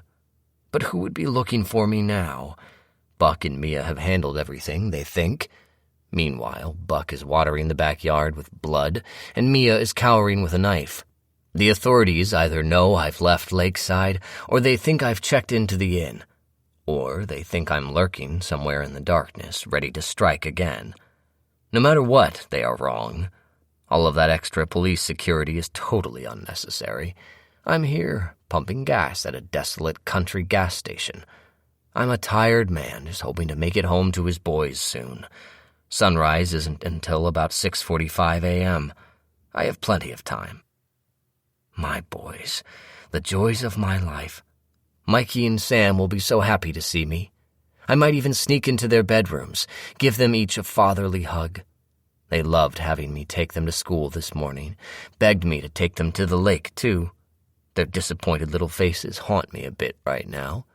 I'll make it up to them. Maybe a trip to Disneyland. Gretchen would like that, too.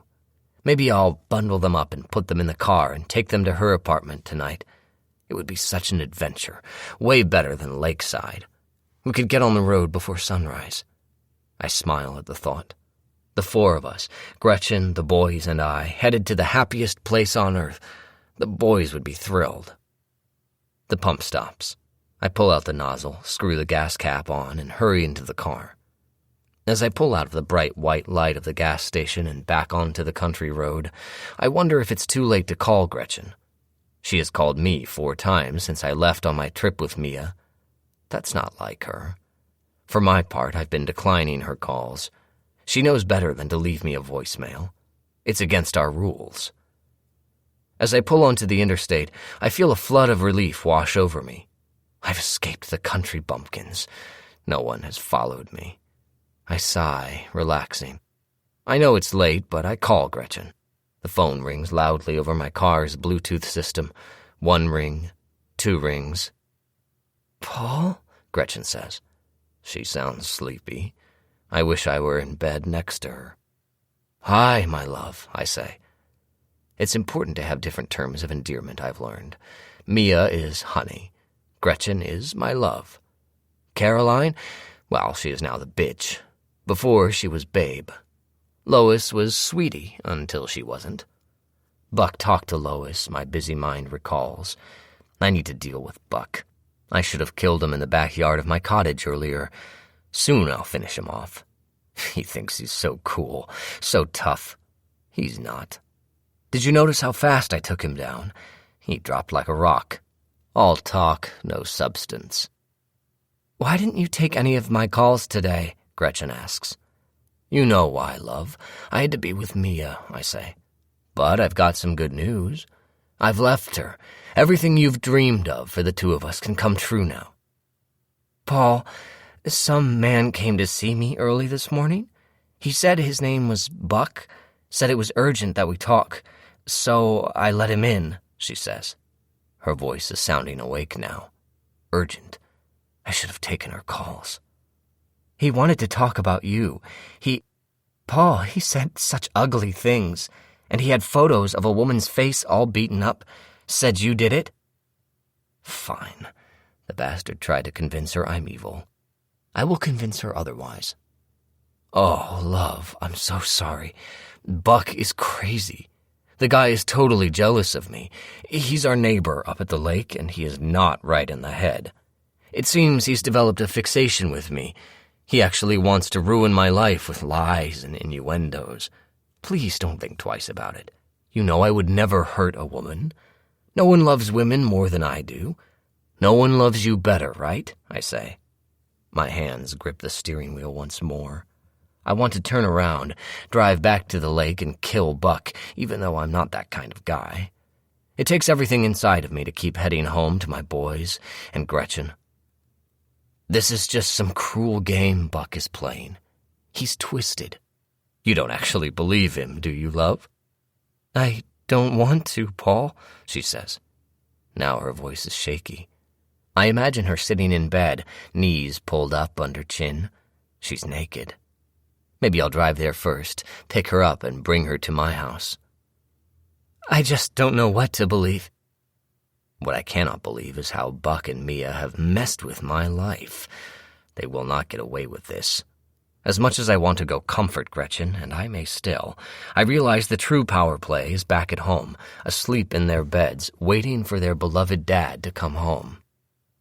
I know you're frightened, my love, I say in a soothing voice while checking my rearview mirror. I pass a semi-truck, but no one else is on the road. No one is following me, I'm certain. It was reprehensible of Buck to involve you in his ridiculous vendetta. He's a sick man. He needs help. How about this, love? I'll bring over breakfast in the morning. We'll talk all of this through. You've been dreaming about going to the beach together, and now we can. Sound good? I need to think, she says quietly. I need some space. I'll call you in a few days. Don't call me, Paul, okay? She's crying. I hear a big sob as she hangs up on me. My mistress just hung up on me. How is this happening? Somehow, in the space of one day, my wife leaves me for another man, and my mistress tells me not to call her. This is all Buck's fault. I should have shoved the pen in his neck or stomped on his trachea in the garden. I want to scream or throw something at someone, but I'm driving, and that would be ridiculous. I need to calm down and focus. I'm sweating, and I crank up the air conditioning. I tip my neck from side to side until it cracks satisfyingly. I am still in charge of the situation, or I will be as soon as I am home with the boys. Maybe we'll leave for Disneyland tomorrow. If Gretchen changes her mind, she can join us. I've got to tell her about Disneyland, I realize. I push the button for Gretchen's number. Her contact information is disguised as a restaurant named Savory. Clever, I know. The Bluetooth kicks in and the phone rings. 1, 2, 3, 4. This is Gretchen, her voicemail announces. Leave a message. I cannot believe she is ignoring me, ignoring my call.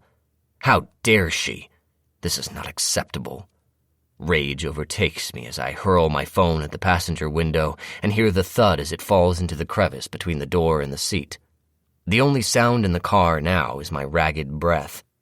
I squeeze the steering wheel as my jaw clenches, and I stomp on the gas pedal. I'll listen to my playlist. I push the button and my favorite song, Bobby Darin's rendition of Mac the Knife, blasts through my sound system as I sing along. I glance in the rearview mirror and see the flashing lights of a police car. I'm out of control. I will make a mistake. My heart is thudding as I slow down to 65 miles per hour. This is not the time to be pulled over.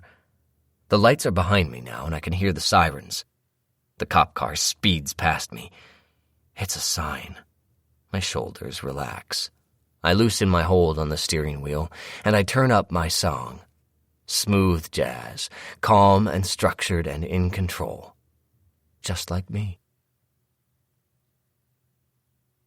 2:45 a.m. 30. The bright lights of downtown Columbus are a welcome beacon in my agitated state. I am making great time. There are hardly any other cars on the road, just long-haul truckers and me. I check my watch obsessively. I am anxious to get home, but I realize I may have a couple of other things to attend to before I am reunited with my boys.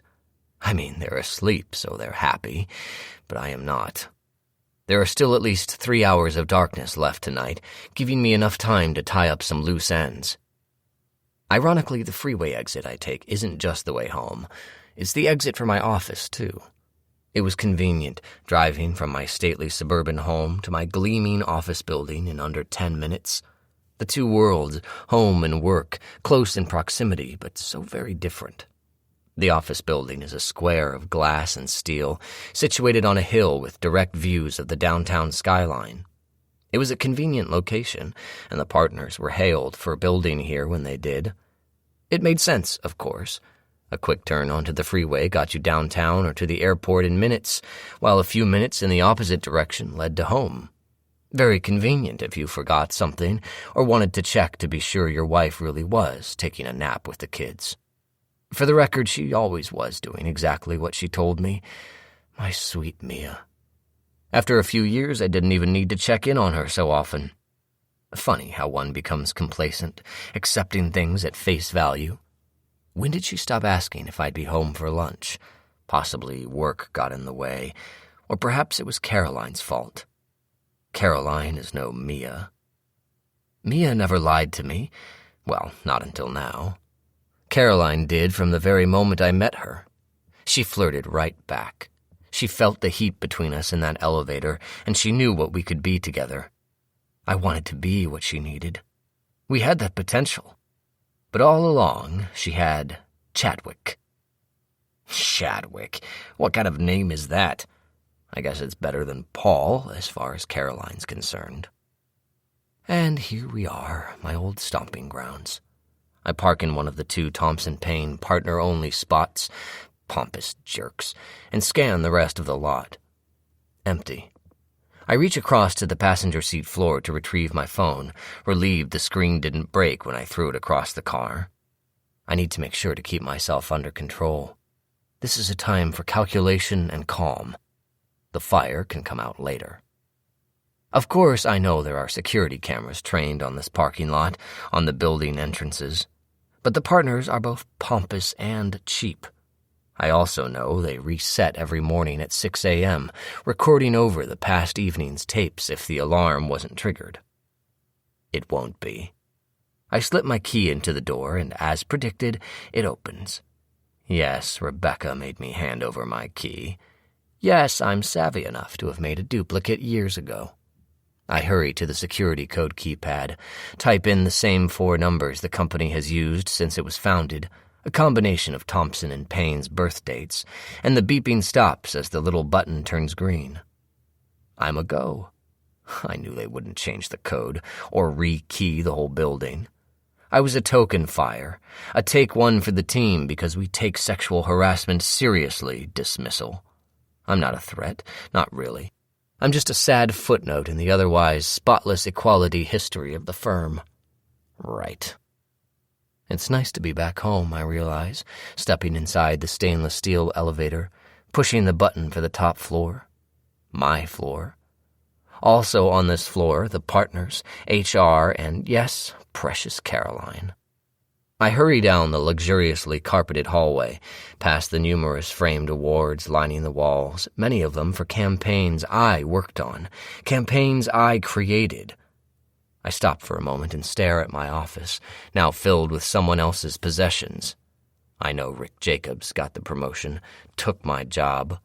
He was the only guy who wrote to me after I left, the only one who said he missed me. I move on. Rebecca's office door is locked. Of course. She is the only person in this entire company who would actually lock her door.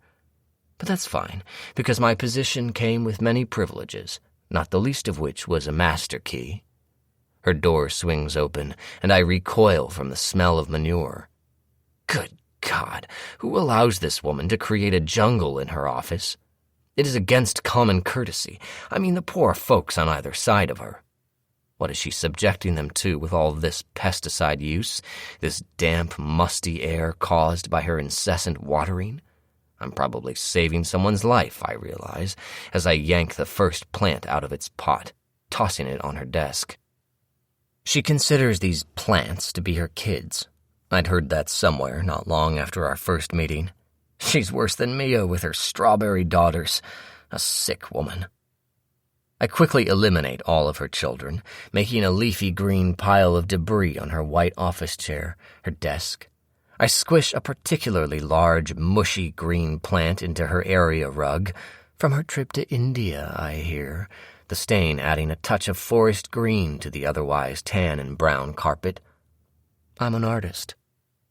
Finished gardening, I pull on the file drawer, and it's locked.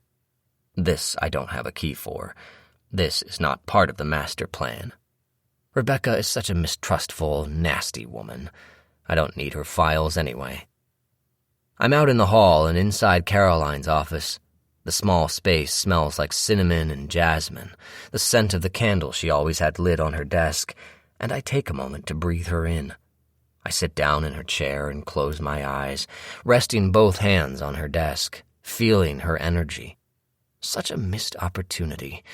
Such a stupid girl. We could have been so great together. I open my eyes and stare at the framed photo next to the candle. It's Caroline with her arms wrapped around the waist of a jock. He's blonde, at least 6'4", and an idiot, I can tell. He's wearing his football jersey from their college team. College sweethearts, how lovely. But she told me she was single, didn't she? Yes, I'm sure she did, and when I was still here, there was no Chad on her desk. That I would have noticed, of course. I am the first one to respect a boyfriend-girlfriend relationship. So here we are, Chad, Caroline, and me. What could I possibly gift to the happy couple that they don't already have? A potted plant, perhaps? Well, unfortunately, we're fresh out of those at Thompson Paine. I do need to leave her with something, some way for her to know I was here and that she picked the wrong guy. I grabbed the frame and popped the photo out. On the back, in Caroline's writing, C&C forever. I fight the urge to rip up the ridiculous photo, but instead I pull out my new pen, scribble out the C&C nonsense, and replace it with P&C forever, adding a little heart. I smile as I place the photo back in its frame and position it perfectly next to the candle. All she had to do was tell me she had a boyfriend, the slut. I swivel around to her computer and it is on. I click on a file on her desktop, CC, and voila, it's all Chad and Caroline all the time, hundreds of photos of the happy couple. I open her email and search my name. At least 50 emails load. I scan through them. Some are account-related, to me or from me. Some are not. I refine the search to Paul and Chad. There's a guy here, older, named Paul. He scares me. He's always watching me, pretending to bump into me. Creepy. Caroline typed this to Chad. I scare her. I wanted to make love to her. Bitch. I exit out of her email and open her web browser. She must be lonely without Chad.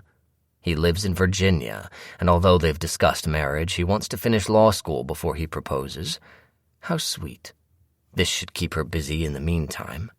I watch as my chosen site loads, and as I keep clicking, like a nasty virus, porn explodes across her screen. And I open more sites, and the debauchery keeps loading. I don't know how much her computer can take, but I'll keep giving it to her until she can't handle anymore. I smile as I hear the computer running hard. I want to be sure she shares her secret sex perversion with everyone. I create an email, between her and Chad. I attach some of the most interesting photos to her love note, and then, for fun, I blind copy everyone in the office. Oops, Caroline. I schedule the message to send Monday, early afternoon. HR has a strict no porn rule. Everyone might understand, I suppose, that poor Caroline was alone, her boyfriend 2 states away. What was a girl to do? But still, a rule is a rule, even for perfect Caroline. Rebecca, still grieving the loss of her plant babies, will be forced to fire her. I can almost imagine the scene, the rent-a-cop's arm on Caroline's shoulder, ushering her out the door as her tears fall on the dark green stain on Rebecca's rug. I check my watch. It's time to go.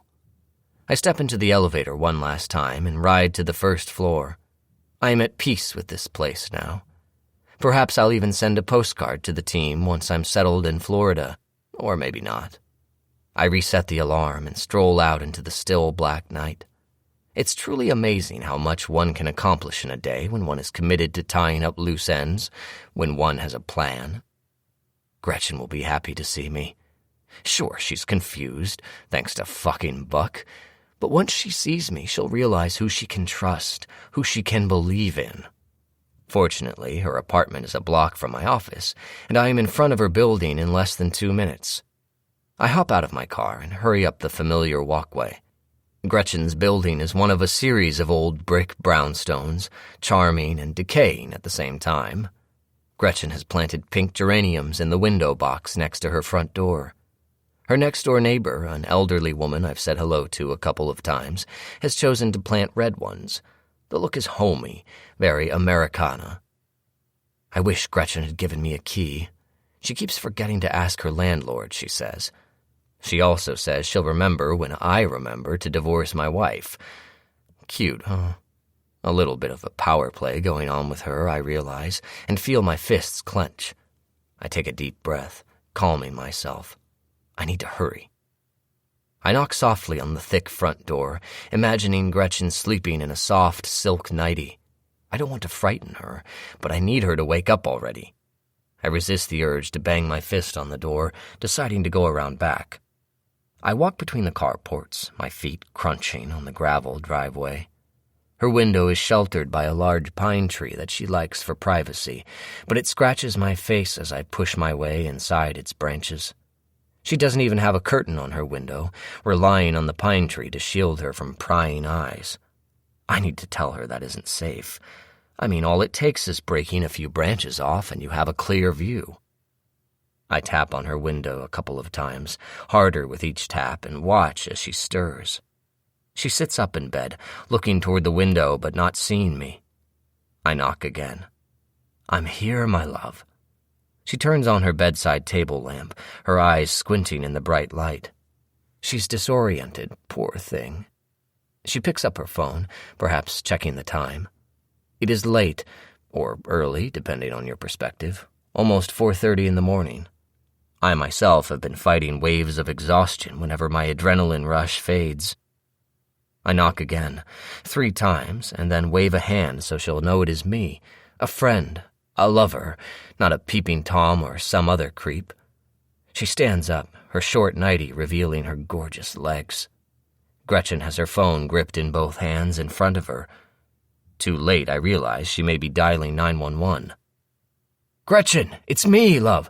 It's okay, no need to call the police," I yell through the glass. Fortunately, it's the old leaded glass, beautiful but thin. No storm windows, of course, since her landlord is cheap. She leans forward and then takes a step toward the window, trying to see me in the dark, phone still positioned defensively. "Paul? What are you doing here?" "Hey, yes, it's me," I say, relief flooding over me. "I came to whisk you away to the happiest place in the world, my love." Even to me that sounded a bit corny, but women love this sort of thing.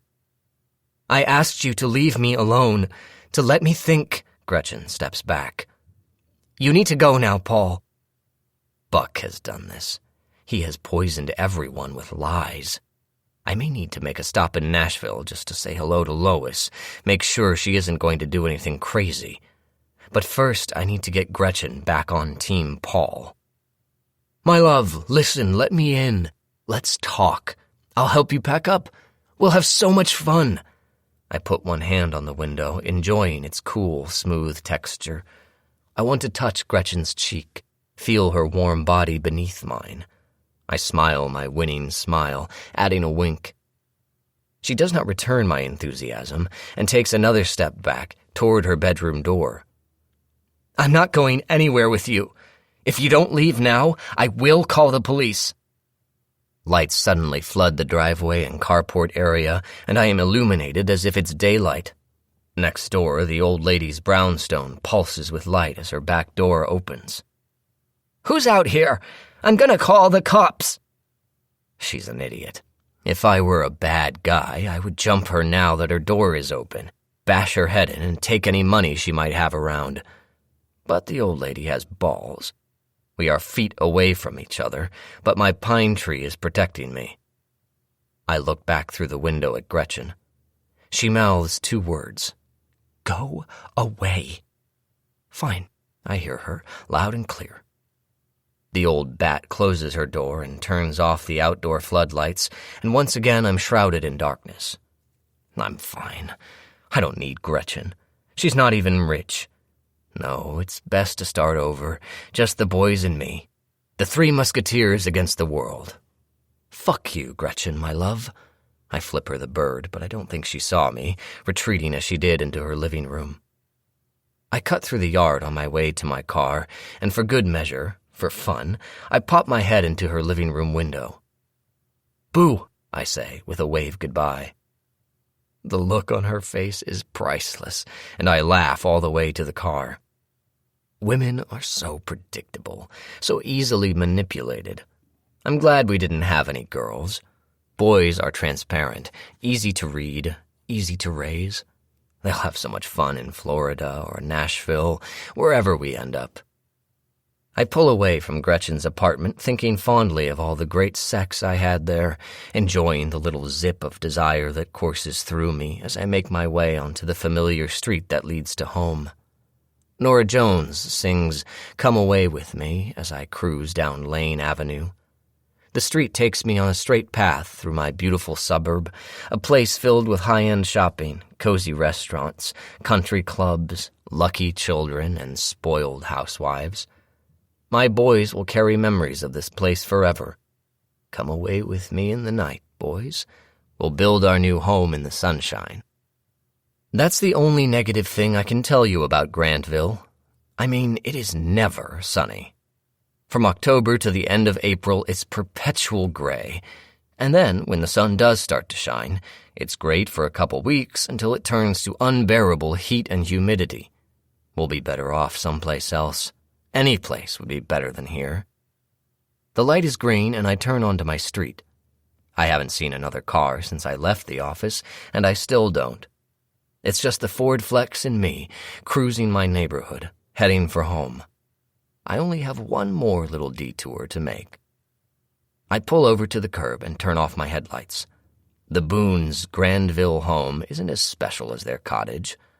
Like you, I've checked the value of all of my neighbors' homes online, and I know ours is one of the top 2. The Boones', on the other hand, is in the middle of the pack. In fact, if you'd never visited their lake house, you would think they were barely hanging on. Maybe they are. It seems Greg made a bad business investment and he's over-leveraged. One little thing could push them over the edge, especially since they cut their homeowner's insurance to a minimum. I don't know that for a fact. It's just what I hear, since we share the same insurance agent. I was only asking for myself, of course, since I'm in a bit of a pinch and wanted to save somewhere. My agent, Bob, took me to lunch, but advised against cutting coverage as much as my neighbor. "What do you mean?" I asked, sipping my too-hot diner coffee. Bob's a big spender, scalding my tongue in that annoying manner that makes you unable to taste food for the rest of the day. "Thanks, Bob." Bob leaned forward in the booth conspiratorially, one good buddy to another, and said, "Your neighbors, the Boones, well, confidentially, he cut his insurance to barely anything. I mean, he's totally exposed. I wouldn't recommend that." "Well, thank you, Bob. Great guy." Bob was such a helpful font of information. "Don't say anything, please." I smiled, happy to have this newfound knowledge, my taste buds a small price to pay. "Oh, of course not. Not a word. What policy would you recommend if I were to cut back? I know not what the idiot Greg Boone picked." We laughed, and then Bob droned on about his recommendations, of course, but all I could think of was how exposed Doris and Greg were. "You've convinced me," I said once Bob finally stopped talking. Our eggs had arrived, signaling the end of his diatribe. I couldn't taste anything of the meal, but it was very satisfying. You know I don't believe in gossip, but sometimes it comes in very handy. Like now. The Boones' home is lifeless, all of the family members nestled in their grand cottage at the lake. Unfortunately for them, and lucky for me, the nearest streetlight is a house away, across the street, so their home is masked in darkness. I'm familiar enough with their home to maneuver in the shadows, of course. Like most of us in the neighborhood, the Boones had a cord or two of wood delivered in September, preparing for the winter ahead. And, like most of us, the Boones hadn't burned through all of the logs yet. I reached the side of their yard, and the neatly stacked pile that's shaped, ironically, perfectly for a fire, tucked up against the house, kept dry by the overhang of the roof. With the warm, dry May we've been experiencing, it wouldn't take much kindling for this to combust. I need a slow burn, though. I don't want to draw attention to this little flame until it has made its way into the walls of their home, fingers of fire pulsing along the electrical wiring, shooting up the walls. I glance up and notice the back door with its intricate stained glass window pane perfectly positioned for a break-in. This will be easier. I pull off my shirt and wrap my hand. I punch through the window, reach down for the doorknob, and welcome myself into their kitchen. Greg is too cheap for security monitoring. Another cut he shouldn't have made, and he'll be sorry. I find the designer knife set displayed on the counter in a wooden block and grab the large serrated knife. I pull out the stove, find the hose connecting the appliance to the gas line, and easily cut through it, smiling when the familiar mercaptan chemical scent begins to fill the room. It doesn't take me long to find a candle. I light it with my Frank's grocery matches, bringing back such good memories of my time there waiting in line with the little people and the man with the yellow hands. I swallow and look around. The candle looks lovely here, burning bright on the honed black granite island. I take a moment to appreciate the kid art tacked to the refrigerator door. A small handprint dipped in paint pushed onto construction paper to make the shape of a tulip. Precious. The little Boons are quite the artists, but not as good as my boys. I look around once more, appreciate the flickering candle and the strong smell coming from behind the Viking stove. Only 4 burners compared to our 6-top, but still a nice brand. Kudos, Greg. My work here is done. Time to go home. 4:45 a.m. 31. I'm just half a block away, and I still haven't been able to figure out how to let Claudia know I'll be coming in the door. No doubt she has set the alarm, and I don't want it going off and waking the entire neighborhood at almost 5 in the morning. There's about a minute before the thing blares, but that means I need to hope she hasn't deadbolted the back door or the door to the garage. There really isn't a choice, though. I need to see my boys, get my boys, take my boys, and no one is going to be able to stop me. That I can promise. Between the Boone's house and ours, there are plenty of streetlights illuminating the street, something missing in Lakeside, so it seems lighter, happier here. I will appreciate this place more now, I vow to myself. At least enjoy it until I sell. Enjoy the final hour here until we leave. I check my watch. There isn't much time left before sunrise. In the driveway, I turn off the headlights. Again, I don't want to scare Claudia by shining my headlights into the guest bedroom. Who knows how a druggie would react to that? Our guest room is above the garage, around the corner from the boys' bedrooms. I decide against opening the garage door, as I know that sound will alert her. Instead, I will check the back door. She is lazy, Claudia. Perhaps she didn't lock it at all. I put the car in park and get out of the car. It's nice to be home. Slowly, I walk to the back door. I take a moment to admire the green grass and the trimmed bushes, the tulips blooming in celebration of spring. I look to my right at my parents' former home, dark and filled with sleeping strangers. Good old Buck didn't know that part of the story, I realize with a smile. He has underestimated me, as usual. He shouldn't. The alarm isn't set. The light of the panel is green. This is brilliant news, even if it is news that would lead me to fire Claudia under normal circumstances. These aren't normal circumstances, so I'm grateful for her lack of competency, the druggie. I push the key into the lock and hear it click. I twist the knob and walk into my home. I flip on the back hall light, and I'm momentarily thrown off by the simple fact that the back hall table, an expensive antique that was a gift from Mia's parents, is gone. This is the spot where I place my keys every day after work, but it is not there. I am certain it was here this morning when we left. This is odd. Why would Claudia move a table, I wonder? I walk slowly, quietly down the hall and arrive in the kitchen. Here, everything seems to be in order. I swallow a growing feeling of unrest, of concern. There is no mess here, no dishes, no signs of little kids, no blocks, no booster seat at the kitchen table. Where is Sam's booster seat? I leave the kitchen and head for the stairs, taking them 2 at a time. I start to go to the master bedroom, but think twice and instead quicken my steps to Mikey's room. I quietly turn the handle of his closed bedroom door and push it open gently. The room is completely empty. "What?" I say aloud before hurrying through the Jack and Jill bathroom connecting the boys' rooms. I throw open the door to Sam's room. It's empty. No furniture. No Sam. Where are my boys? "Claudia!" I yell, marching to the guest room. There's no one in the guest room, though. The door is open. The furnishings, furniture, lamps, paintings, even the small Picasso nude from Mia's parents that we hung in the room to impress guests, everything are gone. I stand there in the empty guest room in shock. For a moment, I rub my hand through my hair before pulling my phone out of my pocket. I dial Mia's number. My call rolls to voicemail.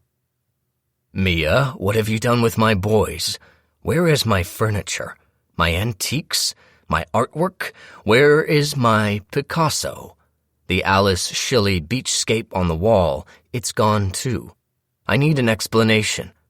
Call me immediately," I say. My voice is calm. I am in control. She will be as alarmed as I am. She will obey me. I walk at last into the master bedroom. The bed is still there, as are the side tables. The walls are bare, gaping holes where art used to hang.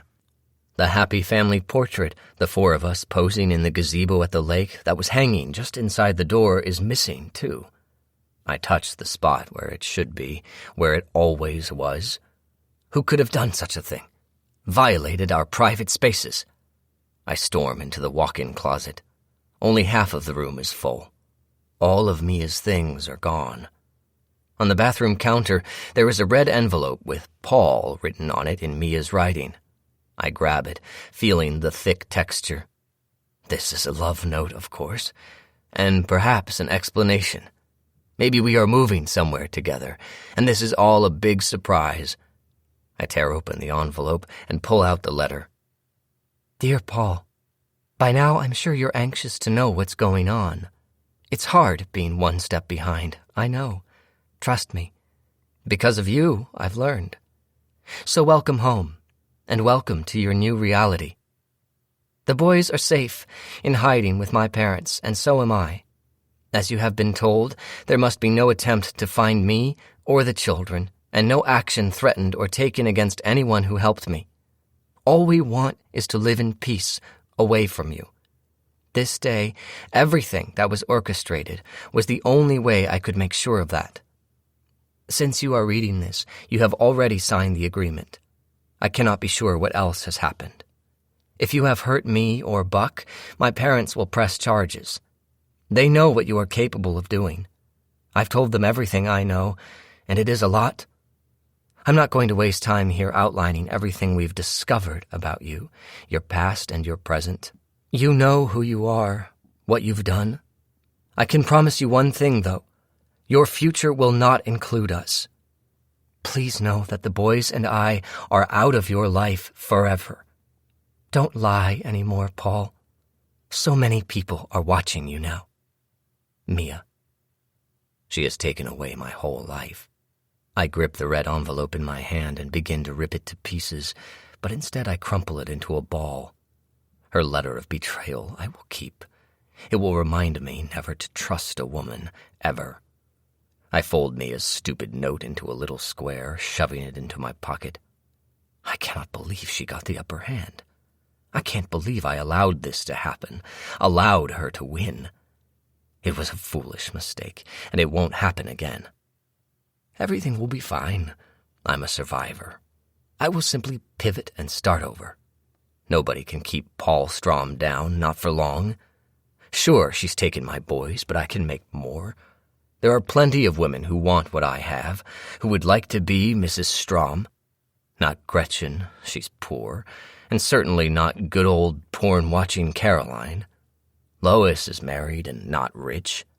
I believe I'll set out for greener pastures. I don't need Disneyland to find the happiest place on earth. No, I just need wealthy women, preferably young widows. Palm Beach, here I come. I walk back into my closet and pack my favorite lightweight, warm-weather suits and some bathing suits and shorts. I'm like the phoenix, rising again. I change into a pink polo, perfect, right? And some comfortable jeans and driving loafers. I'll look the part of a successful businessman on holiday. I'm just a lonely man trying to recover after losing his entire family, wife, 2 sons, and the in-laws, in a terrible plane crash last month. Private jets, you just never know. And no, their bodies haven't been recovered yet. It's tragic. I check my reflection in the full-length mirror and glance at my watch. Sunrise is in 15 minutes. I need to get going before daybreak, before all hell breaks loose on our street, too. I grab my designer suitcase and make my way down the hall. There is someone standing at the top of the stairs. What the heck? I shove my hand in my pocket, satisfied the pen is there. But still I'm on edge. I don't have a long-range weapon. I rely on the power of surprise, and right now there was nowhere for me to hide. "Hands up where I can see them," a male voice says as a flashlight blinds me. I see the end of a gun pointed at my chest. "Officer Clark, Granville Police. We received a call about a burglar breaking and entering." "I'm the homeowner. I live here," I say. Who the hell called the cops? Who knows I'm here? Mia does. I should have finished her off long ago. So much for being patient with her demise. "I'll need to see some identification. My partner, Officer Miles, will extract your wallet. Don't move." As I stand in my almost empty home, my hands raised, my pockets violated, I know this will not be the end. I cannot let Mia win. I will not let Mia win. I should have finished her off, her and Buck. The officer pulls my ID out of my wallet and shines a flashlight on it. "His address on the ID checks out. But what's all this?" asks the second officer, who is violently pulling the cash out of my back pocket. He's taken Mia's love note out of my front pocket, too. I hear the pen fall to the floor. The cop ignores it as I fight the urge to bend and pick it up, perhaps jab it into his thick, sweaty neck. I examine Officer Miles's face, scarred and pockmarked from bad acne episodes. Simply hideous. He could never have another life. His options are so limited in this world compared to mine. Maybe I should end his suffering. "I asked you a question, sir," Pockface Miles says. "Ah, that is a love note from my wife, officer. It came sealed in a red envelope, the color of passion. It's special," I say. "It's personal." He tosses me his note to the ground. "I'm talking about this," he says, waving the wad of money I borrowed from the inn in front of my perfectly smooth, masculine face. My 5 o'clock shadow has become a small beard by now, I'm sure. It has been a long day. He is still staring at me, now examining the bills as if he's never seen so much in one place. Poor fellow. "It's cash. Money. I know that you don't make much, but that's what it is," I say. Really, the caliber of people they have protecting and serving us is ridiculous. "You're so funny, asshole," says Ugly Face. He's fortunate to work the night shift. He would scare small children in the daylight. I shrug as the cop keeps my wallet and keeps his hands around the cash, stepping back from me. He'll pocket my money, I know he will. It won't even make the police report. The other cop has the gun trained on my heart, which I now realize is beating rather quickly. "We had a report of a theft up at a place called Lakeside, at the hotel there. Someone robbed the cash drawer tonight. Know anything about that, Mr. Strom?" Officer Clark asks. Oh, this is ridiculous. I'm not going to be tripped up by a petty theft. "I have no idea what you're talking about," I say. "Can I put my hands down?" "Weren't you just there in Lakeside, sir?" the ugly guy asks. Why does he insist on calling me sir, like I'm an old man? Sure, he's young, but look at that face. I'd rather be me. "They relayed your license plate number. We know it was you, sir, that you were there. There's a camera in the lobby." Interesting. I didn't see that. Those cameras are getting smaller every day. Looks as if Scott will be off the hook for this one after all. Fine. Everything is beatable, escapable. You just need to use your brain, and mine is second to none. "Put your hands behind your back, Mr. Strom. We're taking you to the station," Officer Clark says. What choice do I have? It's 2 of them against me, and I'm unarmed. I know what you're thinking. I handled Buck deftly, although I should have finished him off.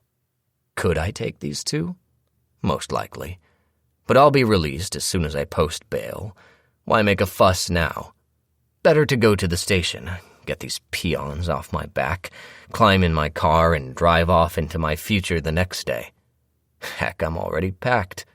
I look longingly at my suitcase, a Rimowa dark gray, very stylish, and decide to comply. They handcuff me and lead me out of my house. Thankfully, it's still dark. Thankfully, my boys did not witness this embarrassment.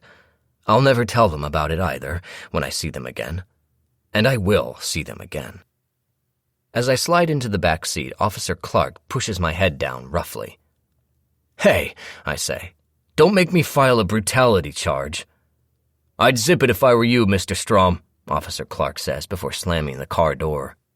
He reappears in the driver's seat as Officer Miles slides into the passenger seat. I see now that there are 2 more squad cars parked on the street in front of my house. "Hope you enjoyed your last day of freedom, scumbag," Officer Miles says. I will not go to prison for petty theft, no matter what ugly face wishes for. The prisons are not for people like me. They are for dumb druggies and inner-city people. Mia and Buck won't tell them anything else, because they want me to just go away. And I will, at least for now. I know how badly I hurt good old Buck. Maybe Buck is dead. One can only hope. Suddenly, the car is rocked by an explosion, and the sky briefly fills with a flash of light. I allow myself a smile at the perfect timing. "What the hell?" Pockface is alarmed. He hops out of the car and disappears into the night. The 2 squad cars that were staked out in front of my house flip on their sirens and drive off. When Miles returns, he's out of breath, so excited. Nothing bad ever happens in Grandville, so this is big news. "A house just down the street exploded, man. I called the fire squad and they already were dispatched. You should see it, Clark. The house is like totally gone. Gas leak or something. Stuff we read about, man. Hope everybody got out." Despite the childish description, I'm pleased. As he climbs back in the car, 2 fire engines and 2 emergency squads blare down the street, full lights, loud sirens. They won't need the paramedics, but only I know that. "We have to take this guy in," Clark says in a commanding voice. "Yes, all the neighbors will be awake now. Let's get moving, shall we? I'd like to deal with this little misunderstanding and get back to my life," I say. And it's true. Up and down my street, the neighborhood is coming to life, lights flipping on, housewives in bathrobes and men in boxers spilling out of their happy little homes. Tragedy is such a magnet, isn't it? These are my neighbors, drawn like moths to a flame, or in this case, drawn to a gaping foundation where a tidy home used to be. Soon these same neighbors will be gossiping about me, about our marriage falling apart. I don't like failure, and this, my empty, loveless house, feels like defeat. "Buddy, with the size of that explosion, your visit to the station won't even make the news," Pockface says, as if I want to make the news. "What a shame," I remark. But he is wrong. I am important. Our family's deconstruction will be the talk of the town. After Greg and Doris Boone's unfortunate slip into poverty, that is. "Can we go now?" Officer Clark laughs as he flips on the bright lights of his squad car, and we roll out of my driveway and into the still, dark night. Through the window of the police car, I see 2 bright stars, the cat eyes of Scorpio's tail rising in the sky. Mia's a Scorpio. Did I mention that? 1 year later. Epilogue.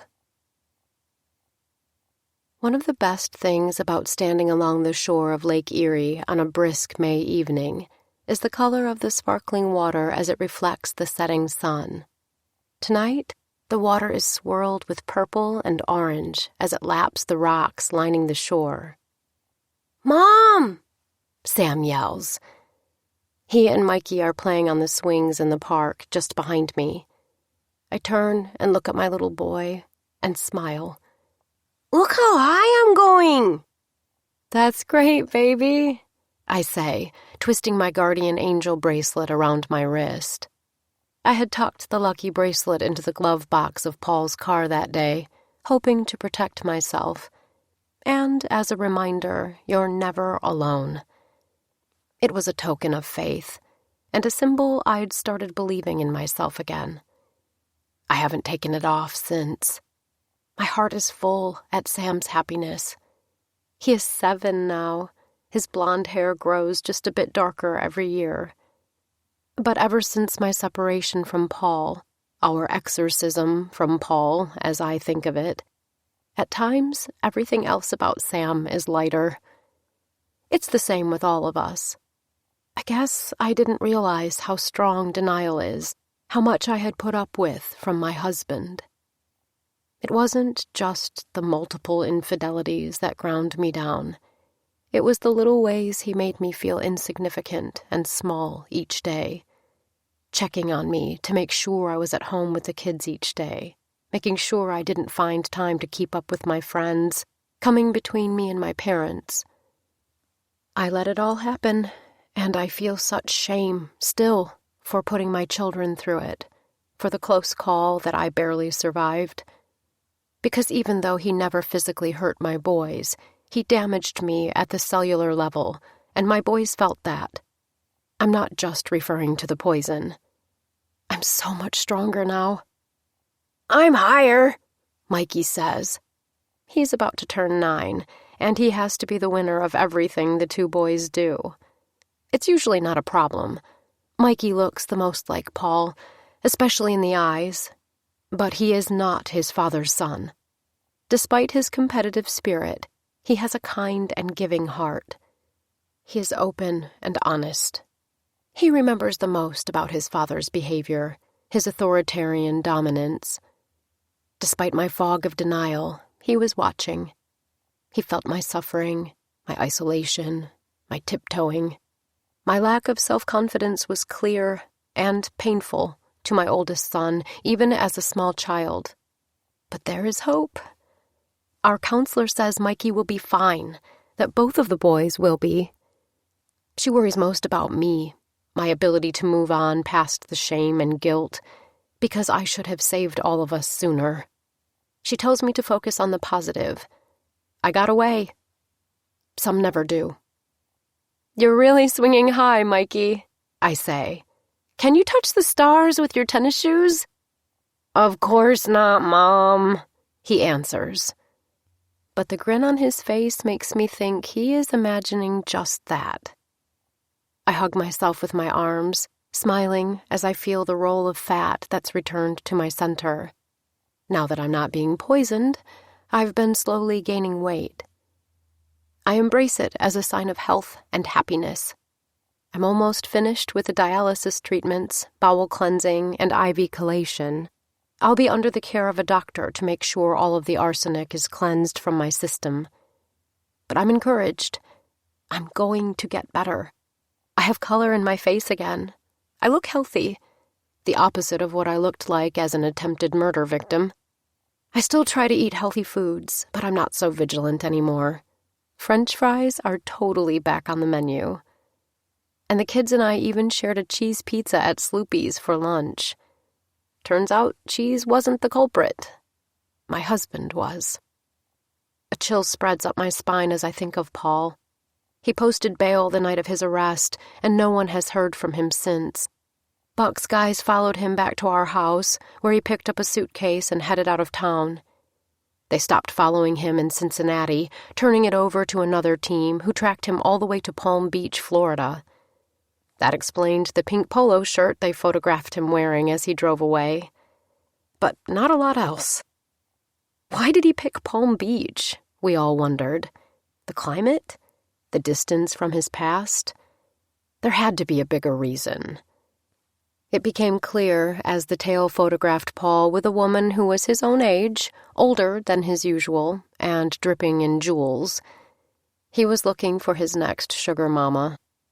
From all the reports, he seems to have found her. Buck's team will try to warn her off if it gets serious, and I know that's the right thing to do. But mostly, I want him to just stay there, stay away from us, from the whole community.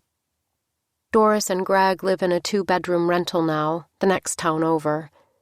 While most people in town never linked Paul to their home's gas explosion and complete destruction, Buck and I did. Still do. But there is just no evidence. We called in an anonymous tip, but it is to no avail. Unless I came forward and pressed charges about the attempted murder and the attack on Buck at Lakeside, the police won't take his criminal nature seriously. Buck's contacts in the police department tell him the cops think Paul was a poor, stressed-out guy whose wife dumped him, moved all of their belongings out, took his kids, and left him with nothing. He had no choice but to take some cash from the inn. He paid it back. All is forgiven. End of story. The police have created a very different profile of Paul than the man I know. But I'm not putting my kids or myself through a trial. So instead, I take Doris to lunch often and have her kids over for sleepovers so she and Greg can have some space. It's the least I can do. Buck waves from beside the swings, and I smile at him. "We're going to shoot hoops," he says, one of my sons under each arm. He looks as strong as ever, even though he took the brunt of Paul's rage physically, requiring an overnight hospital stay and a month of rehabilitation. He tells me it was worth it, even the shrouded sucker punch he suffered to protect us. Buck and the boys are a joy to watch on the basketball court. They embody life's simple pleasures as they laugh and tease each other. It's amazing Buck came into our lives when he did. If he hadn't been our neighbor here, if we hadn't shared a love of gardening, I never would have realized what was happening.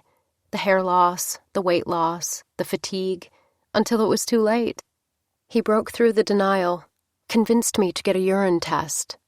6 doctors had performed myriad other tests and found nothing wrong with me. That urine test revealed the arsenic poisoning and set my escape plan into motion. I'd called Buck from my doctor's office and told him the news. "That's it. He's going down," Buck said. His voice was deep and powerful. I knew with him on my side, the boys and I would be okay. "I'm packing some things and I'll be down. Get a hotel room in Columbus. You need to speak to an attorney.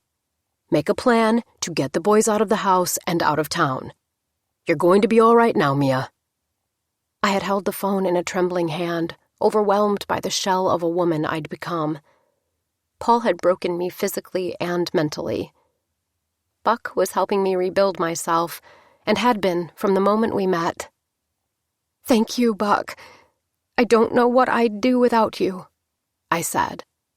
"Let's not find out," he said. "My team is still on you 24/7. I'll come around tomorrow, sit with you during your treatment." This was what love felt like, I realized that day. Buck and I hadn't even held hands at that point, hadn't done more than share a trowel. But I knew. Buck did too. Each day for the 2 weeks before Paul and I drove to the lake, while Paul took off for Gretchen's apartment, I showed up at the hospital for my dialysis treatments and bowel cleansings. While Paul made love to his mistress, I focused on recovering my health. They had him under surveillance, Buck's team did, and my job was to make sure I didn't eat anything else that he could have possibly poisoned. At dinner each night, as he sneakily poisoned my food or drink, I would hold my stomach and confess to feeling too nauseated to eat. He tried to hide the poison in my yogurt, in my tea, in so many different foods and drinks. It was exhausting trying to stay ahead of him. He was careful not to tamper with anything the boys could eat, so I knew I was safe sneaking frozen chicken nuggets when he was out of the house. Dinners were the tricky meals, with him watching me, ready to sneak powder into my food, my drink. I could tell Paul was getting frustrated with the situation. He wanted me to grow sicker, faster, we knew. He was ready for me to be gone, for Gretchen to take my place. He lost his job, lost his chance with Caroline, and he was finished with me, with us. And he was running out of money, and the boys, minus me, were his golden tickets. He'd spent most of the past 6 months with Gretchen, so he'd already moved on in that sense. I was in the way, an obstacle to his future. Even though my father had made it very clear to him that he would never touch a penny of their trust funds, with my death, Paul would be the guardian and entitled to a stipend to care for them. Greedy and heartless. A chill races down my spine. Paul had grown tired of me, but instead of punching me in the face and leaving town, the way he had ended things with Lois, he'd decided to kill me. Slowly. I still get goosebumps when I admit this to myself. So I was ready for it to come to a head. It was a relief when he asked me to spend a weekend together in Lakeside, just the two of us, because I knew that would be where he would take me to die. Away from the boys, away from the neighbors, just the two of us, an envelope of arsenic, and a romantic dinner. Sounds perfectly logical if you're a psycho. He needed to give me a bigger dose of poison, to finish me off. And our new cottage was the perfect place for a death scene. Meanwhile, I needed to escape, and I would. I needed to serve him papers when and where I knew the boys would be safely out of reach. In that sense, we both agreed the lake house would be perfect. My parents were ecstatic that I'd come to my senses, especially my dad, who hadn't liked Paul from the start of our relationship and had frowned on our brief courtship and quick marriage. He had been right all along, but I had been too infatuated, too foolish to see beyond the lust, beyond the illusion of love. Paul was great with illusion. I saw him as the grand, old-fashioned suitor who brought me flowers and wrote love notes and took me to expensive and wonderful dinners. The older advertising executive who had traveled the world, who taught me about jazz music and sexual expression. I saw the Paul I wanted to see, the Paul he made sure I saw. That man was a wonderful romantic, a Renaissance man. That man was a lie. The difference between the act and the truth was clear as Buck sat beside me during a dialysis session. I took a deep breath, took my power back into my own hands, and called my parents home. "He's not going to get a dime of your money," my dad said. "I'll call the attorneys as soon as we hang up, the bastard." "Oh, honey, are you doing all right? How are the boys?" my mom asked. Her sadness made my heart heavy. "Can they come stay with you on the day I serve the papers?" I asked. "I'm going to the lake with him on Friday. I'd like you guys to fly into town, take Mikey and Sam back home with you." Buck touched my knee, and I remembered to add, "I'm going to have security following you, and the moving van will come and move our things out as soon as we're on the road." "Of course. We'll be there. Do you want us to come now?" she asked. I imagined her frightened eyes. I know my dad's were squinting in anger. "No, we'll stay here until Thursday. Get an early flight. We can't see the grandsons until Friday, Phyllis, or we'd tip that nut job off," my dad said. "Exactly, Dad. And, Dad, is there time to draw up a separation agreement with an accompanying dissolution? I don't want any record of being with him. Not ever again," I said. I'd been trying to be strong, but with those words, a sob escaped. "Oh, honey, yes, we'll screw the bastard," Dad said.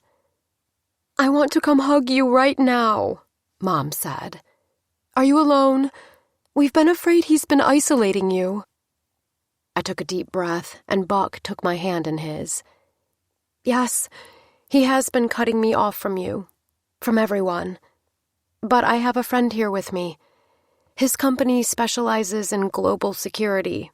I'm safe until you arrive, and I'll fly to you and the boys as soon as I can." "Well, thank God.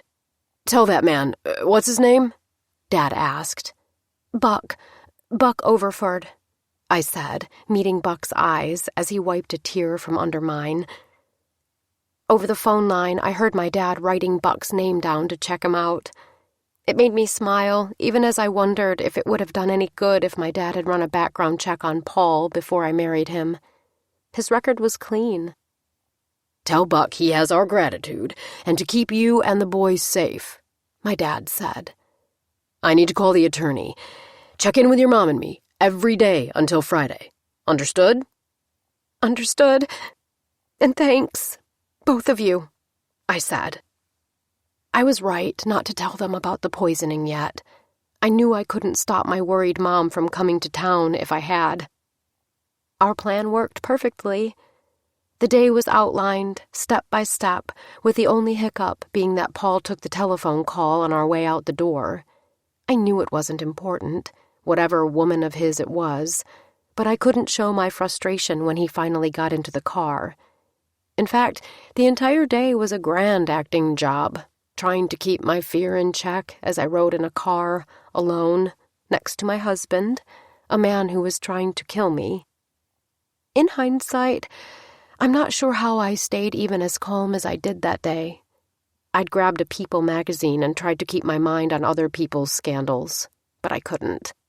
My only consolation was coded texts from Claudia letting me know that my parents had swooped by the school and picked up the boys. I had left a note with the principal explaining how their grandparents had a special weekend planned.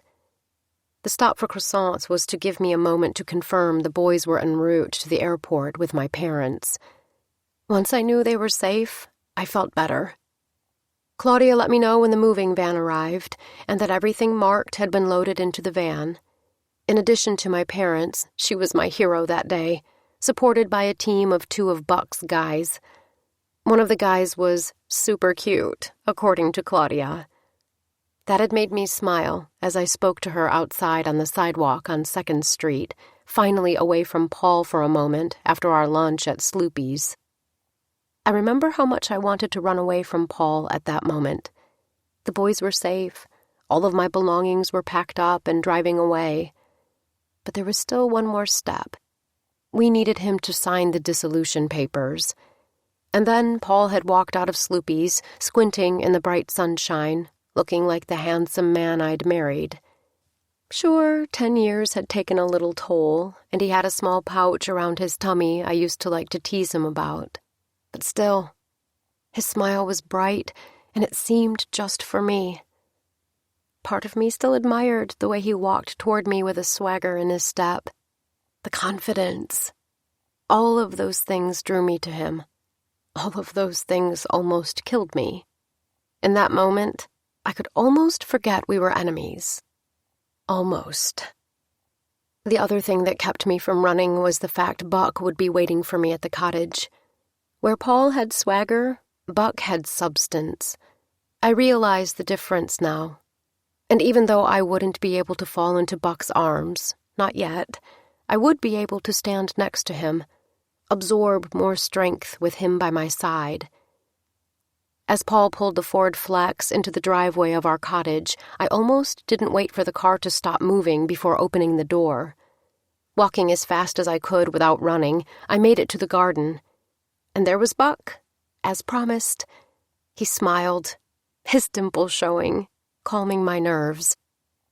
"Take a deep breath, Mia. It's all going to be over soon," he said.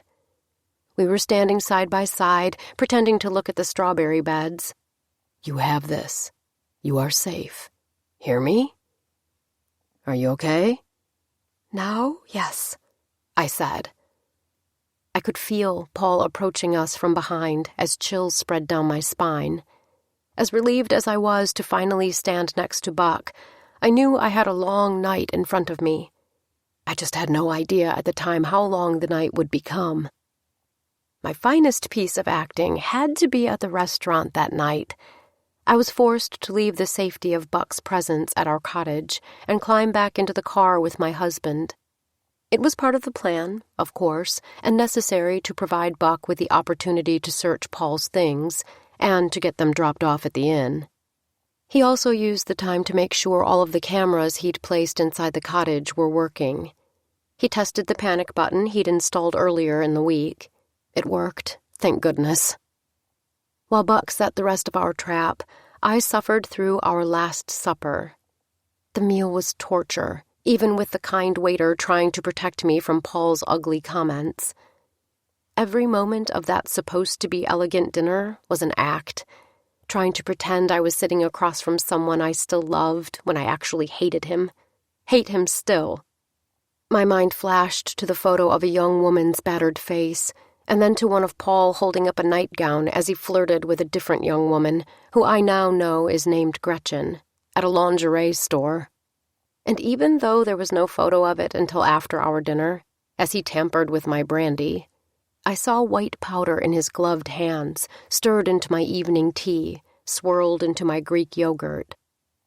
All of his lies, all of his manipulations coursed through my mind during that dinner, but I couldn't accuse him of anything. I couldn't tip my hand. I was in a panic, sweaty and jittery until the moment I saw Buck through the window, standing outside on the deck of the restaurant, watching me, guarding me. I couldn't help but smile, even though I knew Paul thought I was looking at myself in the shiny glass. He would think I was vain. I wasn't. I was smiling about our signal. The thumbs-up sign from Buck meant that everything was in place, that we had Paul, and the proof of the poisoning that we needed. The proof meant this charade was almost all over. As I smiled my relief out the window, I felt strong. This day would forever be the start of the rest of my life. The best day ever, in fact. Just not the one Paul envisioned. Sometimes I wish I could have seen Paul's face, confidence shaken, when he was taken into custody inside his own home. Did his heart fall when he discovered his kids were gone? Or did he tell himself he'd win in the end? I wish I could have been a fly on the wall when he opened my little red envelope. No doubt, in his messed-up way, he thought it was a love note from me to him. I wonder if, just for a moment, he felt sorry about what he had done. Did his heart drop at everything he'd lost? Most of the time, though, I'm glad I didn't see his reaction. It probably would have been my final disappointment. As Paul was discovering all the surprises I had in store for him at home, I was at the hospital with Buck. The early morning hours were scary as I saw Buck's injuries and realized exactly what Paul was capable of doing to another human being. I watched as Buck was admitted and hooked up to machines, all the while wondering if the police in Columbus would actually catch Paul, or if he'd outsmart us all. I just had a sinking feeling he would get away. The wait was terrifying. The call came at sunrise, informing us Paul had been booked on robbery charges. "Robbery? That's all?" I said, incredulous. Buck's team had called his phone. I picked up the call. "It's all they have, ma'am," the man said. "He'll probably post bail in a few hours. Stay safe." Later, I would discover he had secret credit cards. It had taken months to sort out his financial schemes once he was gone. I looked at Buck, sleeping thanks to some IV drugs, and realized it was fine. We would stay safe. With Buck by my side, Paul wouldn't dare come back. He'd signed the papers. We'd won. His only choice was to scamper away in the night. I fell asleep, sitting up in the chair next to Buck's hospital bed, and even so, it was one of the best rests I'd had in months. The next day, Buck was released from the hospital. I drove us back to Lakeside. As I pulled into my driveway, a chill spread down my spine. Buck grabbed my hand. "Let's go to my place." I nodded, turned off the engine, and hurried to help Buck open the door. With his bruised ribs, he'd need to take it easy for a bit, and I didn't mind. It was my turn to take care of him for a while. Even with the pain in his side, Buck was beaming. It was a beautiful summer day, trees heavy with green leaves, kids pedaling by on rented bicycles. I'd never been inside Buck's cottage, even though we'd spent 2 weeks together the summer before, gardening. It wouldn't have been appropriate. My boys had been with me, and, well, I was afraid Paul was watching. I felt like he always was watching me. Now I know that was true. As Buck opened the door and stepped to the side to let me in, walking gingerly, I had been surprised by his cottage's sleek sophistication. It was as if I was walking into a Home and Garden magazine's interpretation of the perfect lake house. "Nice place you have here," I said. I was taking in the white linen sofas, the dark hardwood floors, the sleek stainless steel light fixtures, and the large white stone fireplace of the family room. "Glad you like it," he said. I watched as he closed and locked the door, sliding in a deadbolt. My husband was gone, but Buck was still on high alert. My hero. "You're safe now, Mia." Buck stepped closer to me, and finally I could fall into his arms. In the hospital he was tended to by his staff and the nurses. Neither then nor now was the time for passion, of course. It was time for relief, for appreciation, for freedom. We simply stood in his cottage and held each other. It was a new start. I'm stronger now. It helps that we keep tabs on Paul, that we know where he is, what he's up to down in Florida, Palm Beach, of all places. I hope there will come a day when I don't wonder if he'll appear back in our lives. I hope there will be a time when I'm certain he has moved on. I want to believe that if I can move on, so can he. As he said the last time we saw each other, I disgusted him. Probably, given everything that transpired, his feelings of disgust have intensified. I just hope those feelings don't turn to revenge. Buck tells me not to worry. They're tracking him. We will be the first to know if Paul ever decides to make his way back to Ohio. He says it's time to heal, to move on. Together, as a family. This time, my fiancé has my parents' glowing endorsement, especially since we are house hunting in New York City, where the boys will once again live close to grandparents who love them. We'll keep the lakeside cottages for now. The place is still special. Paul can't take that away from us. "Mom, it's time to go eat," Sam says now, running up to me and grabbing my hand. His face is flushed bright red from playing basketball. He's happy and hungry. He's normal. "Did you have fun playing with Buck?" I ask. I love the feel of his sweaty little hand in mine, and I hold on tight. "Yeah, best day ever," he says.